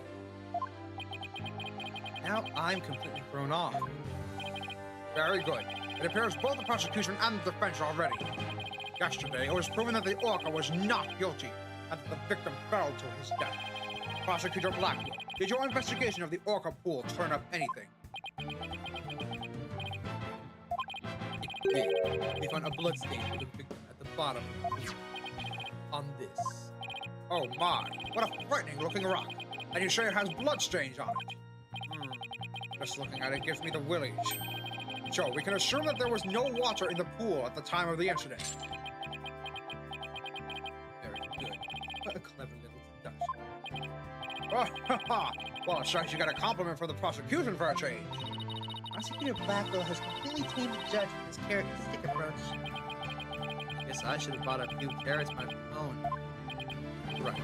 Moving along. I have prepared a witness. Buckler was the only one who entered that room when there was no water in the pool. The witness we provide will prove that.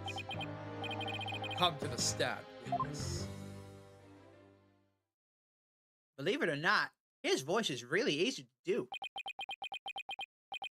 Name and occupation. Dr. Herman Cra... Sniper, stay in there! And who is that cute little creature? Such a restless bird. Quite unlike Taka. Wow. Chalk one up for Taka. He shut Sniper up with a single sound. Son of a gun. Dr. Herman Crab, ship-shaped aquarium's veterinarian. And could you tell us the name of your cute little friend there as well? Your Honor, please focus on the case. But it's important to learn all we can about the witness. This is Sniper. He's the offspring of a penguin named Rifle. Sniper lives in my head. Might cause a commotion now and then, but please try to ignore her. I was originally going to call the animal leader of the staff. But he refused to testify, so I settled on the veterinarian. Now, Tell us, why was the defendant in the orca pool room when the water was drained?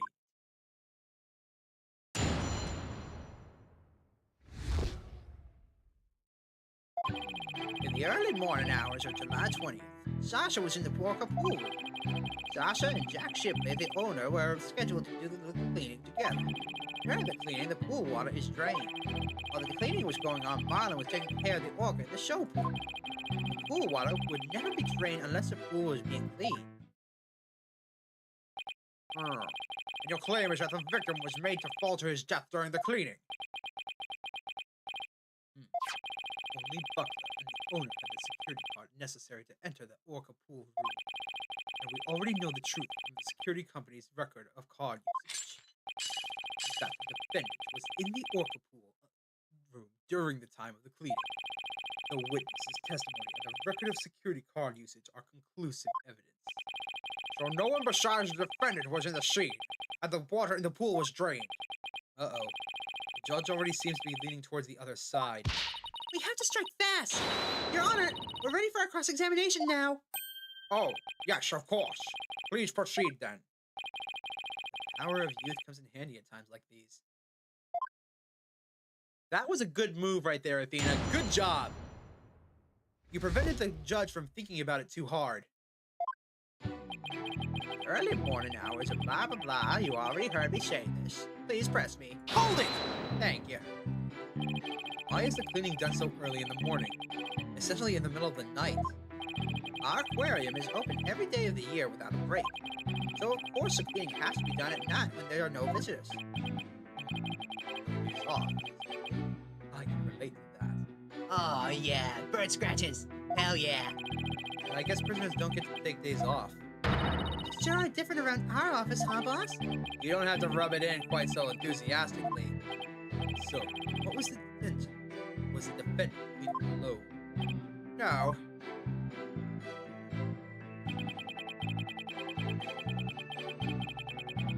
Hold it! But Miss Buckler said that Mr. Shipley never showed up to help with the cleaning. I don't know anything about that. All I know is that it was on the schedule. Maybe they changed plans. They probably felt awkward with each other after they fight. In any case, there's no proof the victim entered the orca pool room during the cleaning. Objection! Don't stop, Gavin. I will pull your tongue and barbecue it. You have to be so violent? Proof or not, the victim must have entered the pool during the cleaning. Witness, tell him why. Jack must have entered the orca pool room. The reason I think so is because the record of the card usage shows that Sasha entered the orca pool room. Hold it! Don't you mean to say that the record shows both of the cards being used? No, only Sasha's. But they must have gone in together. Jack's body was found in that room, so that's the only logical explanation. We talked about this just yesterday. What purpose does that brain serve? You're even more bird-brained than Rifle. Objection! Witness, I will not allow birds to be belittled in my presence. Limit your disparaging comments to the defense alone. Down! So I get disparaged either way. Great. Bird lover, huh? I guess we're not destined to become best friends. That is fine. All I need for you is to talk about the state of the scene during the meeting. Alright, fine. Oh, I don't know. I think the two of them will make it for each other. Ah! Hold it! So the cleaning is done with the pool drained of water? That's right. They use the hoists there to lower themselves down to the bottom of the pool.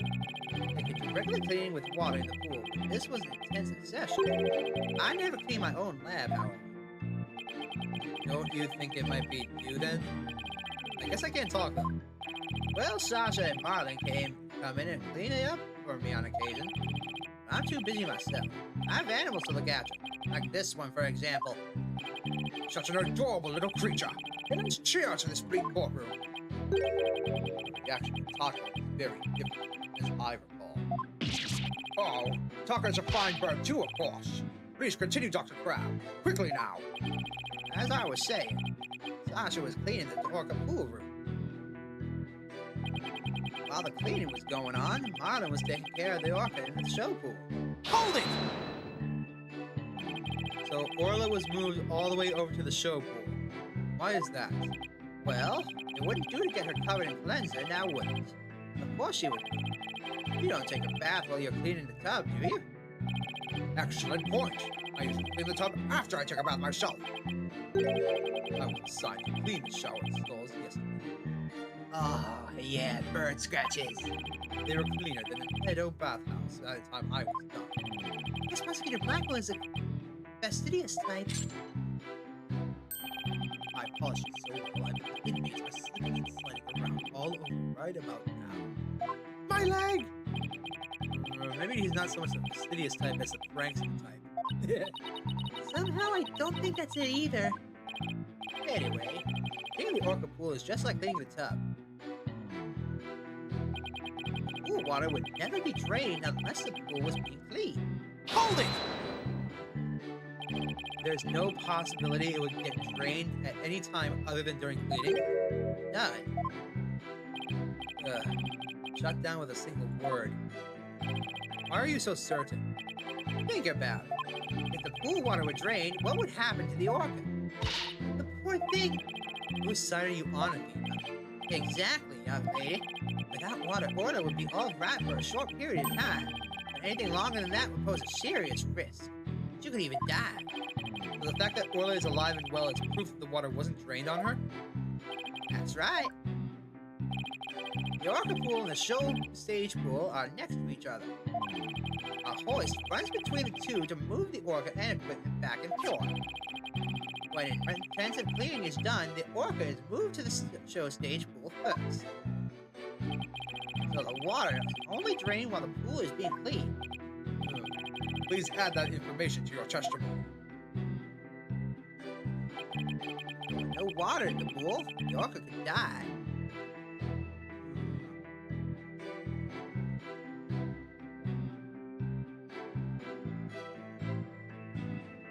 Well, if there's no water in the pool, then how was the... I have a question. If there's no water in the pool, then how come there was blood on the rock? You'll see my meaning. Objection! If the water in the pool is drained, you say the orca could die? But is that necessarily true? What are you talking about? There is a way to let the water out without harming the orca, isn't there? Your Honor, please allow me to submit this photograph.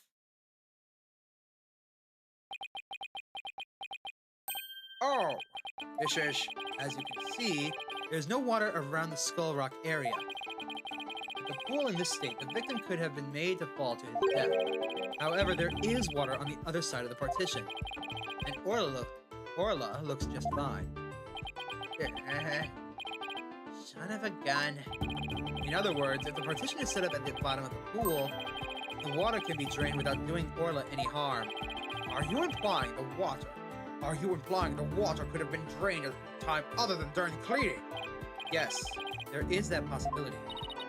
Dr. Crab is shaking. Looks like he has something to hide. Could it have something to do with the calendar note about meeting with the victim? It might. I'll submit it to the judge. Your Honor, please take a look at this calendar. Ah, you wave that around in court.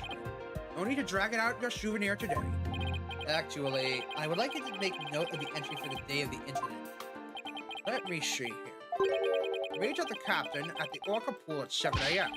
This note is about a meeting planned with the victim. What? The defense would like to argue that at the time of the meeting, the pool may have been drained of this water. Whose calendar is this? It belongs to Dr. Herman Crab. Isn't that right, Dr. Crab? Son of a gun. You suspect me, do you? What is the meaning of this calendar entry, Dr. Crab? Explain yourself. Fine. I was supposed to meet with Jack at the orca pool at that time. But I ended up not going. So you're saying you simply broke your promise? You can't get out of it that easily. I believe you have some explaining to do. Objection!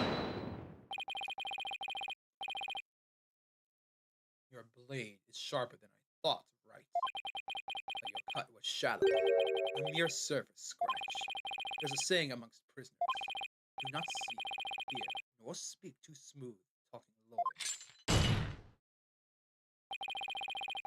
If you think the witness is suspicious, show you.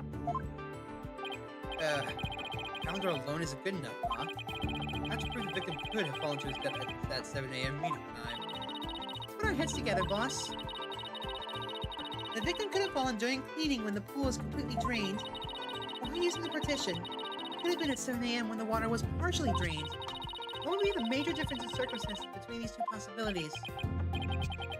What circumstances were different?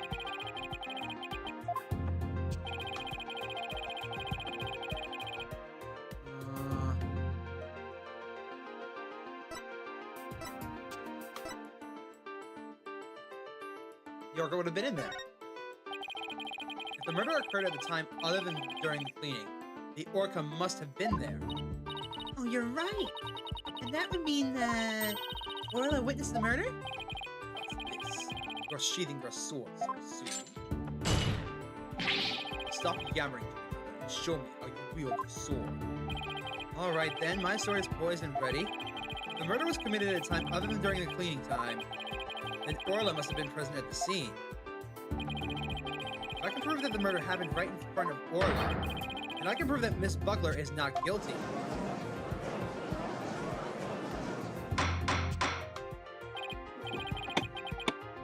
Order! Order in this court! Mr. Wright, are you implying that the orca was a witness to the crime? That is exactly what I am implying. And how do you intend to prove the orca witnessed the murder? What are you going to do? Put the orca on the stand and cross-examine her? This is a critical point. I better think about this carefully. The defense will... I'm going to present evidence. The defense will present evidence. Evidence that proves Orla witnessed the murder. You're going to present evidence. Knowing the French, I thought surely you would try to cross-examine the orca. I must say I'm a little disappointed. Gee, sorry I got your hopes up, Your Honor. Yes, that was the sound of me using my own hammer. Doom. Alright. No problem, Shu. Thanks for tuning in. Sorry that I missed your comment. And yes, Doom, I did in fact use my own hammer.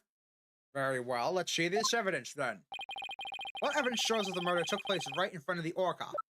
That would be the photo again, because we have proof that the blood is on the orca. Take that! This photo indicates where we discovered the luminol reactions yesterday. By accident, we got some of the luminol testing fluid on Orla. We were then very surprised to see luminol reactions on Orla's body. Objection! So what of it? There's nothing odd about that. As was discussed in yesterday's trial, the orca was bleeding. Traces of the orca's blood were also found on the skull rock. The orca must have injured herself when she rammed the rock. That cloud of blood Mr. Bloom saw. This is from orca headbutting the skull rock, was it?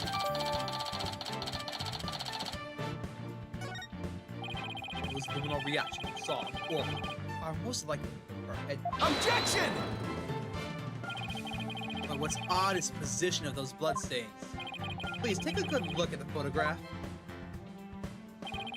Yesterday, Mr. Plume said that the blood disappeared when Orla put on the hat. That testimony indicated that Orla's injuries were under the hat area. However, these luminal reactions are in two entirely separate areas from her injuries.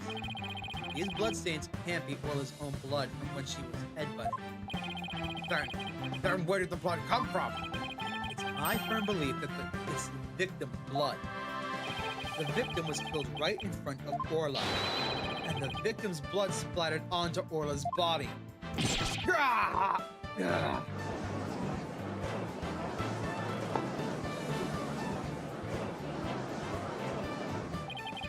Now it finally all makes sense.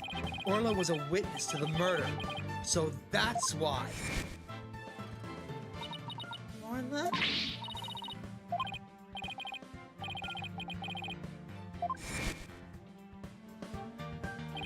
There's one more fact that indicated Orla was a witness to the murder. There's more! The culprit was afraid Orla could somehow reveal what she witnessed. And that's why they did what they did. It's the only thing that makes sense. I have to present that evidence. That evidence that proves the culprit thought that Orla was a dangerous witness. Present the pill! Take that! The defense would like to submit this evidence. Watch this. It looks like some sort of medicine. It's a sleeping drug, Your Honor. A very powerful one. This sleeping drug was discovered in Orla's stomach yesterday.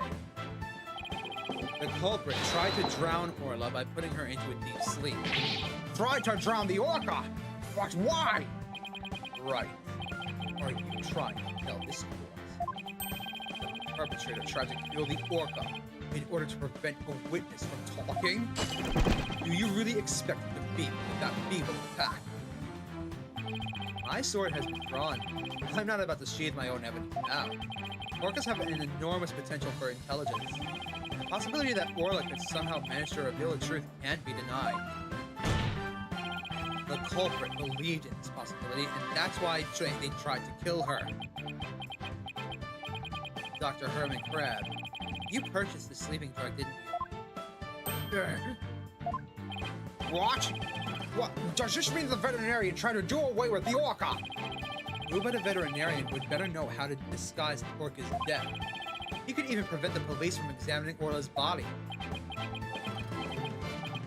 Why, are you actually accusing me of trying to murder the orca? How dare you! How dare you slander the noble profession of a veterinarian? My goodness, one could cut the tension in this courtroom with a knife. Yes, I admit to purchasing that sleeping drug. However, it was subsequently stolen from my lab. That's such a flimsy excuse. It's the truth. What else can I say? Any one of the crew members could have entered my lab. I guess that weakens my evidence quite a bit. Besides, think about it for a minute. Who was it that treated Orla after she swallowed the drug? It was I. But as I recall, you took quite a while to get that treatment. You didn't even come on your own. We had to go and get you. Son of a... Yeah, you just remember all sorts of little details, don't you, Mr. Lawyer? The orca and the lab are far apart. It's little wonder he didn't know about Orla's condition. Objection! Didn't know? That's highly doubtful. As far apart as they were, Dr. Crab still had a way to know all about Orla's condition. The defense would like to submit evidence that a witness knew about Orla's condition. The torpedo data. At the very least, he knew something was up with the orca. Take that! The torpedo. Yeah, you just had to bring that up, didn't you? With this advanced data system, surely you would have known that Orla's condition... Objection! Wait, just 1 minute. What is this torpedo? Dr. Crab, how dare you bring a weapon of mass destruction into my courtroom? The torpedo, or the Tele-Observation Real-Time Pertinent Data Organizer, is a data system. Until yesterday, only Dr. Crab and Mr. Shipley knew about the torpedo. It isn't legally approved in this country yet, so it was kept a secret from the police. It's illegal! Dr. Crab, I demand an explanation! You and your big mouth, Mr. Lawyer. Yes, it's true. I'm using an illegal system to monitor the creatures at the aquarium. The system uses sensors like these, and yes, there's one in the orca pool, too. The sensors send sound waves through the water to gather data on the creatures. If it finds abnormalities in their condition, the torpedo alerts me with a sound. Oh my goodness, that's very high-tech. But if it's illegal, I will not turn a blind eye. This matter will be appropriately dealt with in a separate time. Now then, Mr. Wright, please continue. With the torpedo, I'm sure Dr. Crab noticed the danger Orla was in. But he made no attempt to come to her aid on her own. And the reason for that is that Dr. Crab wanted Orla dead. The torpedo didn't give me a warning message. That's why I didn't know there was anything wrong with Orla. The sensor in the orca pool wasn't working during the police investigation. Objection! Can you prove that statement? Objection!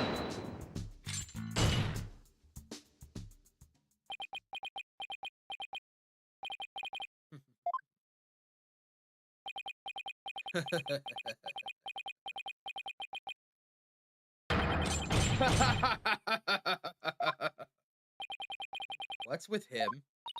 I guess this is all so high-tech for Prosecutor Blackwell that it's making him a little funny? Funny. Yes, I find this all very funny. Witness, those sensors send sound waves to the water. But what if there isn't any water? And they wouldn't work. It would automatically switch off. I see. And where is the sensor in the orca pool located? I don't know. Jack is the one who attached it for me.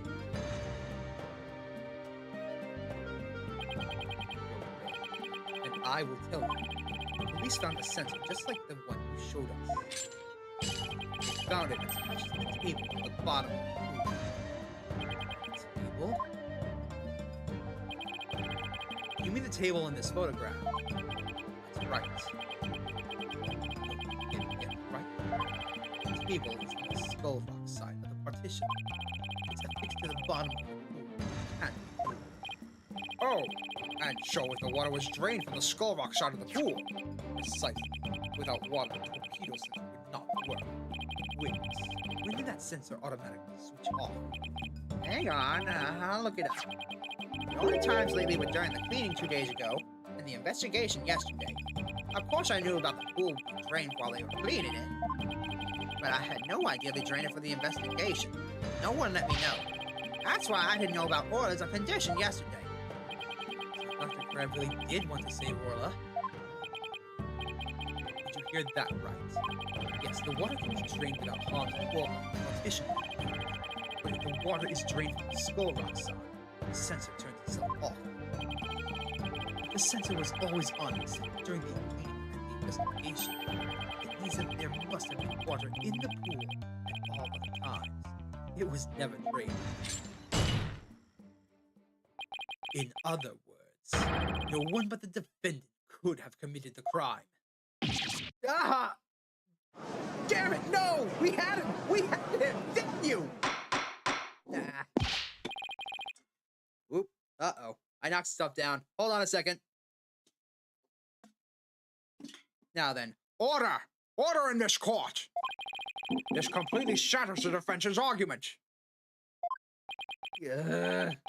But the fact still remains that Orlo really was nearly killed with Dr. Crab's sleeping drug. Objection! But Art would get one important question. When was the sleeping drug given to the orca? You're right. It hasn't been discussed yet, has it? The orca pool is the scene of the murder. The police were there all day yesterday. The only way to get the drug to the orca is to put it in the pool. Yesterday, someone gave the orca food during the trial. Someone did. I'm afraid I don't remember that. Remember, you're not that old. It was the defendant, Stasha Butler.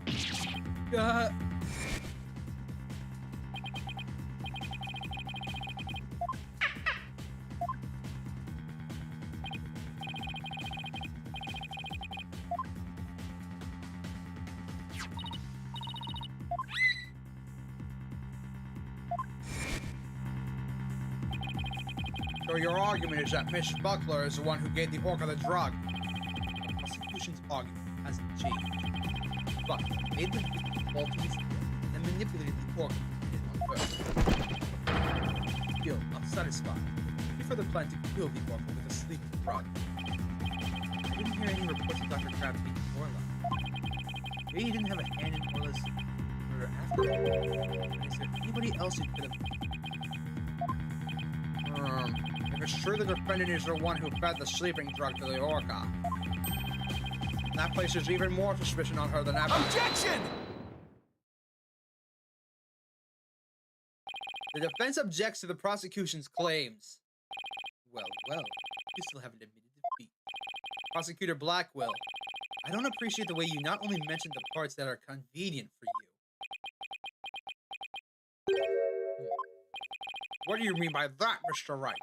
The prosecutor failed to mention that Mrs. Buckler wasn't the only one to feed Orla. As you will all recall, there was another person who gave Orla food.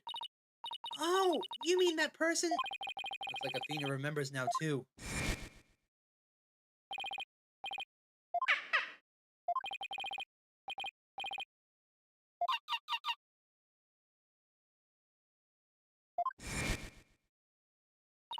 Oh, Mr. Wright. No. I don't want to believe it either. But we can't ignore the truth. The other person who fed Orla during the trial was Marlon Rhymes. Take that! Please recall when Orla was found not guilty yesterday. Marlon Rhymes gave the orca a large quantity of food.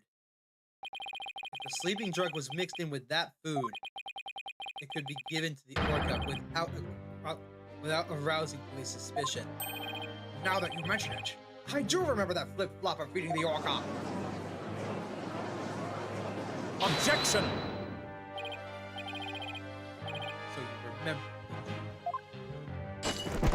I see the time for a true sword fight has come. I will call Marlon Rhymes to the stand. Mr. Lawyer, both Miss Orca Lover and Marlon Rhymes are important members of our group. I don't want to suspect either of them. I'm ready to accept whatever truth you find. Here, take this. That charm. It's the charm that matches the one Azura Summers had, isn't it? So you and Miss Summers were romantically involved, weren't you, Dr. Crab? What? No, of course not. Sorry to disappoint you, but it doesn't belong to me. At the time, I thought it was Azura, so I grabbed it. But it wasn't hers. Now it's up to you, Mr. Lord, to figure out whose charm it is. I will. Thank you, Doctor. After all, I'm interested in the outcome of this trial, too. Now then, please summon Marlon Rhymes to the witness stand.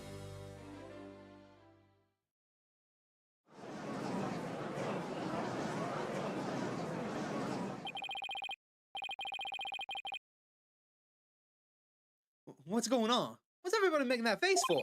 I haven't been watching the trial and nobody's told me anything. Marlon Rhymes, you are under suspicion for the attempted murder of the orca. See. Well, if it's already out. Mr. Rhymes? Is he really going to admit it? Fine, I'll tell the truth.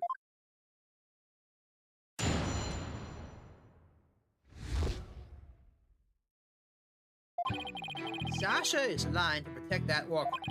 At 3:30 a.m. on the 20th, there was still water in the orca pool. The incident happened before the orca was moved to the show pool. Orla killed the cat by bashing him 30 feet high and making him slam into the water. So I thought the orca should pay the consequences. Now we're back to the orca again. I did not see that testimony coming. Now wait just 1 minute. Yesterday, Orla was proven innocent. Besides, you said Orla was in the show pool during the cleaning. I didn't want to sell Sasha out. That's why I didn't tell the truth. But the fact is, all three of us, the captain, Sasha, and me, were cleaning the pool room. But Dr. Crab and Miss Buckler said you... Miss Buckler both said you were in the show stage. Well, the only thing Dr. Crab knew about was the cleaning, was what I told him. I didn't give him a whole lot of details either. Maybe he misunderstood. And Sasha's lying to protect the orca. She can tell the truth. Sasha put blood on the skull rock herself to make it a fake blood stain. I think it's pretty brave of her to let herself get arrested for protecting the orca. Mr. Rhymes, how can you lie like that? It's the truth. Besides, wouldn't it be better for you if I wasn't lying? If the orca did it, you win your case. What? This is all very hard to believe. But if Mr. Rhymes' story is true, Miss Buckler would be innocent, and the orca would be the killer. Oh, you'd be very surprised, Doom. I just saw your message. But yeah, you would be astonished. Look up SeaWorld when you have a minute. Meaning if we turned our backs on Orla, we could save Sasha? Having a witness lie to save your own client. What a dirty, underhanded tactic, right? Objection! Yesterday, the defense proved Orla was not guilty. We have no intention of going back on our assertions now. What are you saying, Mr. Wright? All you gotta do is admit the orca did it and Sasha goes free. Isn't the lawyer supposed to act in his client's best interest? But that wouldn't be acting in her interest. Mr. Rhymes, Miss Buckler believes the Orla is innocent. And we, of course, believe that Miss Buckler herself is innocent too. Acting in the client's best interest is an important part of our job as lawyers. Using dirty means to win a verdict would destroy our client's faith in us. That's right. We believe in both of them. Huh? I just don't understand how you can treat a human and orca equally. Sasha or the orca, you can only save one of them. I don't know about that. I think I can save them both. All I have to do is disprove your testimony. Oh, yeah? Then go ahead and try. I will do just that. If I can't tear down his testimony, I won't be able to save both of them. I have to find a weak spot and start tearing.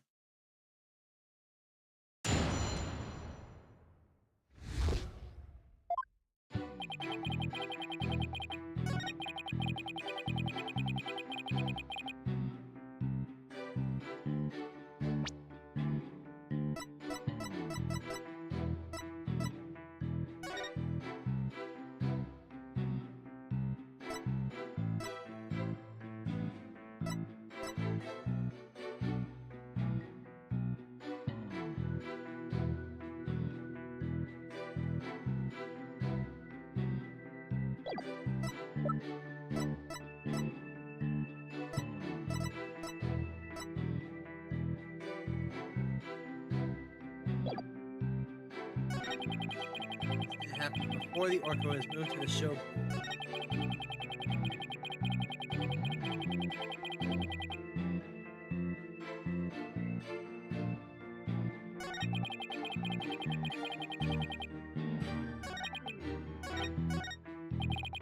Of course we don't believe Mr. Rhymes' testimony.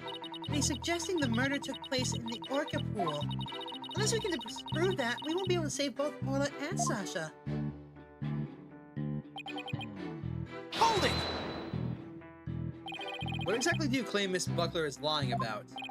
Sasha put that bloodstain on the skull rock and stuff herself as false evidence. He left the fake traces to try and save the orca. Objection! Witness. You keep talking nonsense, I will seal your mouth shut. The defense supports the prosecution's idea. But Mr. Wright, my testimony helps your client. You want to be happy. I want to save both Orla and Miss Buckler. I won't accept anything less. Now that that's understood, please continue with your testimony. Fine.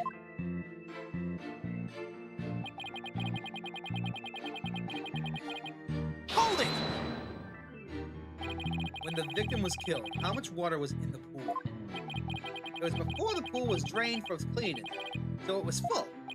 You went into the orca pool room and saw this yourself? Dr. Crab said that you were at the show stage. Objection! It's possible that Dr. Crab was misinformed, or that he misunderstood. The witness already explained this. Why are you taking this meaningless tack?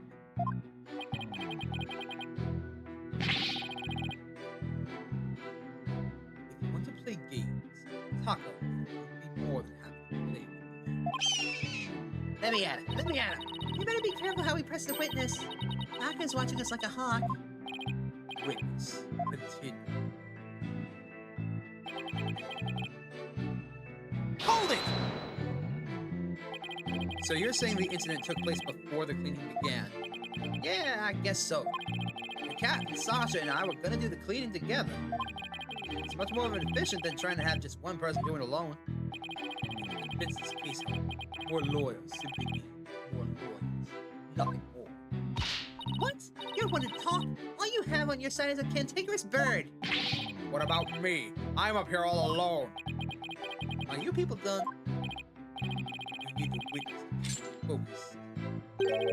Shape, right? Hey, I was the only one who kept my mouth shut. Anyway, it didn't happen in the Orca pool before the cleaning got started. Hold it!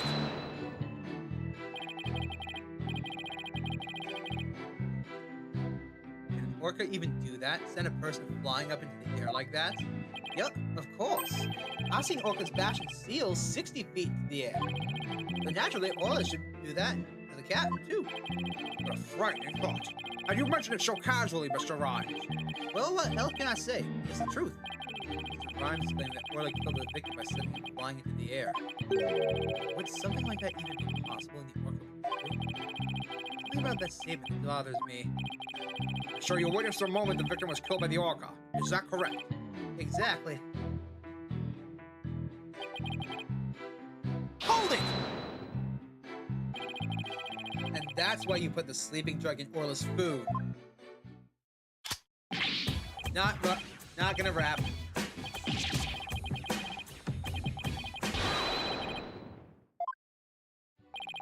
I thought if the orca already died, Sasha might tell the truth and free herself. It might seem cruel, but man killing an animal has to be put down. Oh, the culprit must have tried to do away with Orla because she was a witness to the crime. If Mr. Rhymes is the culprit, how would he protect Sasha? This is a very complex emotion for Mr. Rhymes. I need more information before I can do a proper analysis. I'm gonna tear down his testimony, then I guess I had to present evidence this time.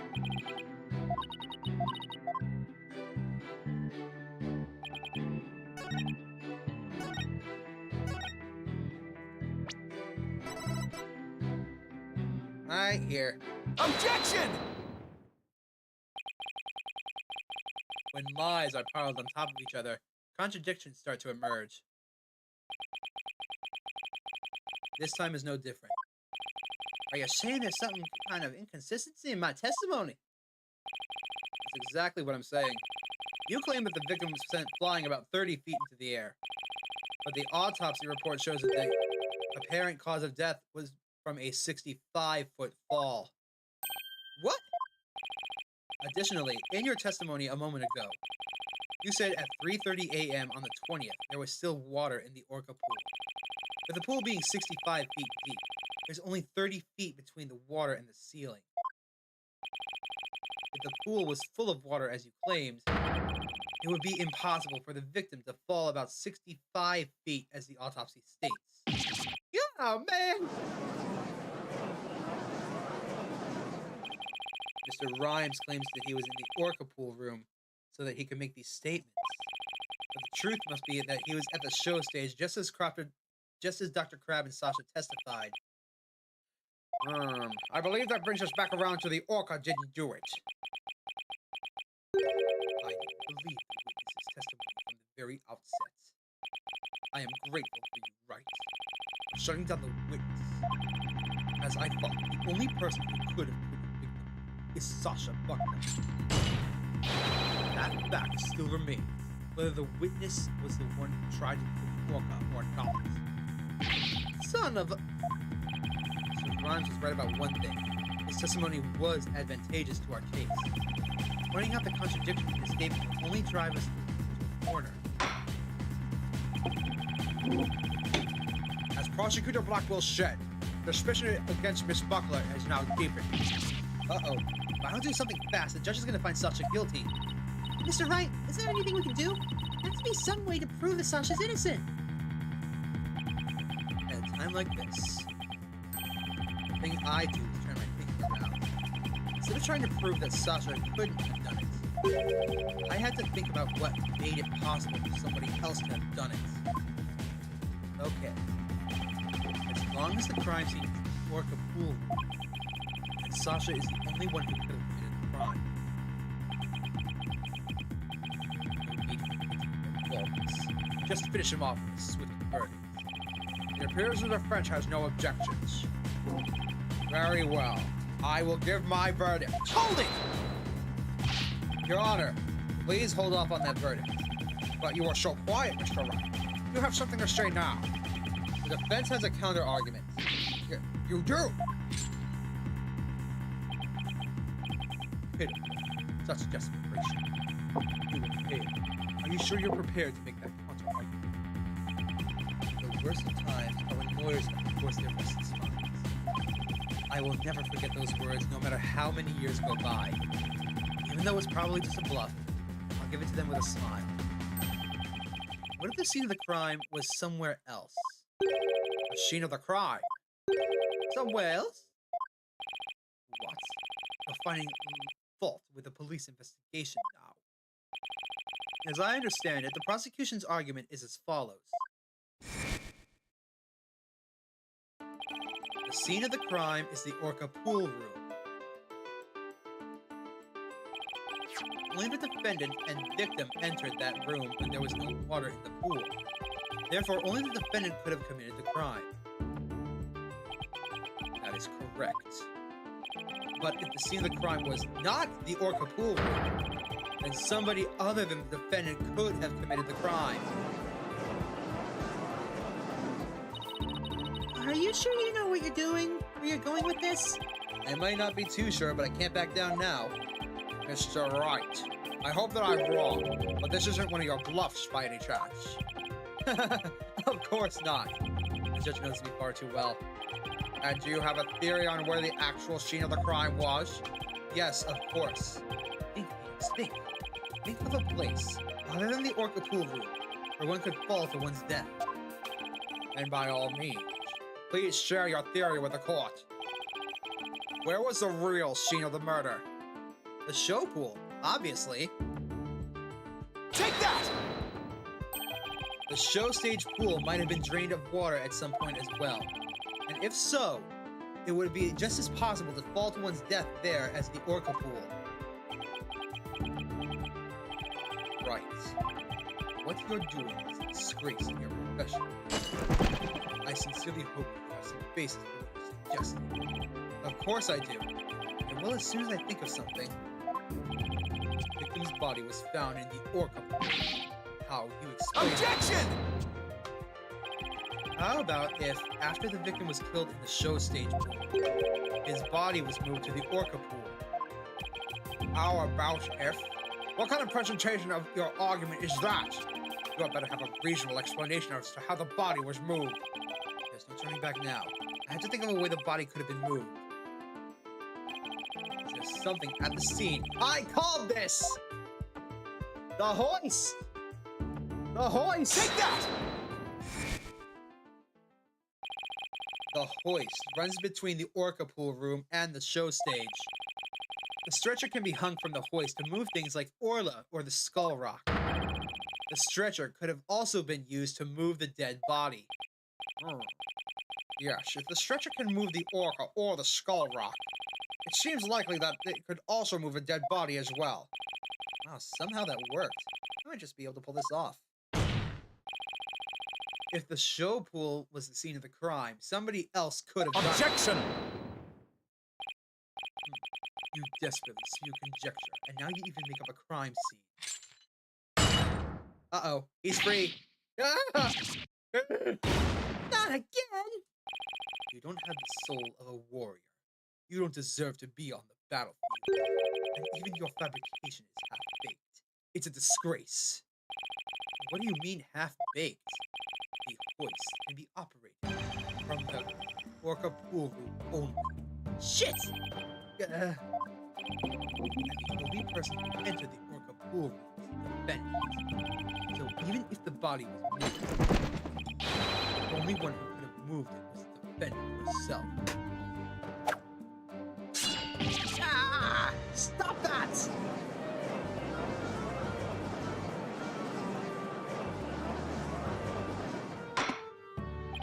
Order! Just come back to the defendant no matter which pool it was. Meaning, I can't clear Sasha either way?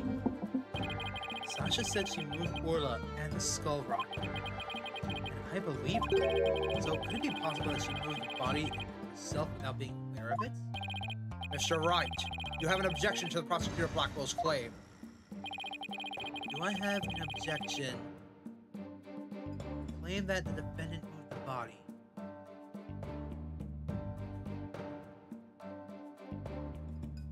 I don't. There's no way. I have no objections. Miss Buckler must have been the one who moved the body. What? Mr. Wright, are you admitting the defendant committed the murder? No, I'm simply conceding that she was the only one who could have moved the body. However, I contend Miss Buckler was not aware of what she was doing. The culprit made her move it unbeknownst to her. The defendant moved a dead body without recognizing that it was a dead body? How could that be possible? The body was found in the orca pool. It must have been moved there somehow. I find some kind of hint in the things that moved with the stretcher. The culprit made Miss Buckler move the body along with this piece of evidence.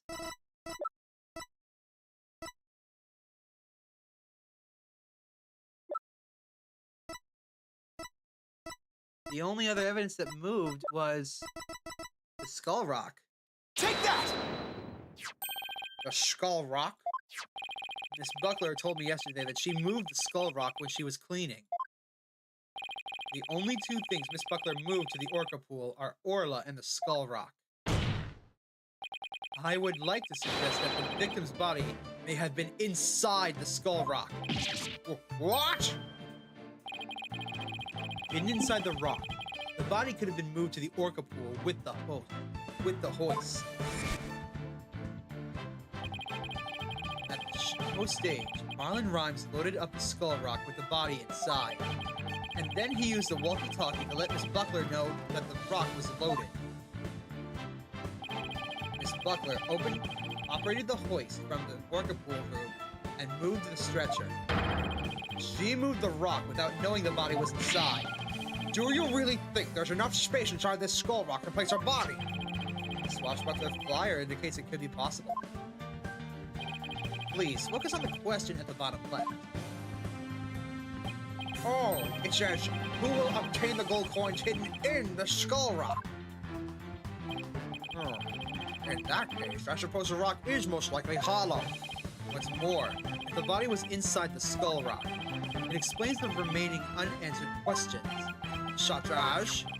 Please, take a look at the security footage of the scene Mr. Plume witnessed. Where did the body that Mr. Plume saw come from? Please recall, what was Orla doing to the skull rock at the time? She was headbutting it. Oh! That's right. Orla's ramming released the body from the skull rock.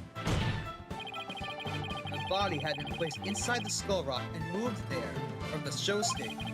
I assert that the real murder scene was in fact the show stage pool. Silence! What rubbish is this now? You don't have a single scrap of evidence. Objection! It's easy enough to verify what I say. Take a look inside the skull rock for yourself. You should find some kind of proof that the body was there. Blood fibers, hair. Right.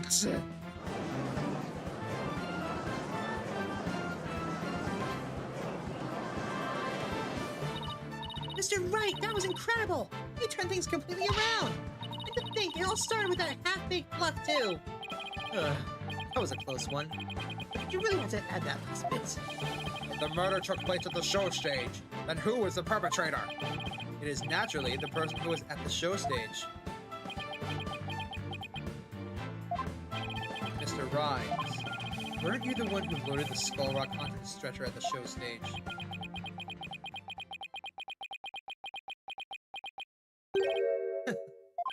Wow, Mr. Wright. That was some pretty smart brain work you did there. To be honest, I never thought you could figure it out. I tried to protect myself, but I guess it came back to bite me. Are you confessing you gave false testimony before Mr. Rhymes? That's perjury! Yeah, what Mr. Wright says is true. The body was inside of the skull rock. And it's true the captain was killed in the show pool, too. What? He's admitting it that easily? I smell a trap. This time, I'm going to tell you the whole truth about what happened that day.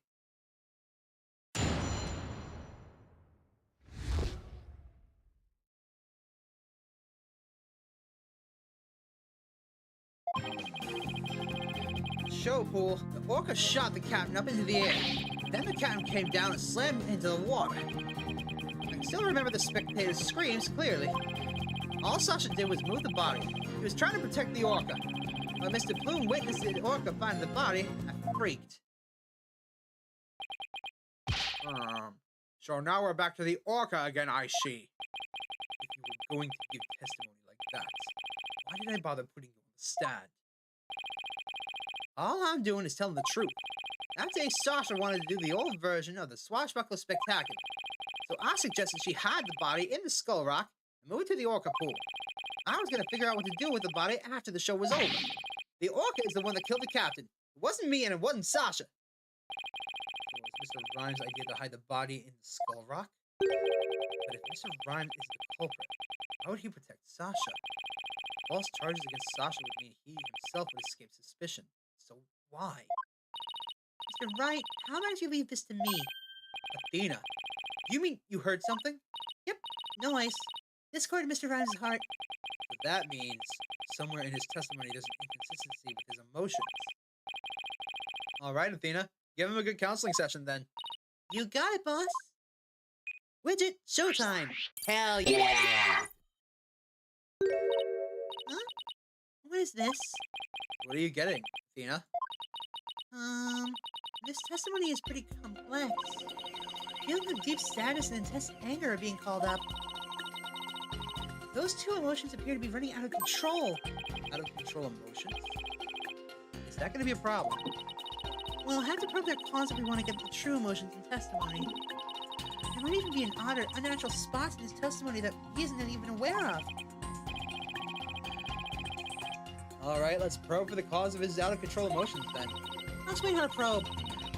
Tutorial time! I'm gonna skip ahead of this. Maybe munch on some chips while I wait.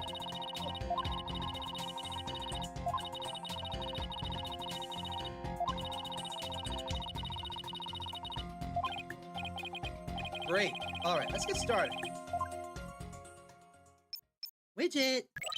On it. Showtime!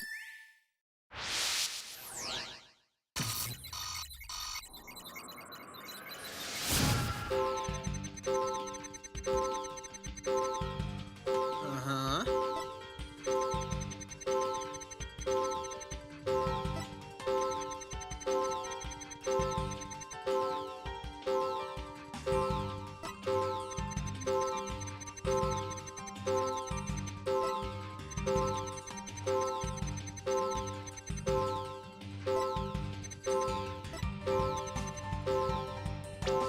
There were no spectators. Got it! I doubt there were any spectators there at the show stage when the owner died. If there had been, those witnesses would have told us the true crime scene right away. What? Oh, right, of course. I just made a mistake. Okay, that made the sadness subside. So maybe the spectator's part was what was making him sad? I wonder why he would make that mistake saying the spectators were there. That's weird. The only thing I can think of is that he was mixing up one memory with another. Like he was in a similar situation before and it was deeply imprinted on his heart. A situation where an orca killed somebody and there were spectators there? Hey, I think I know why he's mixing up his memories. The reason why Mr. Rhymes mixed up his memories is... No, surely not! Mr. Rhymes, I think I know what happened. Could you have been mixing up what happened a year ago with this incident? Maybe that's why you slipped and said the owner was killed in front of spectators. What? How would you... You're right. I did see the orca kill somebody a year ago. But what about it? I was just one of the spectators. Really? Just another spectator? There must be a reason why you feel so much sadness about this incident. Silence! Stop this nonsense and scrutiny your feelings. Let's present evidence to prove your points. Boss, do we have any kind of evidence that would put us back us here? There's one piece that comes to mind that might explain his sadness. Well, I'm waiting. Let's see this evidence that has to do with Marlon Rhymes' sadness. Take that! Azura Summers died in an accidental death 1 year ago. This is her boyfriend's charm. Hey, what are you doing with that charm? It was found in Rival's stomach yesterday. Judging by your reaction, I believe this charm belongs to you. Man, guess I need to push him just a little harder to make him admit it. Don't copy me, sorry. When Mr. Rhymes said the word charm, he was very rattled. I better examine his charm a little more. Good idea. Let's look inside it. Huh? What is this? A photograph? Oh, shit. Hey, this is Azura Summers and Marlon Rhymes. Mr. Rhymes, you and Azura Summers were a couple, weren't you? Ugh. So what if we were a couple? It doesn't have anything to do with the captain's case. You believe you saw the orca kill your girlfriend. That's the cause of your sadness. Isn't that emotion of yours connected to the current case? Silence! The only thing you reviewed was the witness's connection to the victim of last year's incident. What does the witness's past have to do with this case at hand? I don't know yet. Well, we managed to pinpoint the source of his sadness. Now let's delve into who Mr. Rhymes is angry at.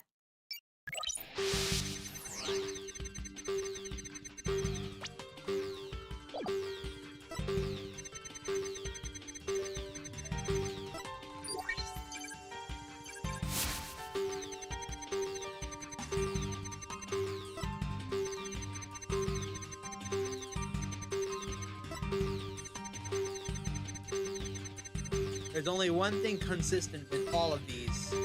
The captain's body.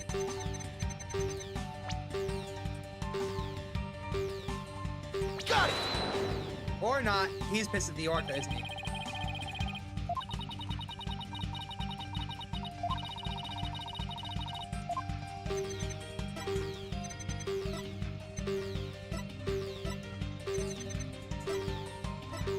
Damn it, stop doing that. Got it! You're still pissed at the orca. Mr. Rhymes, you're angry with Orla, aren't you? Angry? At an orca? Why would I be? If you think I have some reason to be mad, then show me some proof. Do I have proof that Mr. Rhymes has a reason to be mad? I've got your proof. I bet that evidence we just took a look at would be handy here. This charm indicates that you and Azura Summers' boyfriend. I'm sure you believe Orla killed your girlfriend a year ago. You lost your girlfriend, and so you've been angry at Orla. All right, I'll admit it. I'll never forgive that orca. Azura is dead, and that orca is still swimming around happy as a clam. I became an animal keeper just so I could prove that the orca is a killer. You're right, I want the orca to pay. There, you feel good dragging up a person's past. It still doesn't change nothing. He's right. I disagree. It does change things. His out of control emotions have quieted down. Now we should be able to find out the truth behind that emotion.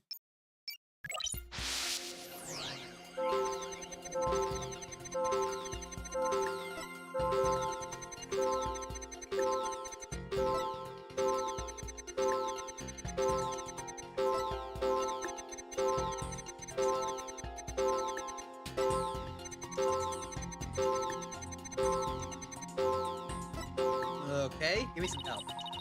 According to my analysis, Mr. Rhymes is usually a very calm person. Let's see if we can find any inconsistencies between his words and his emotions.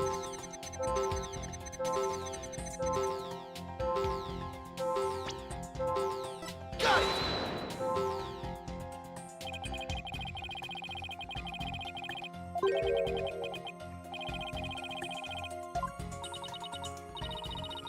Nope, doesn't look like it. Alright.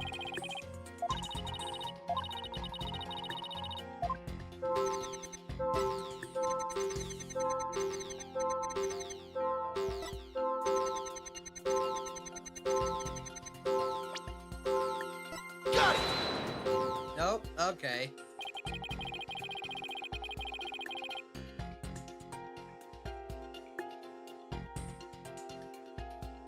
Got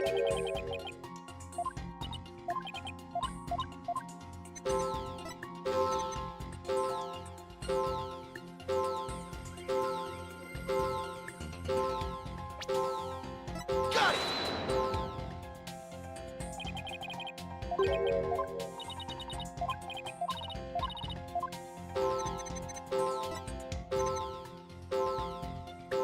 You freak, but Got it! when Mr. Bloom witnessed the orca finding the body, you freaked? Really? What are you getting at?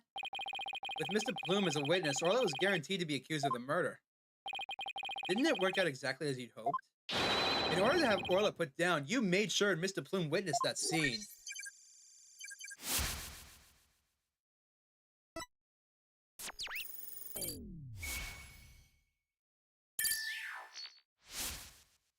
Bye-bye. Bye. So you figured all that out, did you? Mr. Rhymes, are you admitting to it? I didn't really want to have to fight anybody but the orca. But you leave me no choice.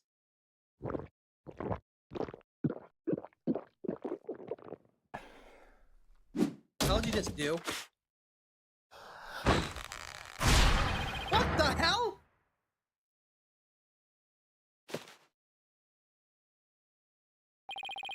Now it's time to get serious.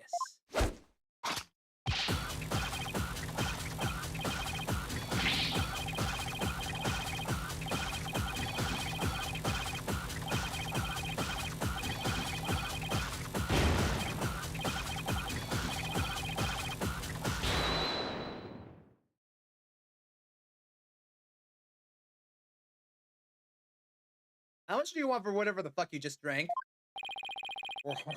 What is going on here? Where did this pirate fellow come from? Looks like a completely different person.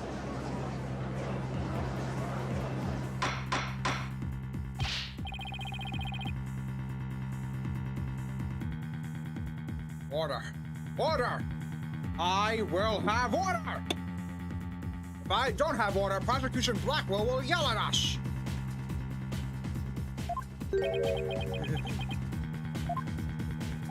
Even Prosecutor Blackwell isn't lost for this?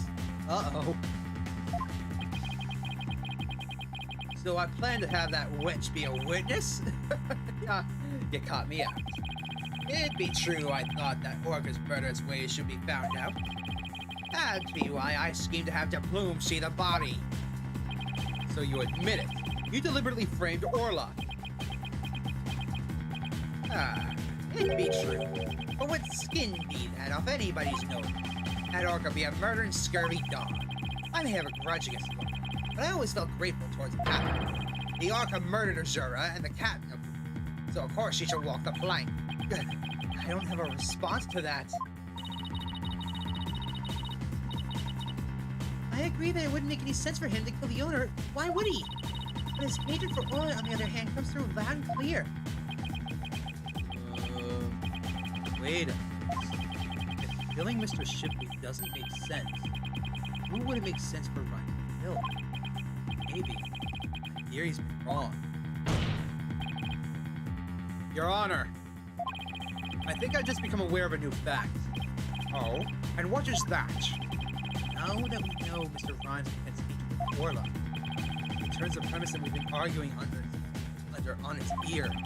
I will now reveal the identity of the individual Mr. Rhymes meant to kill from the start. My best guess is Herman Crab. He's the one who won't put the animal down. Take right? that! Nope. Really? But why? Well, because Mr. Wright, how dare you roll the dice when you accuse someone of intent of murder? I'll do better next time.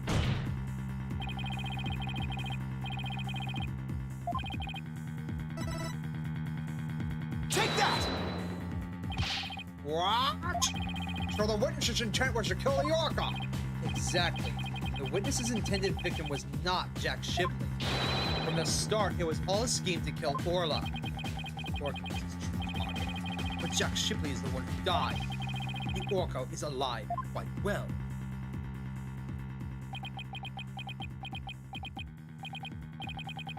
Right. He wanted to kill the orca, and yet it was Jack Shipley who fell to his death. How did that happen? Wait a minute. What if Mr. Rhymes wanted to kill Orla was somehow connected to Shipley's death? At a loss for words, are you? What happened to your bravado of a moment ago? Enough of these reckless words without any basis in fact. Objection! They aren't reckless words. The basis for my claim is that the real murder scene, the show pool. What are you talking about? It's my contention that two incidents happened at the show pool. The attempted murder of the orca and the victim falling to his death. First of all, in order to kill the orca, Mr. Rhymes removed something from the scene. And by doing so, he made it possible for Mr. Shipley to fall to his death. He did what now? Mr. Wright, what did Mr. Rhymes remove in an attempt to kill Orla? The water. Take that! Of course! Don't think you're trying to put orca by drinking pool water. That's exactly what I'm claiming. To help the defendant with the clearing, Marlon Rhymes took charge of Orla. When the plan to kill Orla in the show pool. And because the pool water was drained,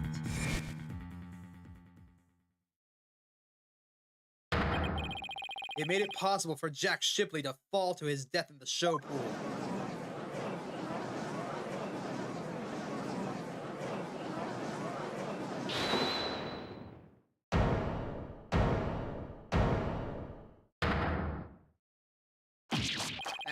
I tried to kill the orca, you say?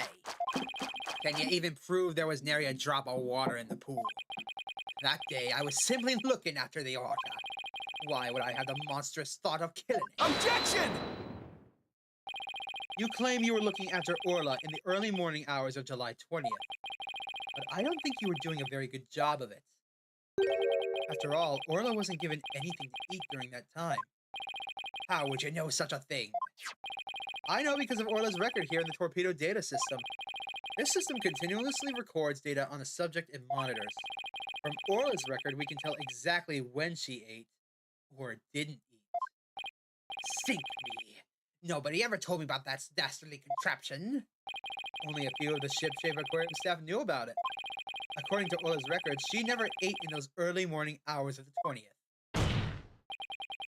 You planned to kill Orla. That's why you didn't feed her. Silence!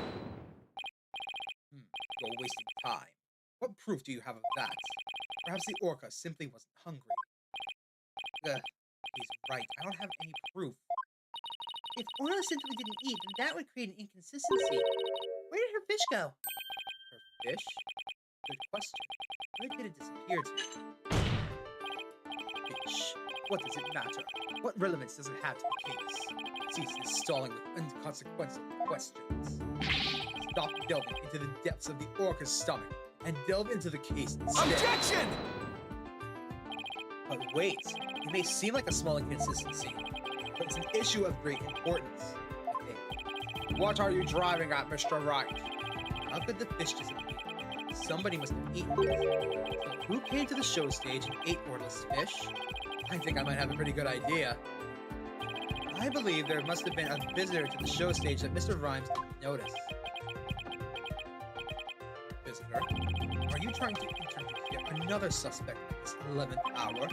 If you utter more of your careless remarks, Taco will look favorably upon it. I don't plan to utter any careless remarks.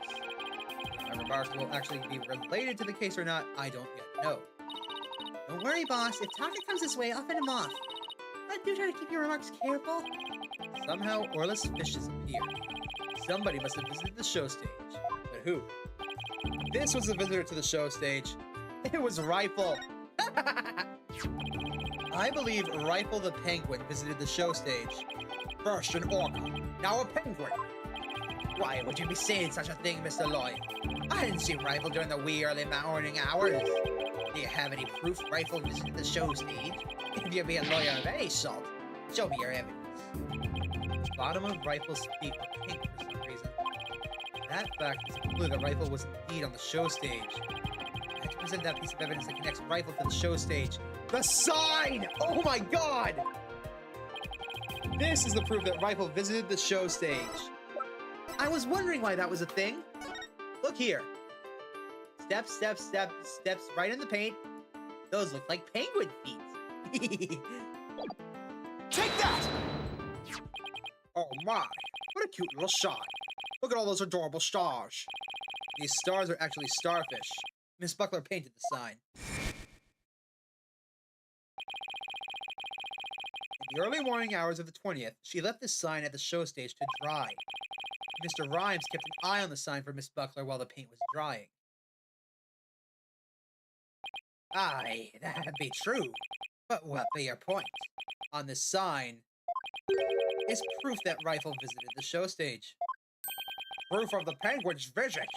I'm afraid I don't see it. Where is this proof that the penguin visited the show stage? Right here, Your Honor. Take that! A couple of these pink starfish are shaped like a little differently from the others. Ah, you're right. Look almost like little leaves. Rifle had a pink paint on the bottom of her feet. These little leaf-like shapes on the sign are actually Rifle's footprints. Rifle made these footprints by walking on the sign before it was dry. Ha ha ha! What cute little penguin prints. So there are footprints. What of them? Marlon Rhymes was watching over the sign at the show stage while the paint was drying. And during that time, the penguin paid a visit. According to the torpedo data systems, we know that Rifle ate something that morning of the 20th. Most likely, Rifle ate the fish meant for Orla that was at the show stage. Orla's snack was a small quantity of fish. Even a penguin could have eaten it all. Egad, Rifle ate Orla's fish. Who be ye to say Rifle ate Orla's fish? She could have picked up the food anywhere. But that doesn't change the fact that I really was at the show stage. After all, I had to help move the skull rock. It couldn't have been moved without me. The witness claims he never saw the penguin. How do you explain this contradiction? Both Mr. Rhymes and Rifle were at the show stage, but Mr. Rhymes didn't see her. So where could Mr. Rhymes have been at this time? Right. If you aren't up to the task, I could disprove this witness's testimony. If I leave it to Prosecutor Blackwell, Sasha will be declared guilty. I can't let him interrupt this line of reasoning. Mr. Wright, let's try to figure this thing out. How things looked when Rifle came to the show stage. Mr. Rhymes was at the show stage, keeping an eye on Orla and the sign. And we know it must be true because he helped move the skull rock. And then Rifle came in and walked over the sign. But wouldn't Mr. Rhymes notice Rifle if he was right there? Well, let's think about where Mr. Rhymes could have been. Is there a place in the show stage area from which Rifle could not have been seen?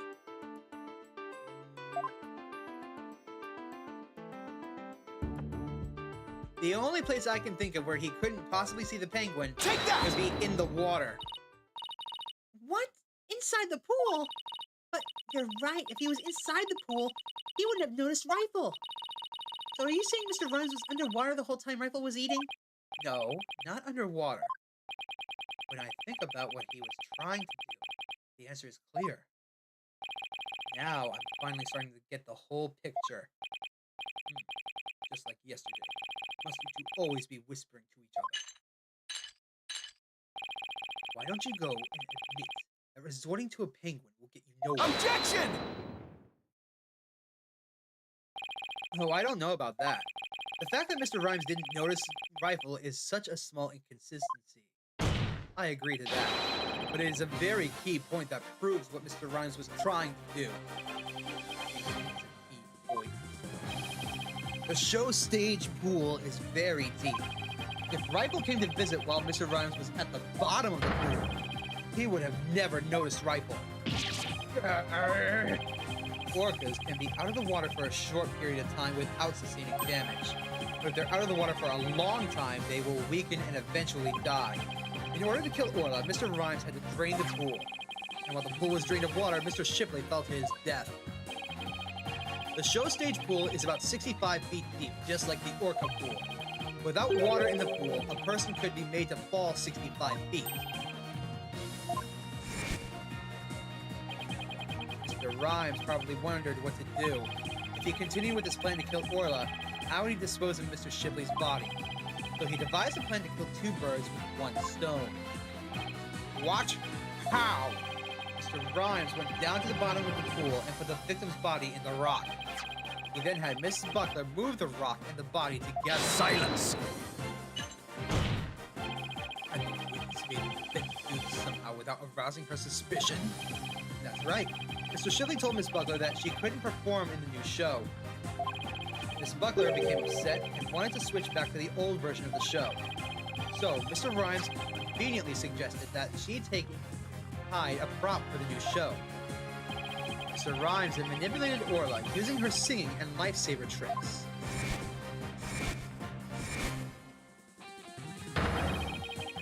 He schemed to have Orla find the body, while Miss DePlume would be standing witness. He settled Orla with a false charge of murder so that Orla would be put down. What?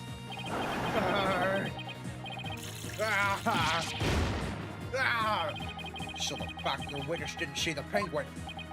Shows that when Rifle visited the show stage, Rhymes was putting the body in the rock. Hi, Reserve. Welcome to the stream. Things are going well. How are you doing? The bottom of the pool, that is. Who would have thought the presence of a penguin could prove the witness's actions? It's working. It's a little further now, and Sasha will be proven not guilty. Silence! I think you won this battle. You are sorely mistaken. Your theory is based on the notion that the witness can manipulate the orca. Witness, can you control the orca's actions? Oh, of course not. What kind of ability is that? I mean, but a simple animal keeper. If my memory serves, wasn't Miss Buckler the only one who could issue commands to the orca? The judge's blade is sharper than the lawyer's. If you wish to do battle with a witness, you'll need a honed blade. Just tired? Well, I hope you get some rest soon, my friend. Where's your evidence that he could manipulate the orca? Ah! Keep your hands off my hair!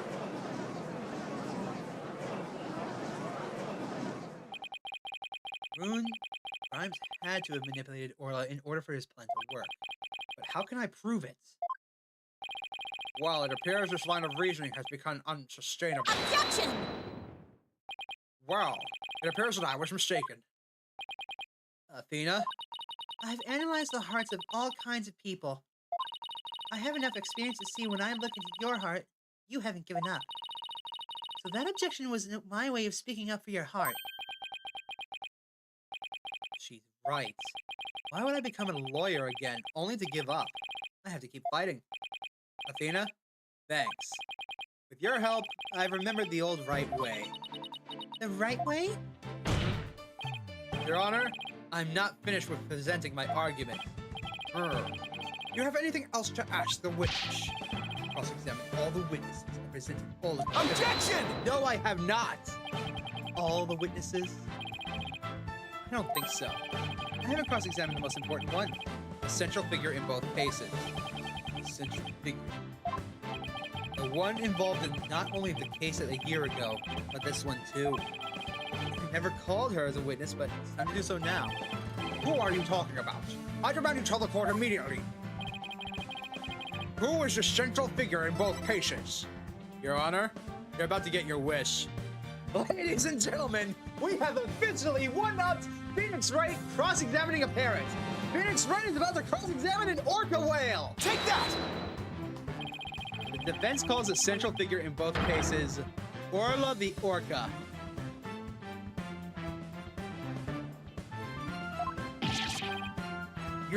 You intend to cross-examine an orca? Cross-examine an orca? You must be addled. It'd be impossible, says I. Silence!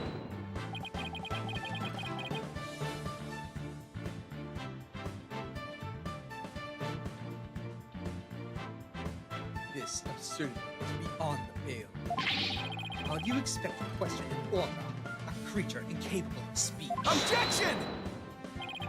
Orla is intricately involved in the case. I have every right to cross-examine her. Besides, even if she can't speak, I think cross-examining her would be invaluable. Very well. Do what you will. If you feel to garner any will exercise with Orca, I hope you realize the reward for your efforts will be the defendant's guilty verdict. I'm ready and confident. So, cross-examining Orla, huh? That's a new one. Now all we have to do is figure out how Mr. Rhymes manipulated Orla. That's right. Now it's Orla's turn to help us save Sasha. An Orca defendant yesterday, an Orca witness today. This is truly unprecedented. But even though this is highly unusual, I'm prepared to allow it. Bailiff, ready the witness telecast. We'll have a 10-minute recess while the telecast is being set up. Alright, take care, Reserve. You're gonna miss us questioning an orca whale. This should be good.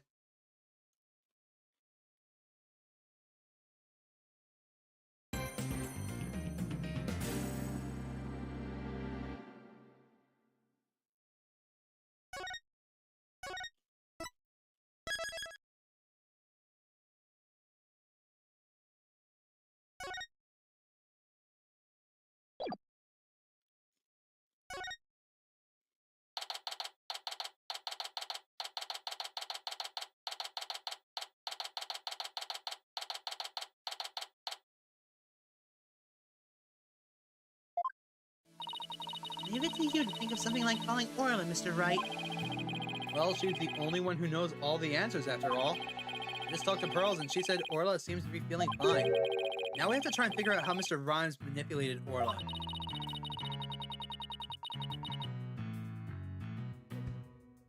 If we put Mr. Rhymes and Orla together, maybe we can get some kind of a clue. I can't forget about that strange set of prints and rhymes either.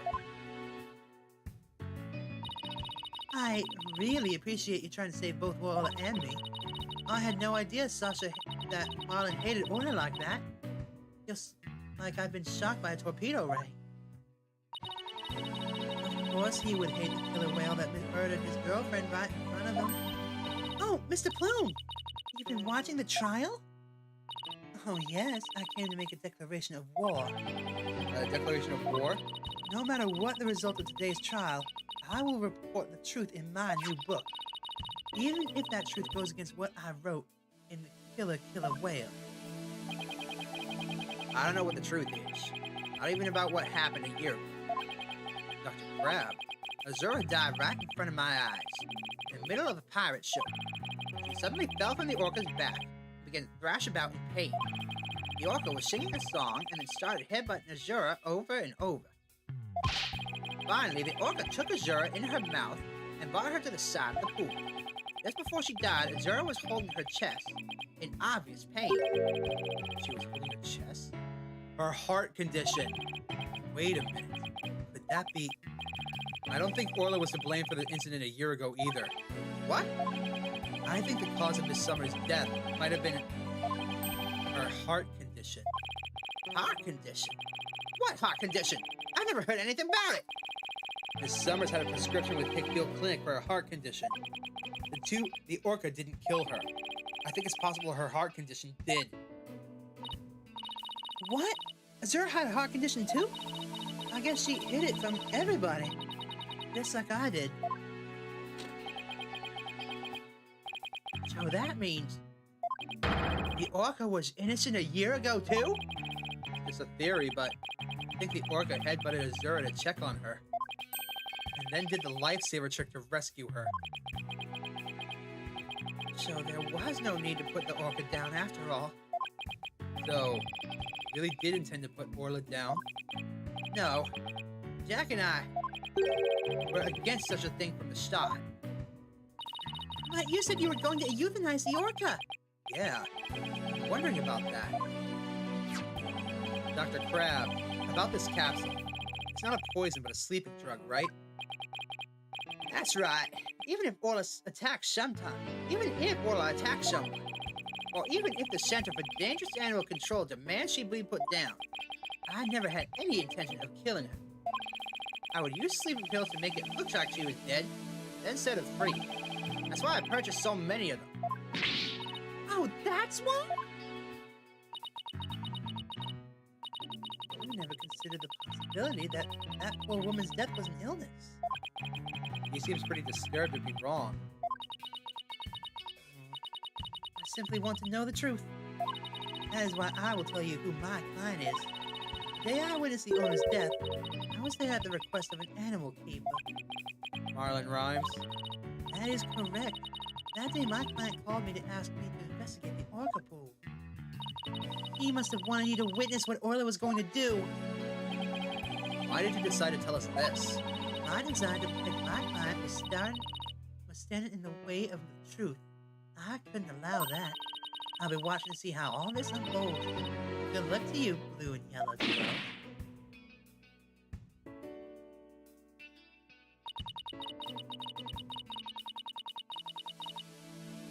Well, that was quite a bombshell she just dropped. So casually, too. That woman really is a free spirit, isn't she?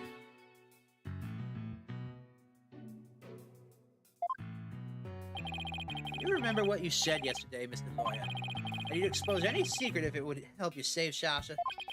I remember. It's my duty as a lawyer. Well, I just want you to know that I don't blame you for exposing the aquarium secret. It may put me in hot water, but it helps save the orca. Let me clue you in on another secret. Focus on the orca's song. The orca's song, huh? What could he mean? Oh, Mr. Wright, looks like it's time. All right, let's go back in. You got it, boss. We're gonna go in there and save Sasha and Orla together.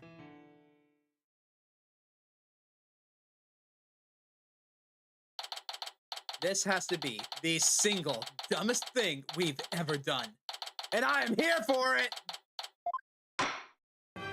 Oh, wait, need to get my hammer? Court will now reconvene. Is the witness, Orla Shipley, commonly known as Orla, ready? Well, the orca is present, but I highly doubt she understands what's going on. Oh, just as adorable as yesterday. I distinctly remember you being afraid of her on several occasions, Your Honor. Trust you. Sorry. Now then, Mr. Wright, how do you propose we cross-examine the witness? I intend to have the young lady there with the Orla help me. Hi, everyone. That young lady. Didn't I meet her once before, a long time ago? Yes, that's Pearl Fay, my old friend. Ah, well, well. Didn't she grow up to be a lovely young lady? Ow. I have no interest in chit-chat. On with the cross-examination. Mr. Wright, this is all your fault. Why are you dawdling? How is this my fault? That's his bird. The court will now hear the testimony of Orla Shipley.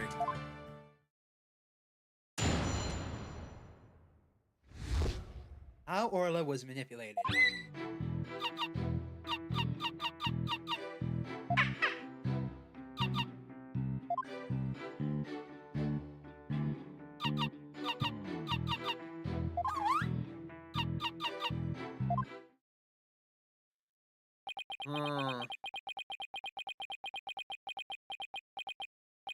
Mr. Wright, Yes, Your Honor. do you seriously intend to cross-examine this orca? Well, she is a key witness to the defense after all, sir. Every time you come into my courtroom, you open my eyes to a new way of thinking. It appears this will be another one of those times. I'd like to now put the witness and Mr. Rhymes together to see how he manipulated the orca. Hopefully, Orla will have some kind of reaction. Ah, fine by me. But not what happened, I tell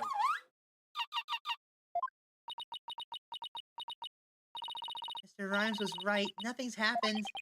I guess I shouldn't have expected it to be this easy. How did he manipulate her? Right. I hope you realize that if you can't prove with this cross-examination how Rhymes controlled the orca, your defendant will be declared guilty immediately. Yes, I understand that. This is my last chance. I have to figure out how Rhymes commanded the Orla to do her tricks. Please begin your cross-examination, Mr. Wright. Meanwhile, I will prepare my phone so I can record this. The other judges will never believe me without it.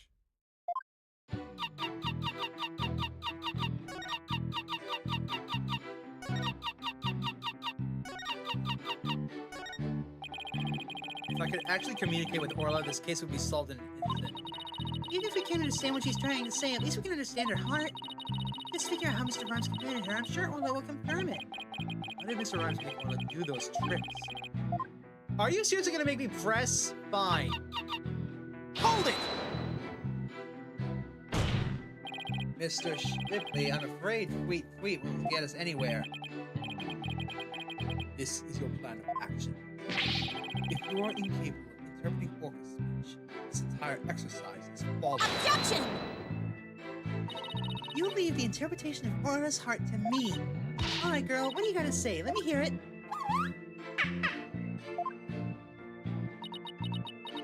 Well, Oh, you're so cute. right. Sure. It's farce. I do.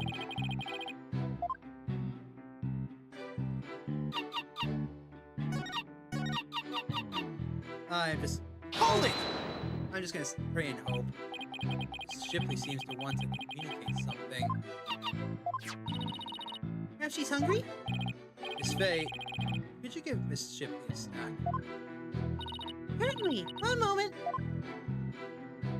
Oh. What a hard-working sheep. It reminds me of my granddaughter with her pet. Wow, your granddaughter must have a pretty big pet. Stop all this pet practice. Get on with cross-examination.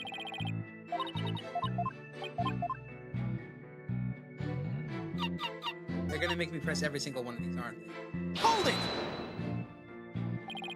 Could you interpret that for the court, Miss Sykes? I'm getting a strong reading of happiness. Maybe she thinks she's doing a show? I demand serious witness testimony. This is no time for fun and games. If you continue this mockery, I will subject you to 40 lashes with a wet fish. Not a wet noodle? That just sounds fishy. Speaking from experience, anything is better than 40 lashes from a whip. The defense will please caution its witness to conduct herself with propriety.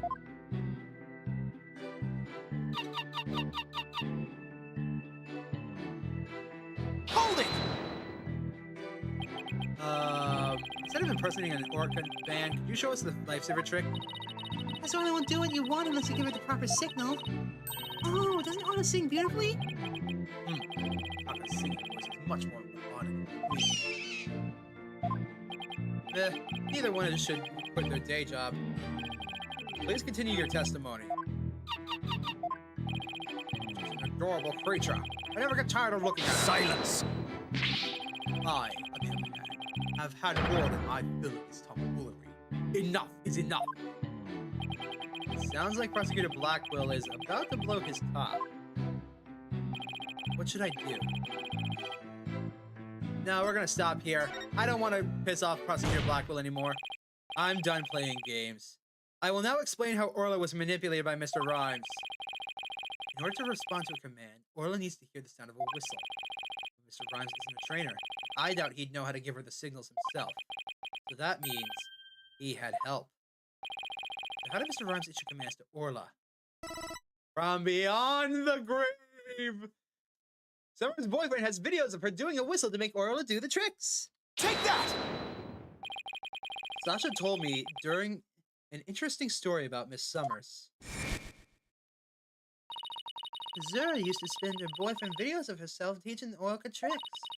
I used to help Zura take the videos on her TV phone. Most likely, Mr. Rhymes still has these videos of Miss Summers.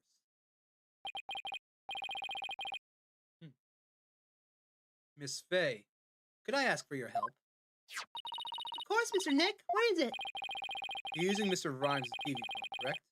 I'd like you to examine it for me. Please look for a video of Azura Summers issuing whistle commands to Orla. Videos? I'm not too sure how to do that, but I'll give it a try. Apologies to Marlin. Right. What are you up to? You'll see in a moment. If girls can find those videos for me. Mr. Nick, I found them. I found some videos like you described. You did. Thank you, Miss Faye. Just as I suspected. How did Marlon Rhymes get Orla to do those tricks? I will now show you. With Mr. Rhymes' cell phone. His cell phone. Are you implying he used an app? Miss Faye, see if you can issue Orla a command. Me? Can I do such a thing? You might be able to if you play a video with a whistle signal in it. If there's a video on the lifesaver trick, please play that.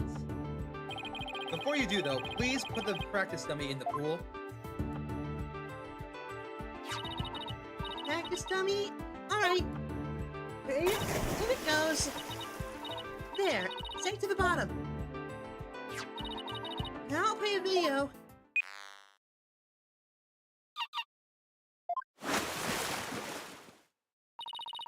Lana is diving down, heading straight for the dummy.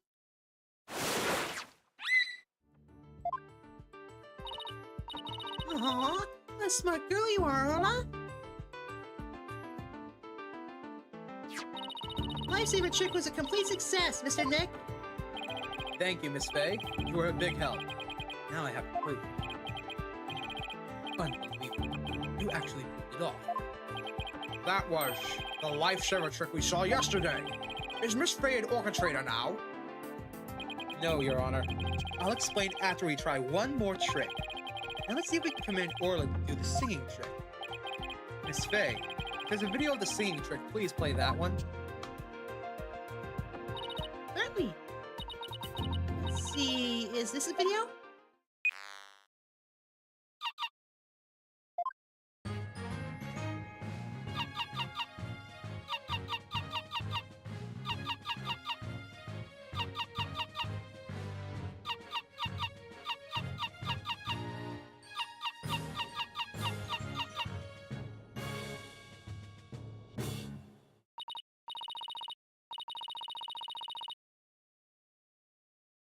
Oh my, isn't she wonderful? That was a swashbuckling spectacular song!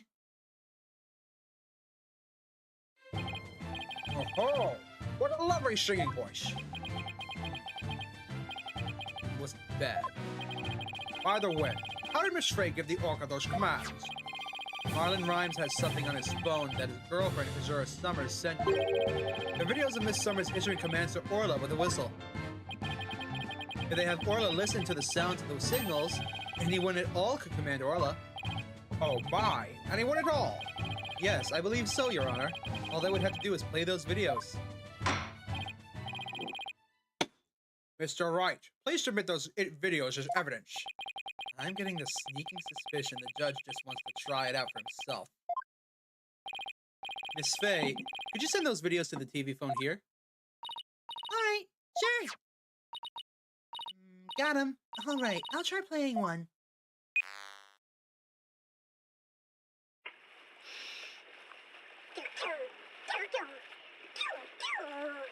Aww.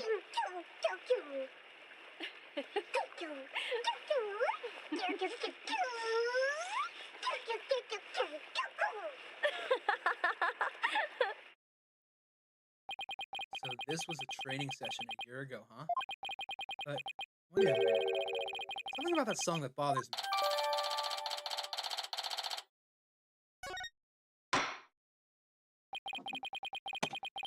If the orca can be commanded using videos on a cell phone, that means that Marlon Rhymes could have manipulated the orca. Mr. Rhymes, you can't talk your way out of it now. Silence! Uh-oh. I have to commend you. That was very good proof. I concede Marlon Rhymes could have manipulated the orca, but isn't it true that the defendant could have done it as well? All she would have to do is use the whistle she knows how to use so well. And she wouldn't have had to use those videos. Surely you admit it's a possibility. She could have easily had Norman the Plume witness the singing and the lifesaver trick. So he's trying to argue it was equally possible for Sasha as it was for Rhymes, is he? Is that true? Let me think about that for a minute.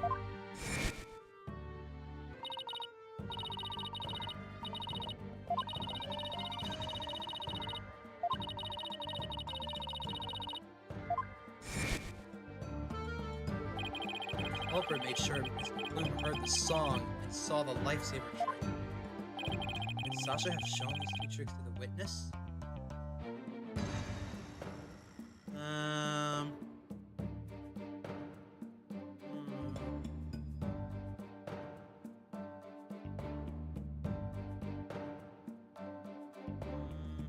I don't think so.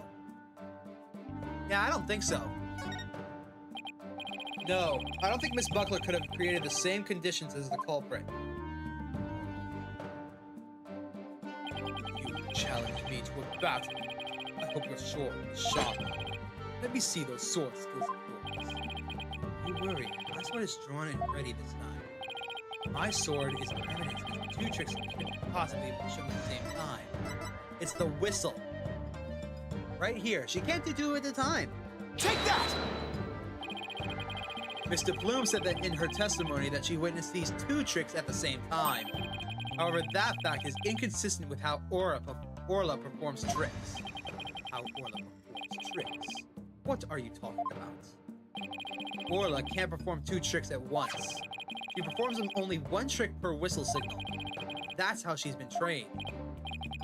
In other words, it would be just like with a dog. If you tell him to both shit and shake, he won't do them at the same time. Am I understanding it correctly? Yes, that's the idea, Your Honor. What if the judge has a dog?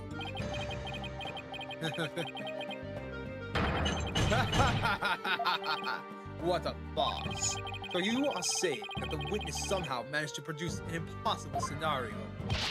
The creature's own trainer couldn't do it, how could I? Yes, it's a mystery, isn't it? Boss, you don't have to agree so cheerfully. The defense is claiming that Marlon Rhymes manipulated the orca. But if you cannot explain fully how this was done, your argument is holding water. If you can't straighten out your own theory, would you like me to straighten you out? No thank you. So Orla can't do two tricks at a time, but Mr. Plume saw her do it. This logical inconsistency means there's a flaw somewhere. Was Mr. Plume lying? Or is that not true that the orca can't do two tricks at once? But Mr. Plume had no reason to lie about such a thing. It really is possible for Orla to perform two tricks at once. And maybe either the lifesaver trick or the singing trick was faked. Faked. Yes, maybe Orla only performed one of the tricks, but it was made to look like she performed both. Silence! Maybe. How do you expect to conduct a sword battle with conjecture? Sounds like I better present some evidence here, and fast. Although I am concerned about your profuse sweating, Mr. Wright, allow me to ask you, which of the two was fake? The lifesaver trick or the singing trick? Well, we know the fact the lifesaver trick wasn't faked, so I'm going to say the song. The defense wishes to argue that the singing trick was faked. And on what grounds do you base your assertion that the trick was faked?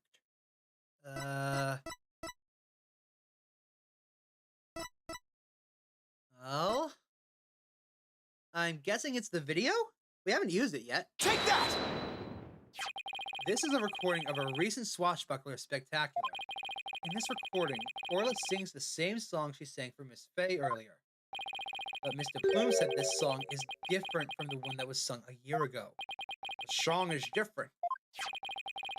Please, listen to the song in the video from a year ago, sent to this cell phone.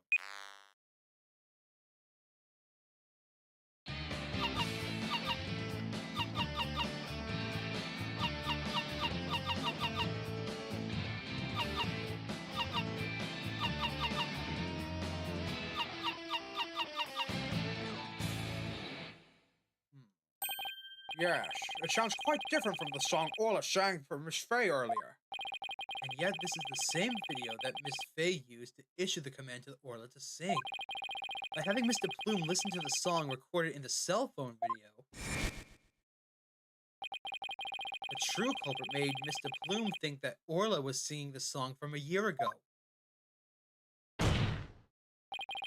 Only Marlon Rhymes, the owner of the cell phone videos, could have done this. Silence! But Mr. Plume said she heard the orca singing right in front of her.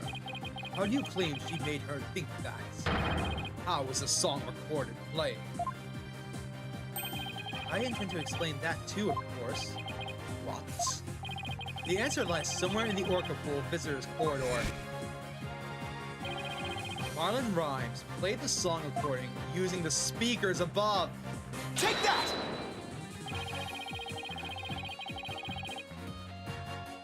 Mr. Plume heard the song while she was in the Orca Pool visitors corridor.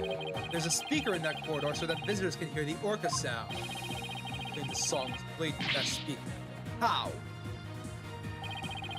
Here's how Rhyme played the song over the speaker in the corridor.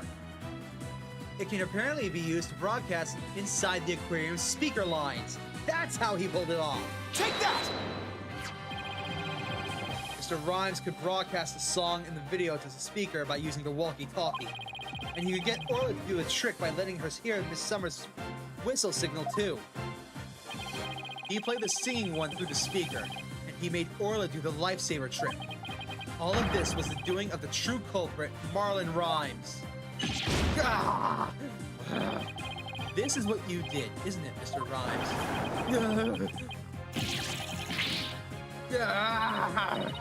You did it! Now I've saved both Sasha and Orla! It's leaving the cat and right swashbuckling lawyers to win any case! I don't remember agreeing to do that, Dame. So it actually was possible for Mr. Rhymes to manipulate the orca. I'm stunned. I see we'll need to hear more from this witness. Mr. Rhymes, the time has come for you to tell the court the truth.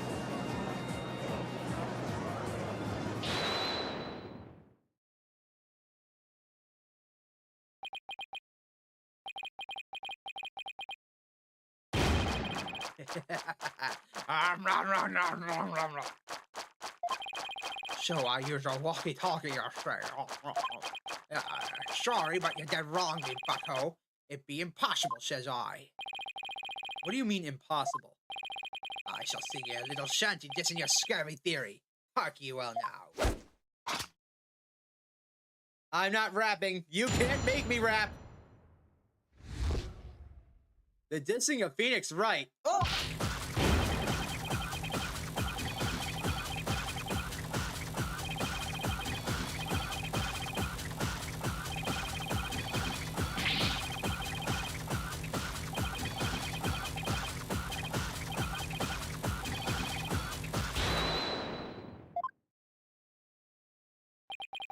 Here we go again with that flip-flop music. Broken? Of all the flimsy excuses. Bilge sucking? That was uncalled for. You're probably broken on purpose after the fact. That be untrue, little lassie. Although I can't prove when it really was. Lucky be it for me, your lawyers be the ones who have to do the proving. After everything we've uncovered, he still won't admit it? Somehow I have to prove it. He still could have done it.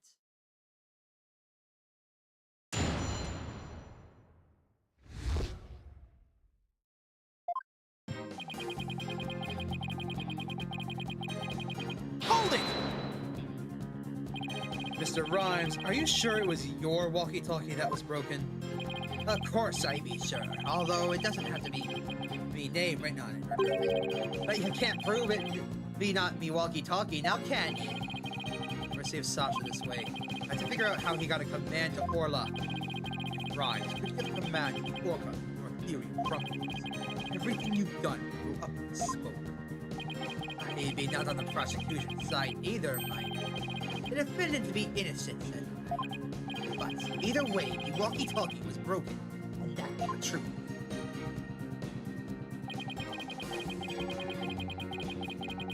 Hold it! You have some way of proving that statement? Silence! Burden of proof is on you. If you can't do that, we can end this cross-examination right now.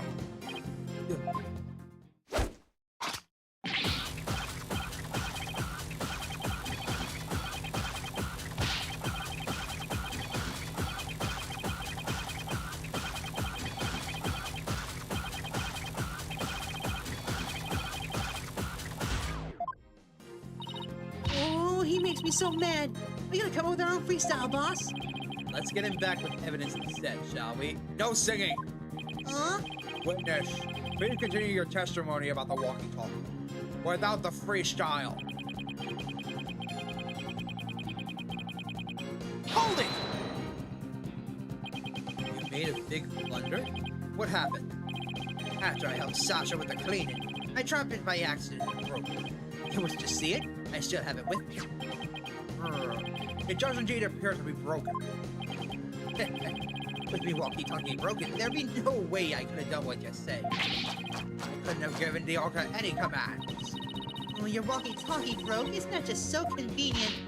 Mr. Rhymes, I think you broke it on purpose. Miss Lawyer, none of your false accusations. I broke it on purpose. Where be your proof? I don't have any proof. Walkie-talkie was broken. There was a monkey wrench in my theory. He let Pearls borrow his cell phone. He must have already been confident I wouldn't be able to prove anything. You'll never get me to agree that boxed out orca be innocent. If something's not done about her, she'll get Sasha one day too. The orca killed the cat. It weren't me. So you claim the defendant is innocent. But I won't stand for that. Now, right. What is your next move? Your Honor, I'd like to examine that walkie-talkie if you don't mind. certainly. Here you are. Let's see if there's any way to tell when the walkie-talkie was broken. If he gave order that command, then it couldn't have been broken at the time.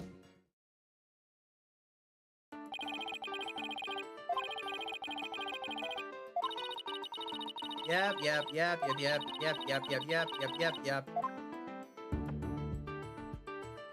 Oh, looky. Orca teeth marks.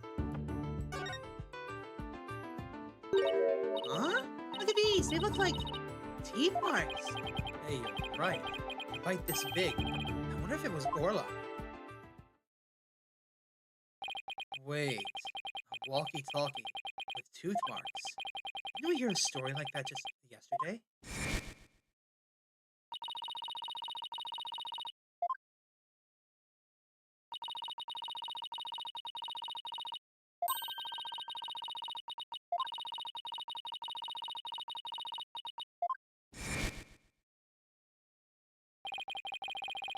Rhymes said this walkie-talkie was his. Could it be? Not odd about it, don't you agree? It's time to give it up, Mr. Lawyer. Forget the arc. Just save Sasha, says I. I can't do that. Now that I'm finally a lawyer again, how can I hold my head up if I made my client so miserable? Stubborn one, you be.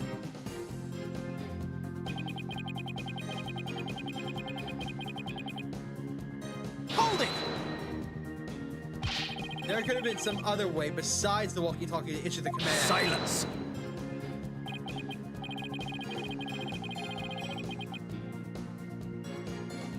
Yes, the orca could have received a signal from the victim's whistle. Is this the point you're trying to see? Objection!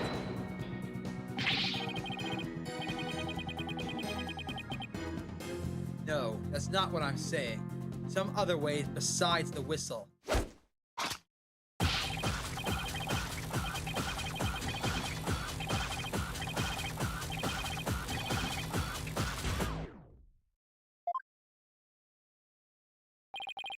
I'll tell you. It be all the Arca's doing. If you don't belay all this bilge, I shall diss you with some rap. I believe you've already been doing that. Enough. You try pressing it, but it doesn't change anything. Oh, I don't know about that. The statements might not have changed, but the meaning of them sure may have. Really? You caught something? And one statement that just might be the breakthrough we need.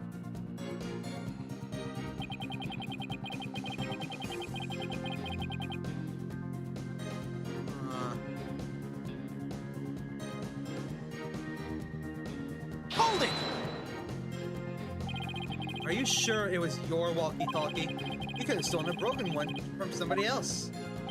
If you're being accused of me of thievery, let me see your proof. All right. This evidence tells me who you stole the walkie-talkie from. I pointed this out ages ago. This is empty. Take that! According to the defendant's statement, Mr. Shipley talked to her on his walkie-talkie before his death. However, no walkie-talkie was found near the victim's body. Methinks the police just didn't look hard enough.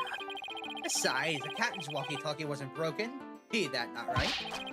So this walkie-talkie has nothing to do with mine. I'm not so sure that's true. The victim fell to his death. That's quite possible his walkie-talkie broke in the fall. You stole the walkie-talkie after the victim's death, didn't you, Mr. Silence! I will not allow such a baby question, right?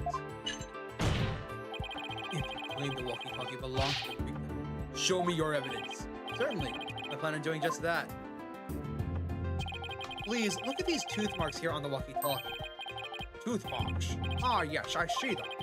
The victim's walkie-talkie was a keepsake that used to belong to Azura Summers, who died a year ago. These tooth marks were left by Orla when she carried Miss Summers in her mouth.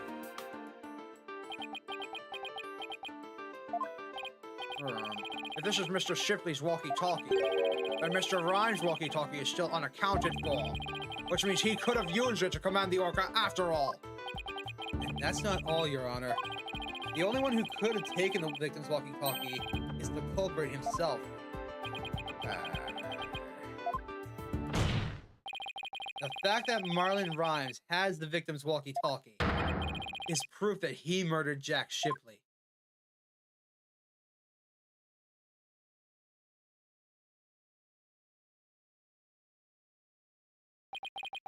Seek me.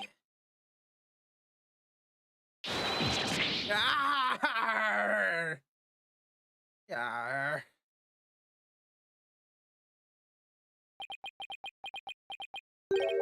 Not so fast, Mr. Lawyer. What? He still won't admit it.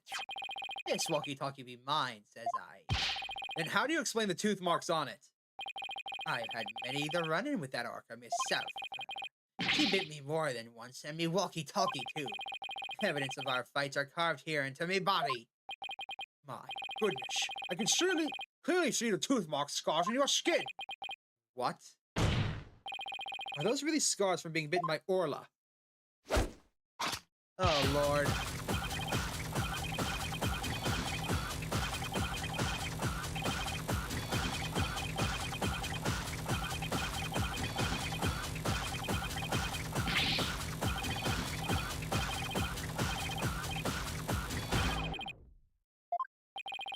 I can't let him run this show. I have to find a way to prove the walkie-talkie belonged to the victim. And you can forget about fingerprints. I always keep me walkie-talkie clean and polished. This man has everything worked out before he even took the stand.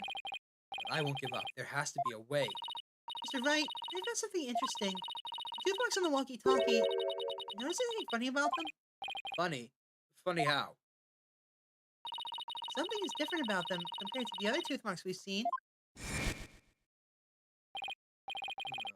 The only other ones I remember are the ones on the practice dummy.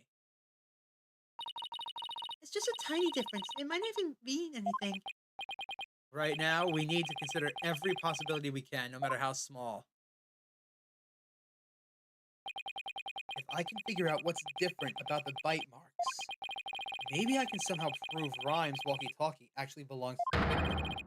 Think, Phoenix. You can turn everything around right here and now. Oh, is it showtime? Oh, it's showtime! Time to review the facts we have so far. With the intent on killing Orla, Rhymes drained the show stage pool. But Rhymes failed to kill Orla, and instead he tried to pin the Shipley's murder on Orla. In order to manipulate Orla, Rhymes must have used his cell phone and a walkie-talkie. But the walkie-talkie Rhymes had was broken. I think it's the victim's walkie-talkie, the one he kept from Azura Summers. I have to find a way to prove that it's indeed the victim's walkie-talkie. The orca's tooth mark. The victim's fingerprint does not mean anything. I have two pieces of evidence for the tooth marks. Walkie-talkie and the dummy. What's striking about these two pieces of evidence? The tooth marks are different. They're different. How? When I look closely, I see two different bite mark patterns. The two variations, huh? It's not a trick of Orla's that had two different variations as well. The show song, apparently. Okay. A year ago, the orca's song and teeth marks were different from what they are now. What could be the cause of these two differences? New teeth grew in. It was a different orca. There's two orcas!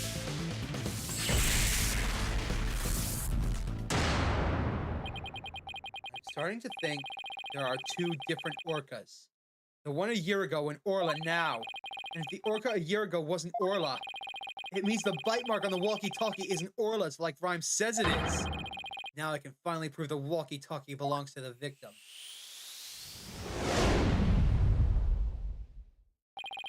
Mr. Wright, you appear to be lost in thought there. Is everything all right? I just realized something astonishing, Your Honor. Your face is what's astonishing, right? Your rudeness is what's astonishing, Prosecutor Blackwell. And what is this astonishing fact you realized? Until just now, I thought the orca at Shipshape Aquarium a year ago and Orla were the same orca. However, two inconsistencies led me to a new fact. And that fact is that there might be two Aura shiplings. What? Two different orcas? That's impossible. That's impossible, right? That is impossible. Order in the court! Explain yourself. What is the basis for this preposterous claim? The orca's show song a year ago and the one now are different. I believe it's because the orca a year ago is a different orca. Two different orcas, two different songs. It explains the show song contradiction. What be this Bilgewater talk? I don't understand. I'm talking about the truth. Truth that will finally catch you out in your lies. You claimed that the tooth marks on the walkie-talkie were Orla's, but that's not true. The two different bite mark patterns on the walkie-talkie and the dummy proves it. What? Two different bite marks, you say? Silence! Well, I will concede there is a possibility of two different orcas. Bite mark patterns alone are not proof enough. I want more conclusive evidence. Alright, I will show you conclusive evidence then. See evidence other than the bite mark patterns, does he? The orca a year ago and Orla had different songs and different teeth. I will now submit two videos with which the different songs and teeth can be compared. The swashbuckler video, obviously. And here is the other. Take that! Please compare these two videos, one from a year ago and one recent. As discussed, these two orcas are singing two different songs. Please also pay special attention to the appearance of the two orcas' teeth. How exactly do you claim their teeth are different? Let's look for shots in the two videos where the orca's teeth are shown. This is Orla in the recent video of the Swashbuckler Spectacular show. As you can see, she has all of her teeth. What a beautiful and healthy smile she has. I'm a bit envious. Next, let's take a look at the TV phone photo from a year ago. Video. Just as I thought. Their teeth are different. Oh, I believe this smile looks a little different from the one we just saw a moment ago. As you can see, the orca from a year ago has one tooth that's broken off. Teeth are different. Then, yes, if the teeth are different, they could, of course, lead different bite mark patterns. On the practice dummy, you can see Orla's uniform pattern. All teeth are intact. And on the walkie-talkie, you can see that one tooth is missing from the pattern. Ah, I see it. Just like the smile of the orca in the last year's video. The tooth marks on the walkie-talkie were not made by the orca known as Orla. They were made a year ago by a different orca. Two different orcas. I can't believe it. The statement that the tooth marks on the walkie-talkie were from Orla is a lie. The truth is, this walkie-talkie was stolen from the victim, Jack Shipley. And the only person who could have stolen it is you, the true culprit, Marlon Rhymes.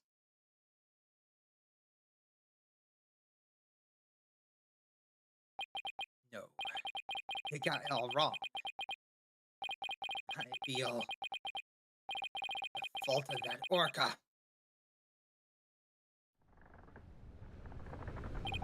Whoa. Huh? You got it all wrong.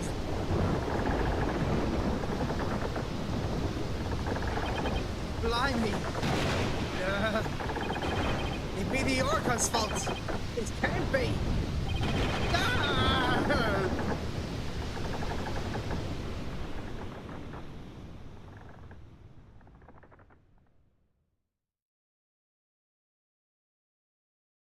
You be in the brig. Once again, I am too weak to help anybody.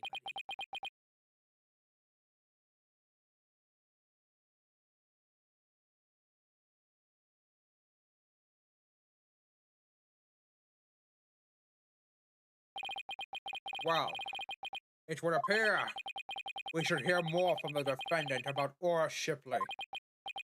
Sasha Buckler, Yes, Captain Judge. is what Mr. Wright claims true? Are there two different orcas? The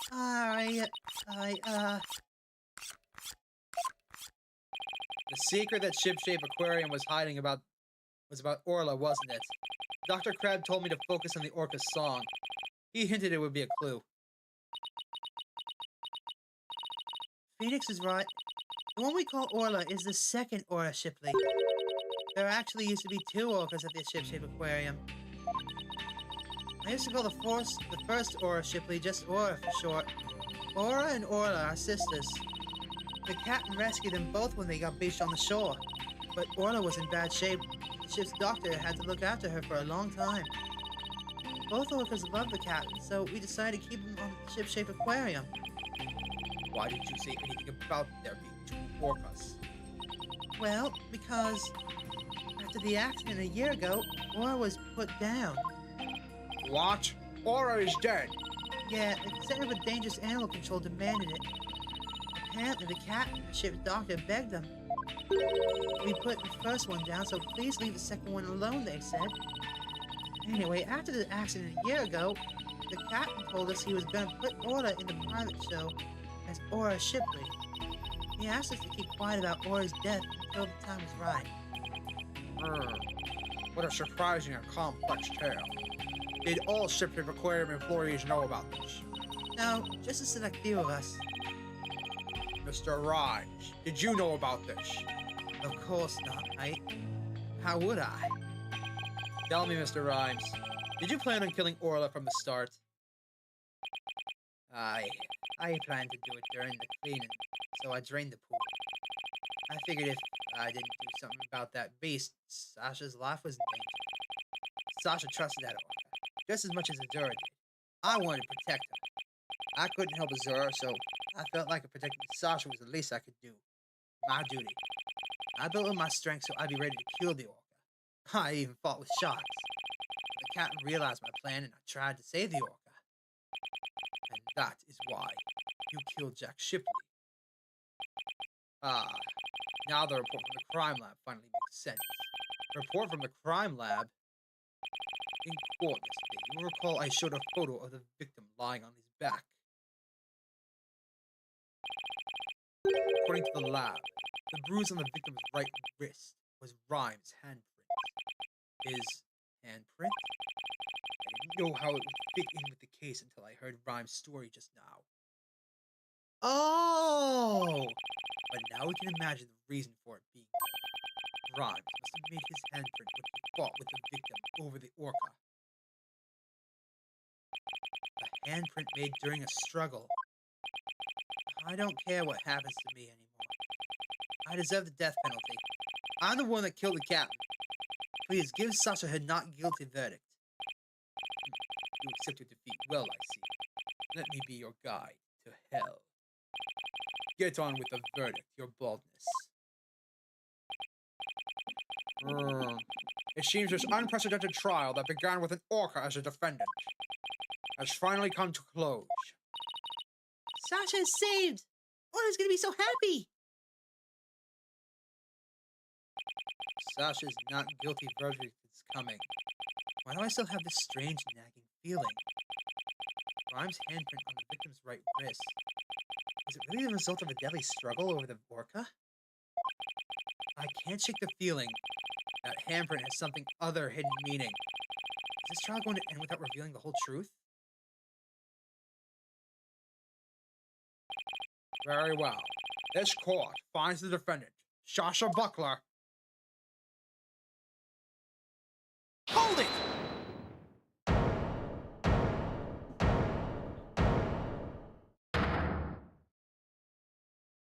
Your Honor, please hold off that verdict. Mr. Wright, what is the meaning of this? I would like to further explore this new evidence the prosecution just submitted.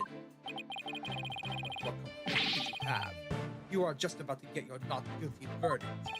I see no need to further prolong this trial, Mr. Wright. Your Honor, we still don't know the entire truth of the case. This unnatural handprint Mr. Rhymes left on the victim's right wrist. I don't think it was a result of a fight between the two men. Not the result of a fight. Then what do you suggest it was? Boss, what are you doing? You remember that evidence we found at the show stage? Evidence? What evidence? That mysterious mark might be the key to understanding the whole case. Your Honor, the defense would like to submit evidence that will expose the truth of this case. A mysterious piece of evidence that pairs with Mr. Rhymes' unnatural handprint. The other unnatural handprint on the ladder. Rhymes wasn't fighting with the victim. He was trying to save him. Take that! Marlon Rhymes left behind a very unusual set of fingerprints at the show stage. In what way were they unusual? They were right-hand prints on the left side of the ladder. If one were to grasp the ladder in the same way as the prints, it would look like this. It looks like the ladder is being grasped from above. Exactly, Your Honor. And the handprint from the victim's right wrist shows it was held by a powerful grip. Marlon Rhymes grasped the show stage ladder in an unnatural pose. If he was gripping the victim's wrist in this position, Gripping the victim's wrist. then he must have been... It means Mr. Rhymes was actually... That's right. If we couple the unnatural handprint with the mysterious fingerprints,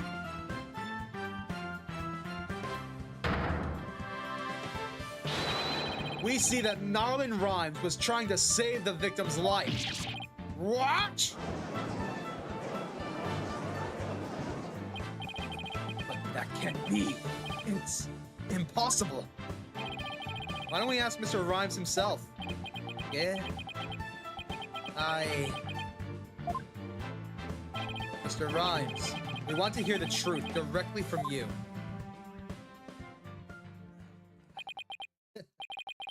Gotta hand it to you, Mr. Lawyer. You got skills. Why? Why'd you have to figure it out? It doesn't matter what happens to me anymore. I'm ready to die. So, is what the defense claiming true? The captain, he found out I drained the show stage pool. He rushed to the side of the pool, frantic to put some water in for the orca. And then, he slipped.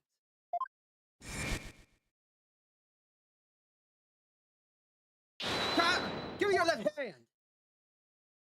No, Marlon, you'll fall too.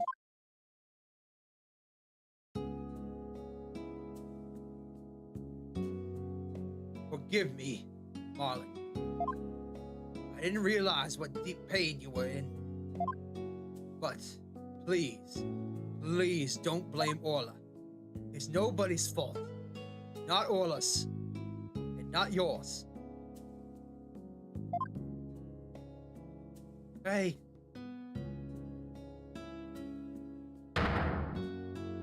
Epic scream that I can't do. My throat is too weak to put that much emotion into it.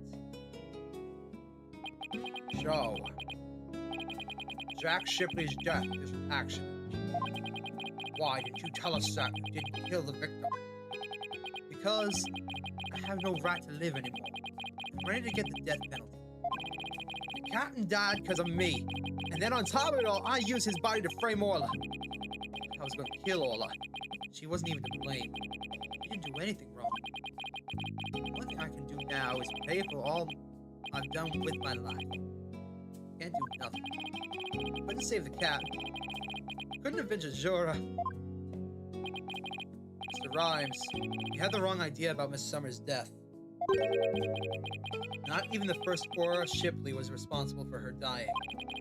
Aura, of her own accord, was trying to save Miss Summer's life. What? What are you talking about? Azura Summer suffered from a heart condition, but she didn't tell anyone, and she performed in the pirate show anyway. She had a heart attack and died before anyone could save her. I'm sure she didn't think Aura attacked her. There's nothing to avenge. No way. A heart condition? She never said a word about it. Maybe she didn't want you to worry about her. So I wanted to get revenge all this time for nothing.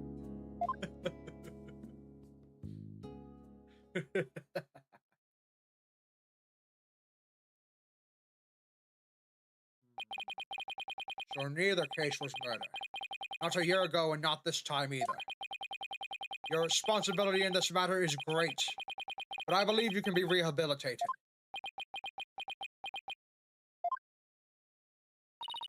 Marlon, you better come back to Shipshape Aquarium when you're done, you hear? Orla and I and everybody will be waiting for you. You still have a lot to offer, Mr. Rhymes. Live your life and never give up. For the sake of those who are gone as well. I promise to make up for what I've done. Even if it takes me my whole life. Mr. Wright, Sasha.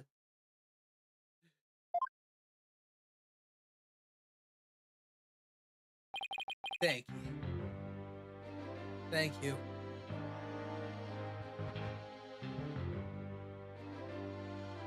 One of the saddest endings to a case ever. Wow. I have seen countless trials, but never one that ended like this.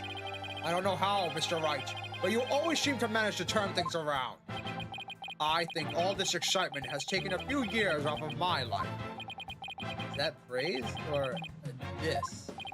Now then, this court finds the defendant, Sasha Buckler, not guilty.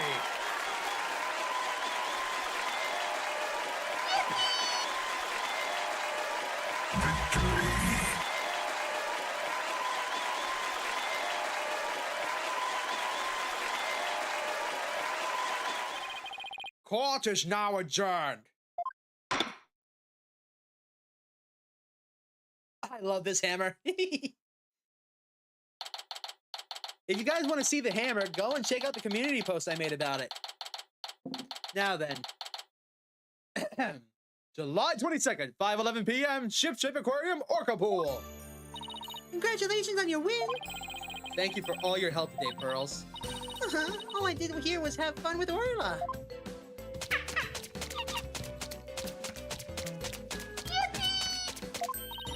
Orla, I'm back. Oh, I missed you, girl. Oh, I'm so happy for you and Orla, Sasha. Everything turned out great. Phoenix, Athena, I really want to thank you from the bottom of my heart. Orla and I are both really grateful. I will now act out my gratitude with a little performance, guy. Miss Orca Lover, don't you think you better take care of your health first? All right, fine. I promise. No more shows until I'm better. I don't want anybody to worry about me after all. Good. I'm glad that's settled. Hey, buddy, Mr. Lawyer. You just had to vibe every single one of the aquarium's secrets, didn't you? Sorry, Dr. Crab. It's all right. I'm glad. It was kind of hard to tell. Although, thanks to you, they now know we were using the illegal torpedo system. But I think we'll be able to wiggle out serious repercussions somehow. That writer lady is advocating for us, saying the law itself is to blame. She said she's going to look into getting the law changed. Wow. Go, Mr. Plume. That's awesome. And to think I fingered her for this at the start.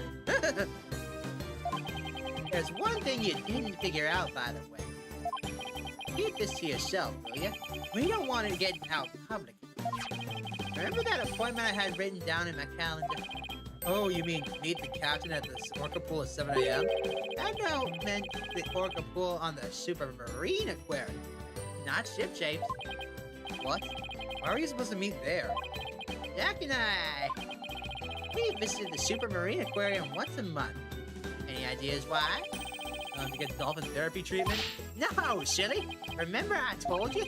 Jack and I were against putting the orca down from the start. What? You mean... Motherfucker!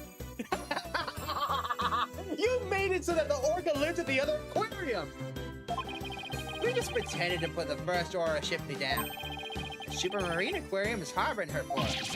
What? Oh, so that talk about large amounts of money that you were paying them.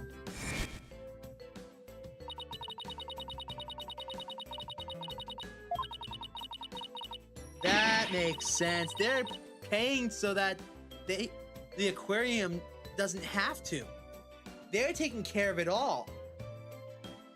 So the supermarine aquarium isn't paying a dime.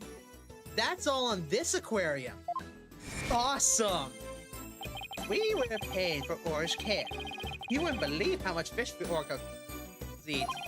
Now that it's proven she was innocent all along, I think we can bring her back soon. Until then, though, keep it under your hat, eh? I don't have a hat, though. Huh? What was Tanya about? Oh, nothing much. By the way, Orla wants you to give her a little celebratory prize. Orla specifically requested that you give it to her, Phoenix. all right, fine. We still have the fishy. Take that! Orla, it's coming a day late, but congrats on your verdict.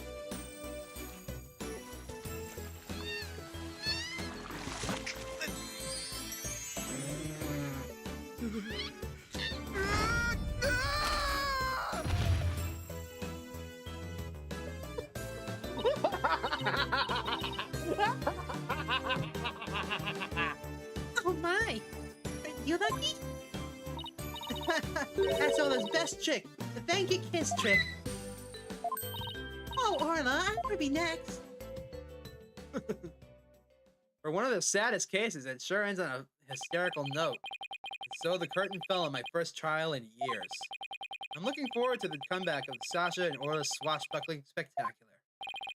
After all, I made a comeback of my own, as a lawyer. A few months later.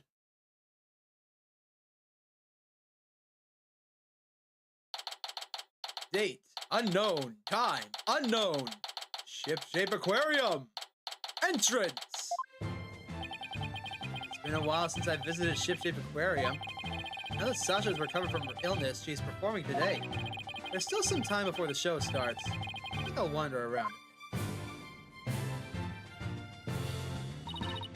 Hiya, Phoenix. Hope you enjoyed the show today. The orcas are excited and ready to go. Oh, I'm sure I'll enjoy it. Wait a minute. Did you say orcas, as in plural? Yeah, let me show you.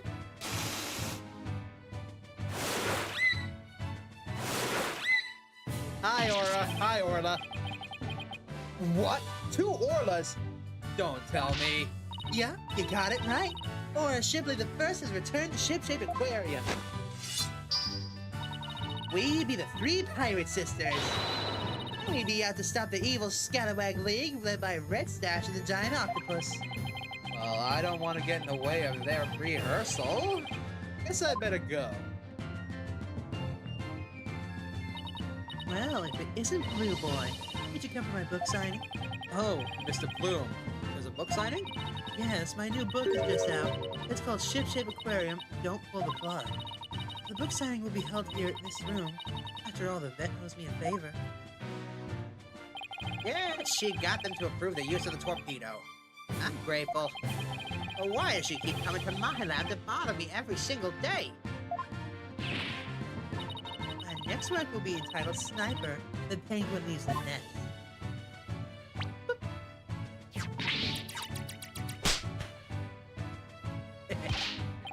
Stop this cacophony! Why am I surrounded by carping females? Gee, Dr. Crab sure gets all the ladies. I guess I'll leave him to it. Oops, almost time for the show.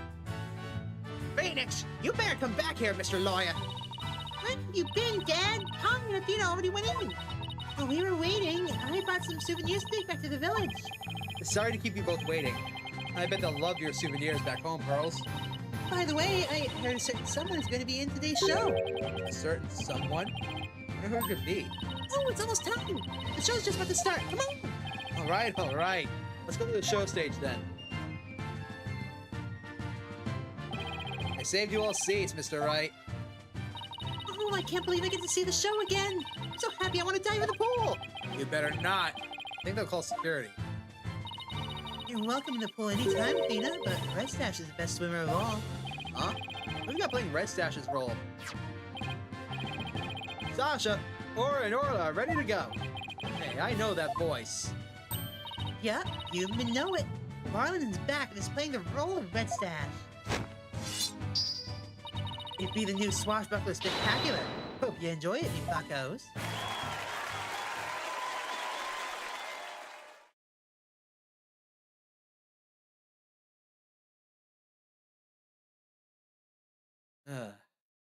And so, our pirates set sail for bluer seas under a sunnier sky. As for me, I set foot into the world of law once more as a full-time lawyer.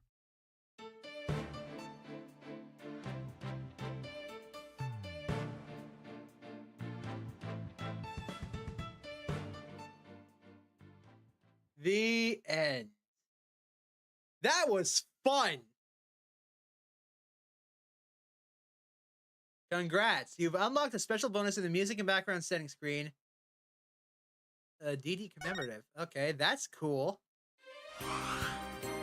For now, let's go ahead and look at the costumes. The nostalgic sweater. Oh my god.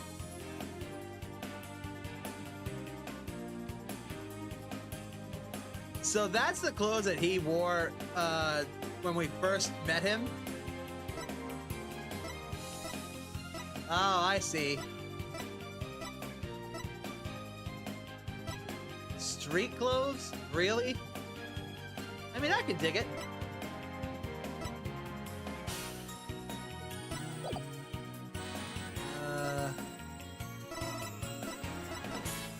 Oh, is there not a...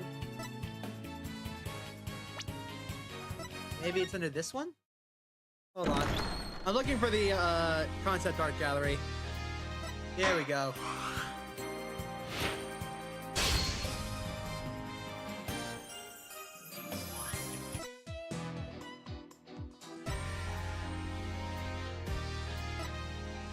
Art library.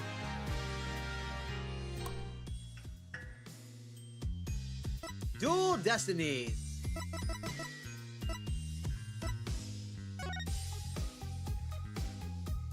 The key visual illustration.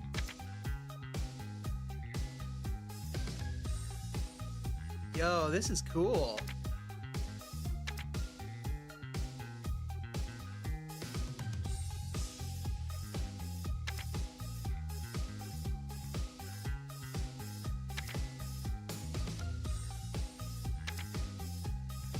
And these are from the cases. We've already seen them all. Alright, looks like we got those. Character design time! Phoenix! Back in his attire. Honestly, I think the white suit and the black suit work really well for him. The white suit more specifically, but blue has always been his color.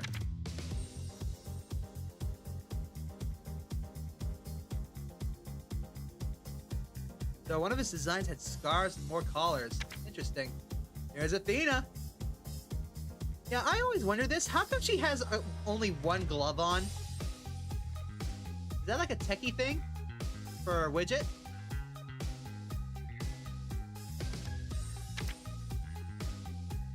Oh, poor sad Athena. Is that prototype Athena? I'm glad they didn't go with this. She looks kind of like a bumblebee.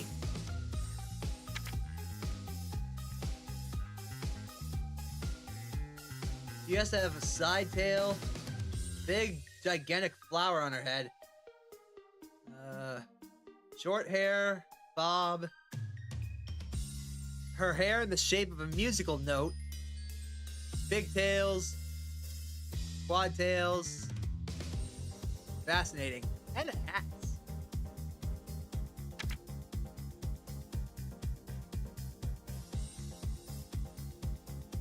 I guess this is more very early prototypes for her.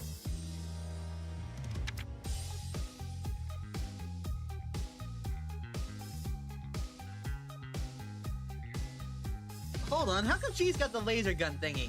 We never see that in game. And of course, we got her pirate outfits. Now, doesn't that look kind of familiar? Yeah. And now we've got Apollo. So it used to just straight up eat eye patches? Sunglasses. Rocking the look. So, what's with the Professor Means thing? I'm not crazy, right?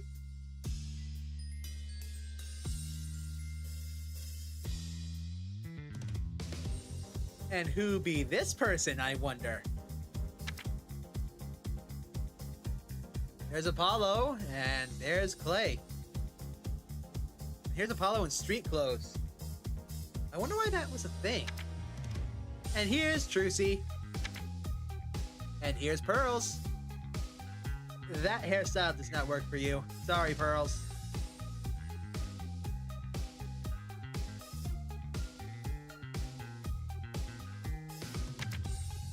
And here's Prosecutor Blackquill. Black and white, there's purple. Alright. Oh, he used to have an actual sword.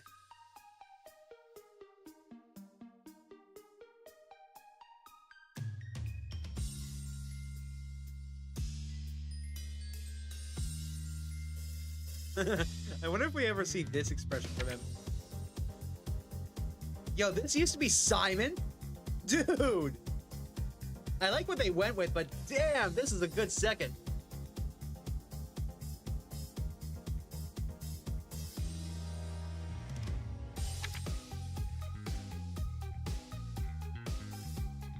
Okay.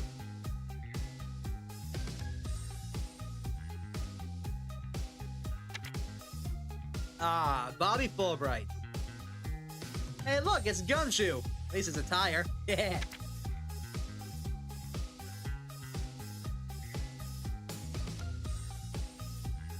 Alright. Ah, Christoph. Und etwa.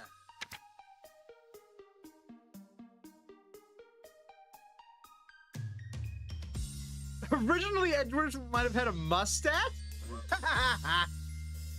I like C, though. I like C a lot. Ah, yes. Gasp in pain. The hell are these hairstyles? The mohawk, really? Ah, there's Ted to Nate.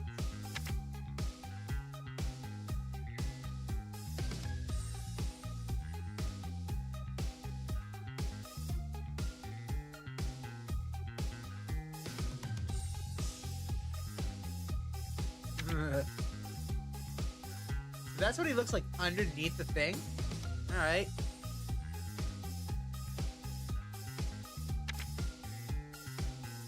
Here I am, Juniper Woods. Oh, and she's even got the costume on here. Cough, cough.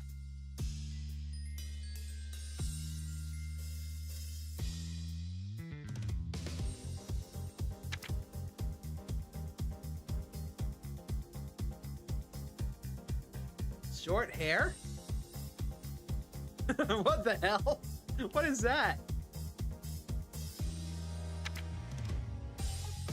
Here's Jinxie.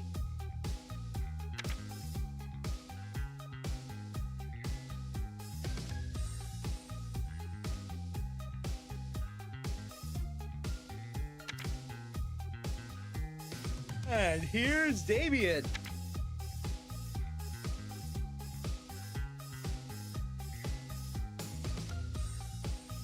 So originally he was going to be completely bandaged up. Ah, here it's Florent LaBelle.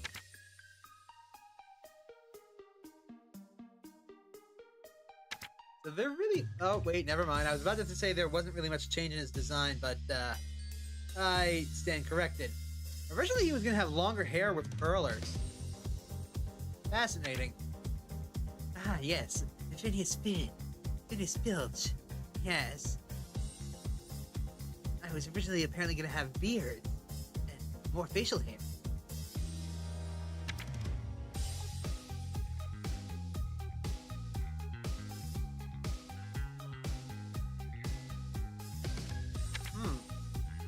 And here's Robin.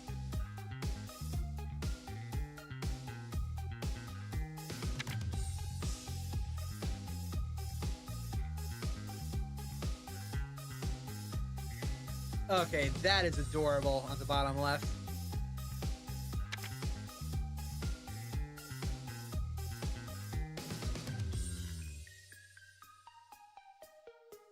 So, she was originally going to have Shonen protagonist hair? Look at this!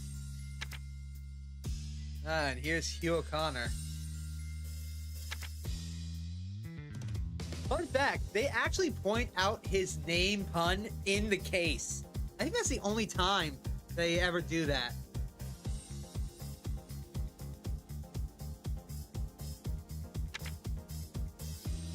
Here's Marion Scuttlebutt. Scuttlebutt is apparently slang for journalist.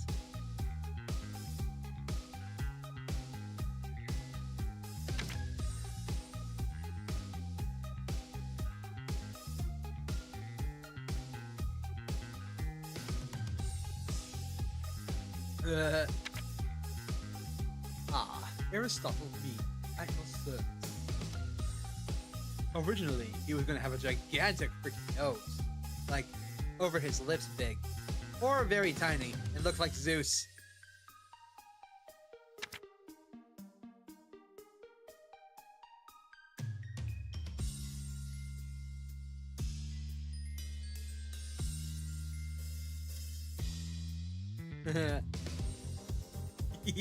Boo boo.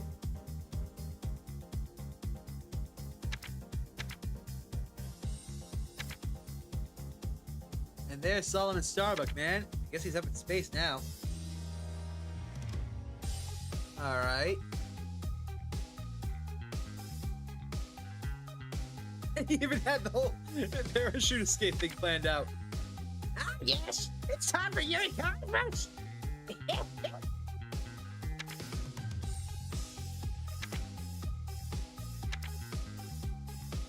Let's see, anything special about me? Oh, my mustache would have been shorter or gigantic. I wonder how you would have voiced me then. I don't want to think about that.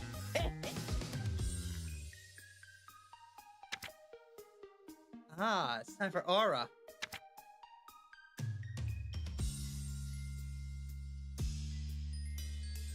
Mask, different hair, short hair, much longer hair. Ponko and Klonko. Shame I can't do the voices. Oh, or a Shipley. Sasha Buckler.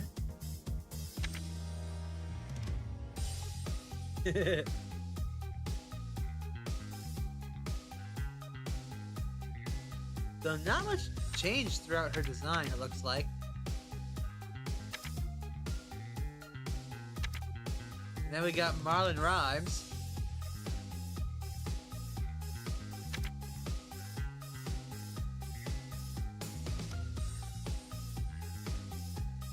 He was originally going to have a spiked shoulder guard?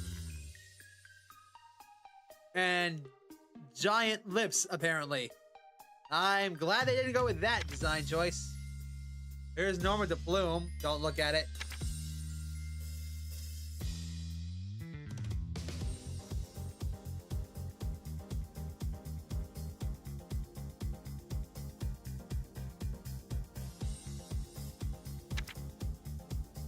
This is what she was originally gonna look. Oh, God.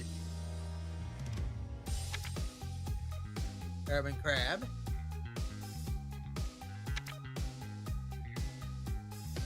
Honestly, I just kind of combined the judge's voice with the Master Rochi voice to get Herman Crab at your service. Aw, there's Rifle. Adorable. Candace Arm, Rex Cuby, Constance Court. Here are the victims. Clay Terran and Metis Sykes. Aw, look at the small beans. There's Jack Shibley and Azure Summers.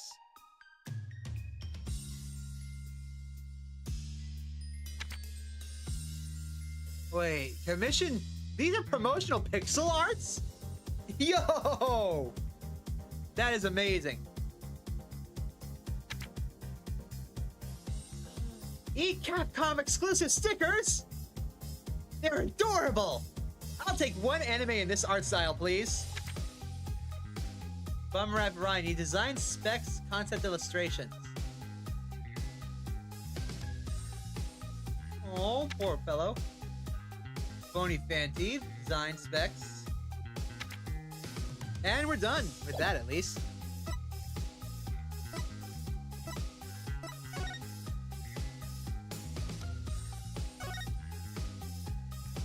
Here's the courtroom for Themis Legal Academy, it looks like.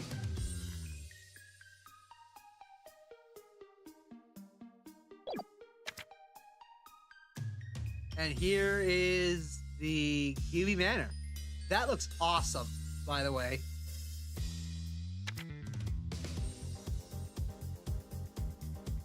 Yo, hold up. No, we are not having someone actually coming out of the well. Get out of here.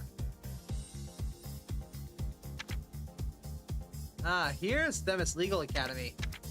So in that case, this is episode 1 with the blown up courtroom. I think it would have been dope to have the TV screens. I wonder why they didn't go with that. That's what Themis would have looked like? Really?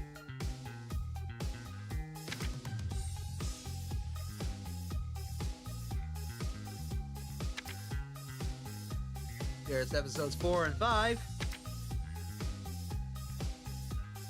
They put a lot of effort into the katana. And here's a special episode.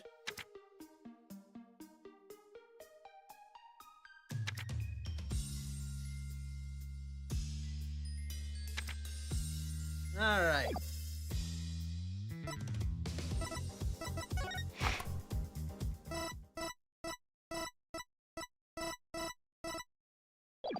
We've already seen them all. Well,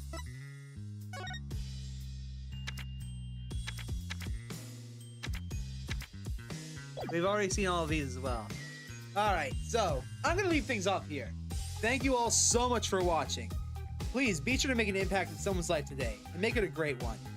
I'm going to be taking a little bit of a hiatus, just like a few days, 5 days at most. And when we come back, I will be continuing the trilogy with the Spirit of Justice. A game that I have absolutely no idea about. It will be completely blind. But until then, see you guys next time. You're all just smished.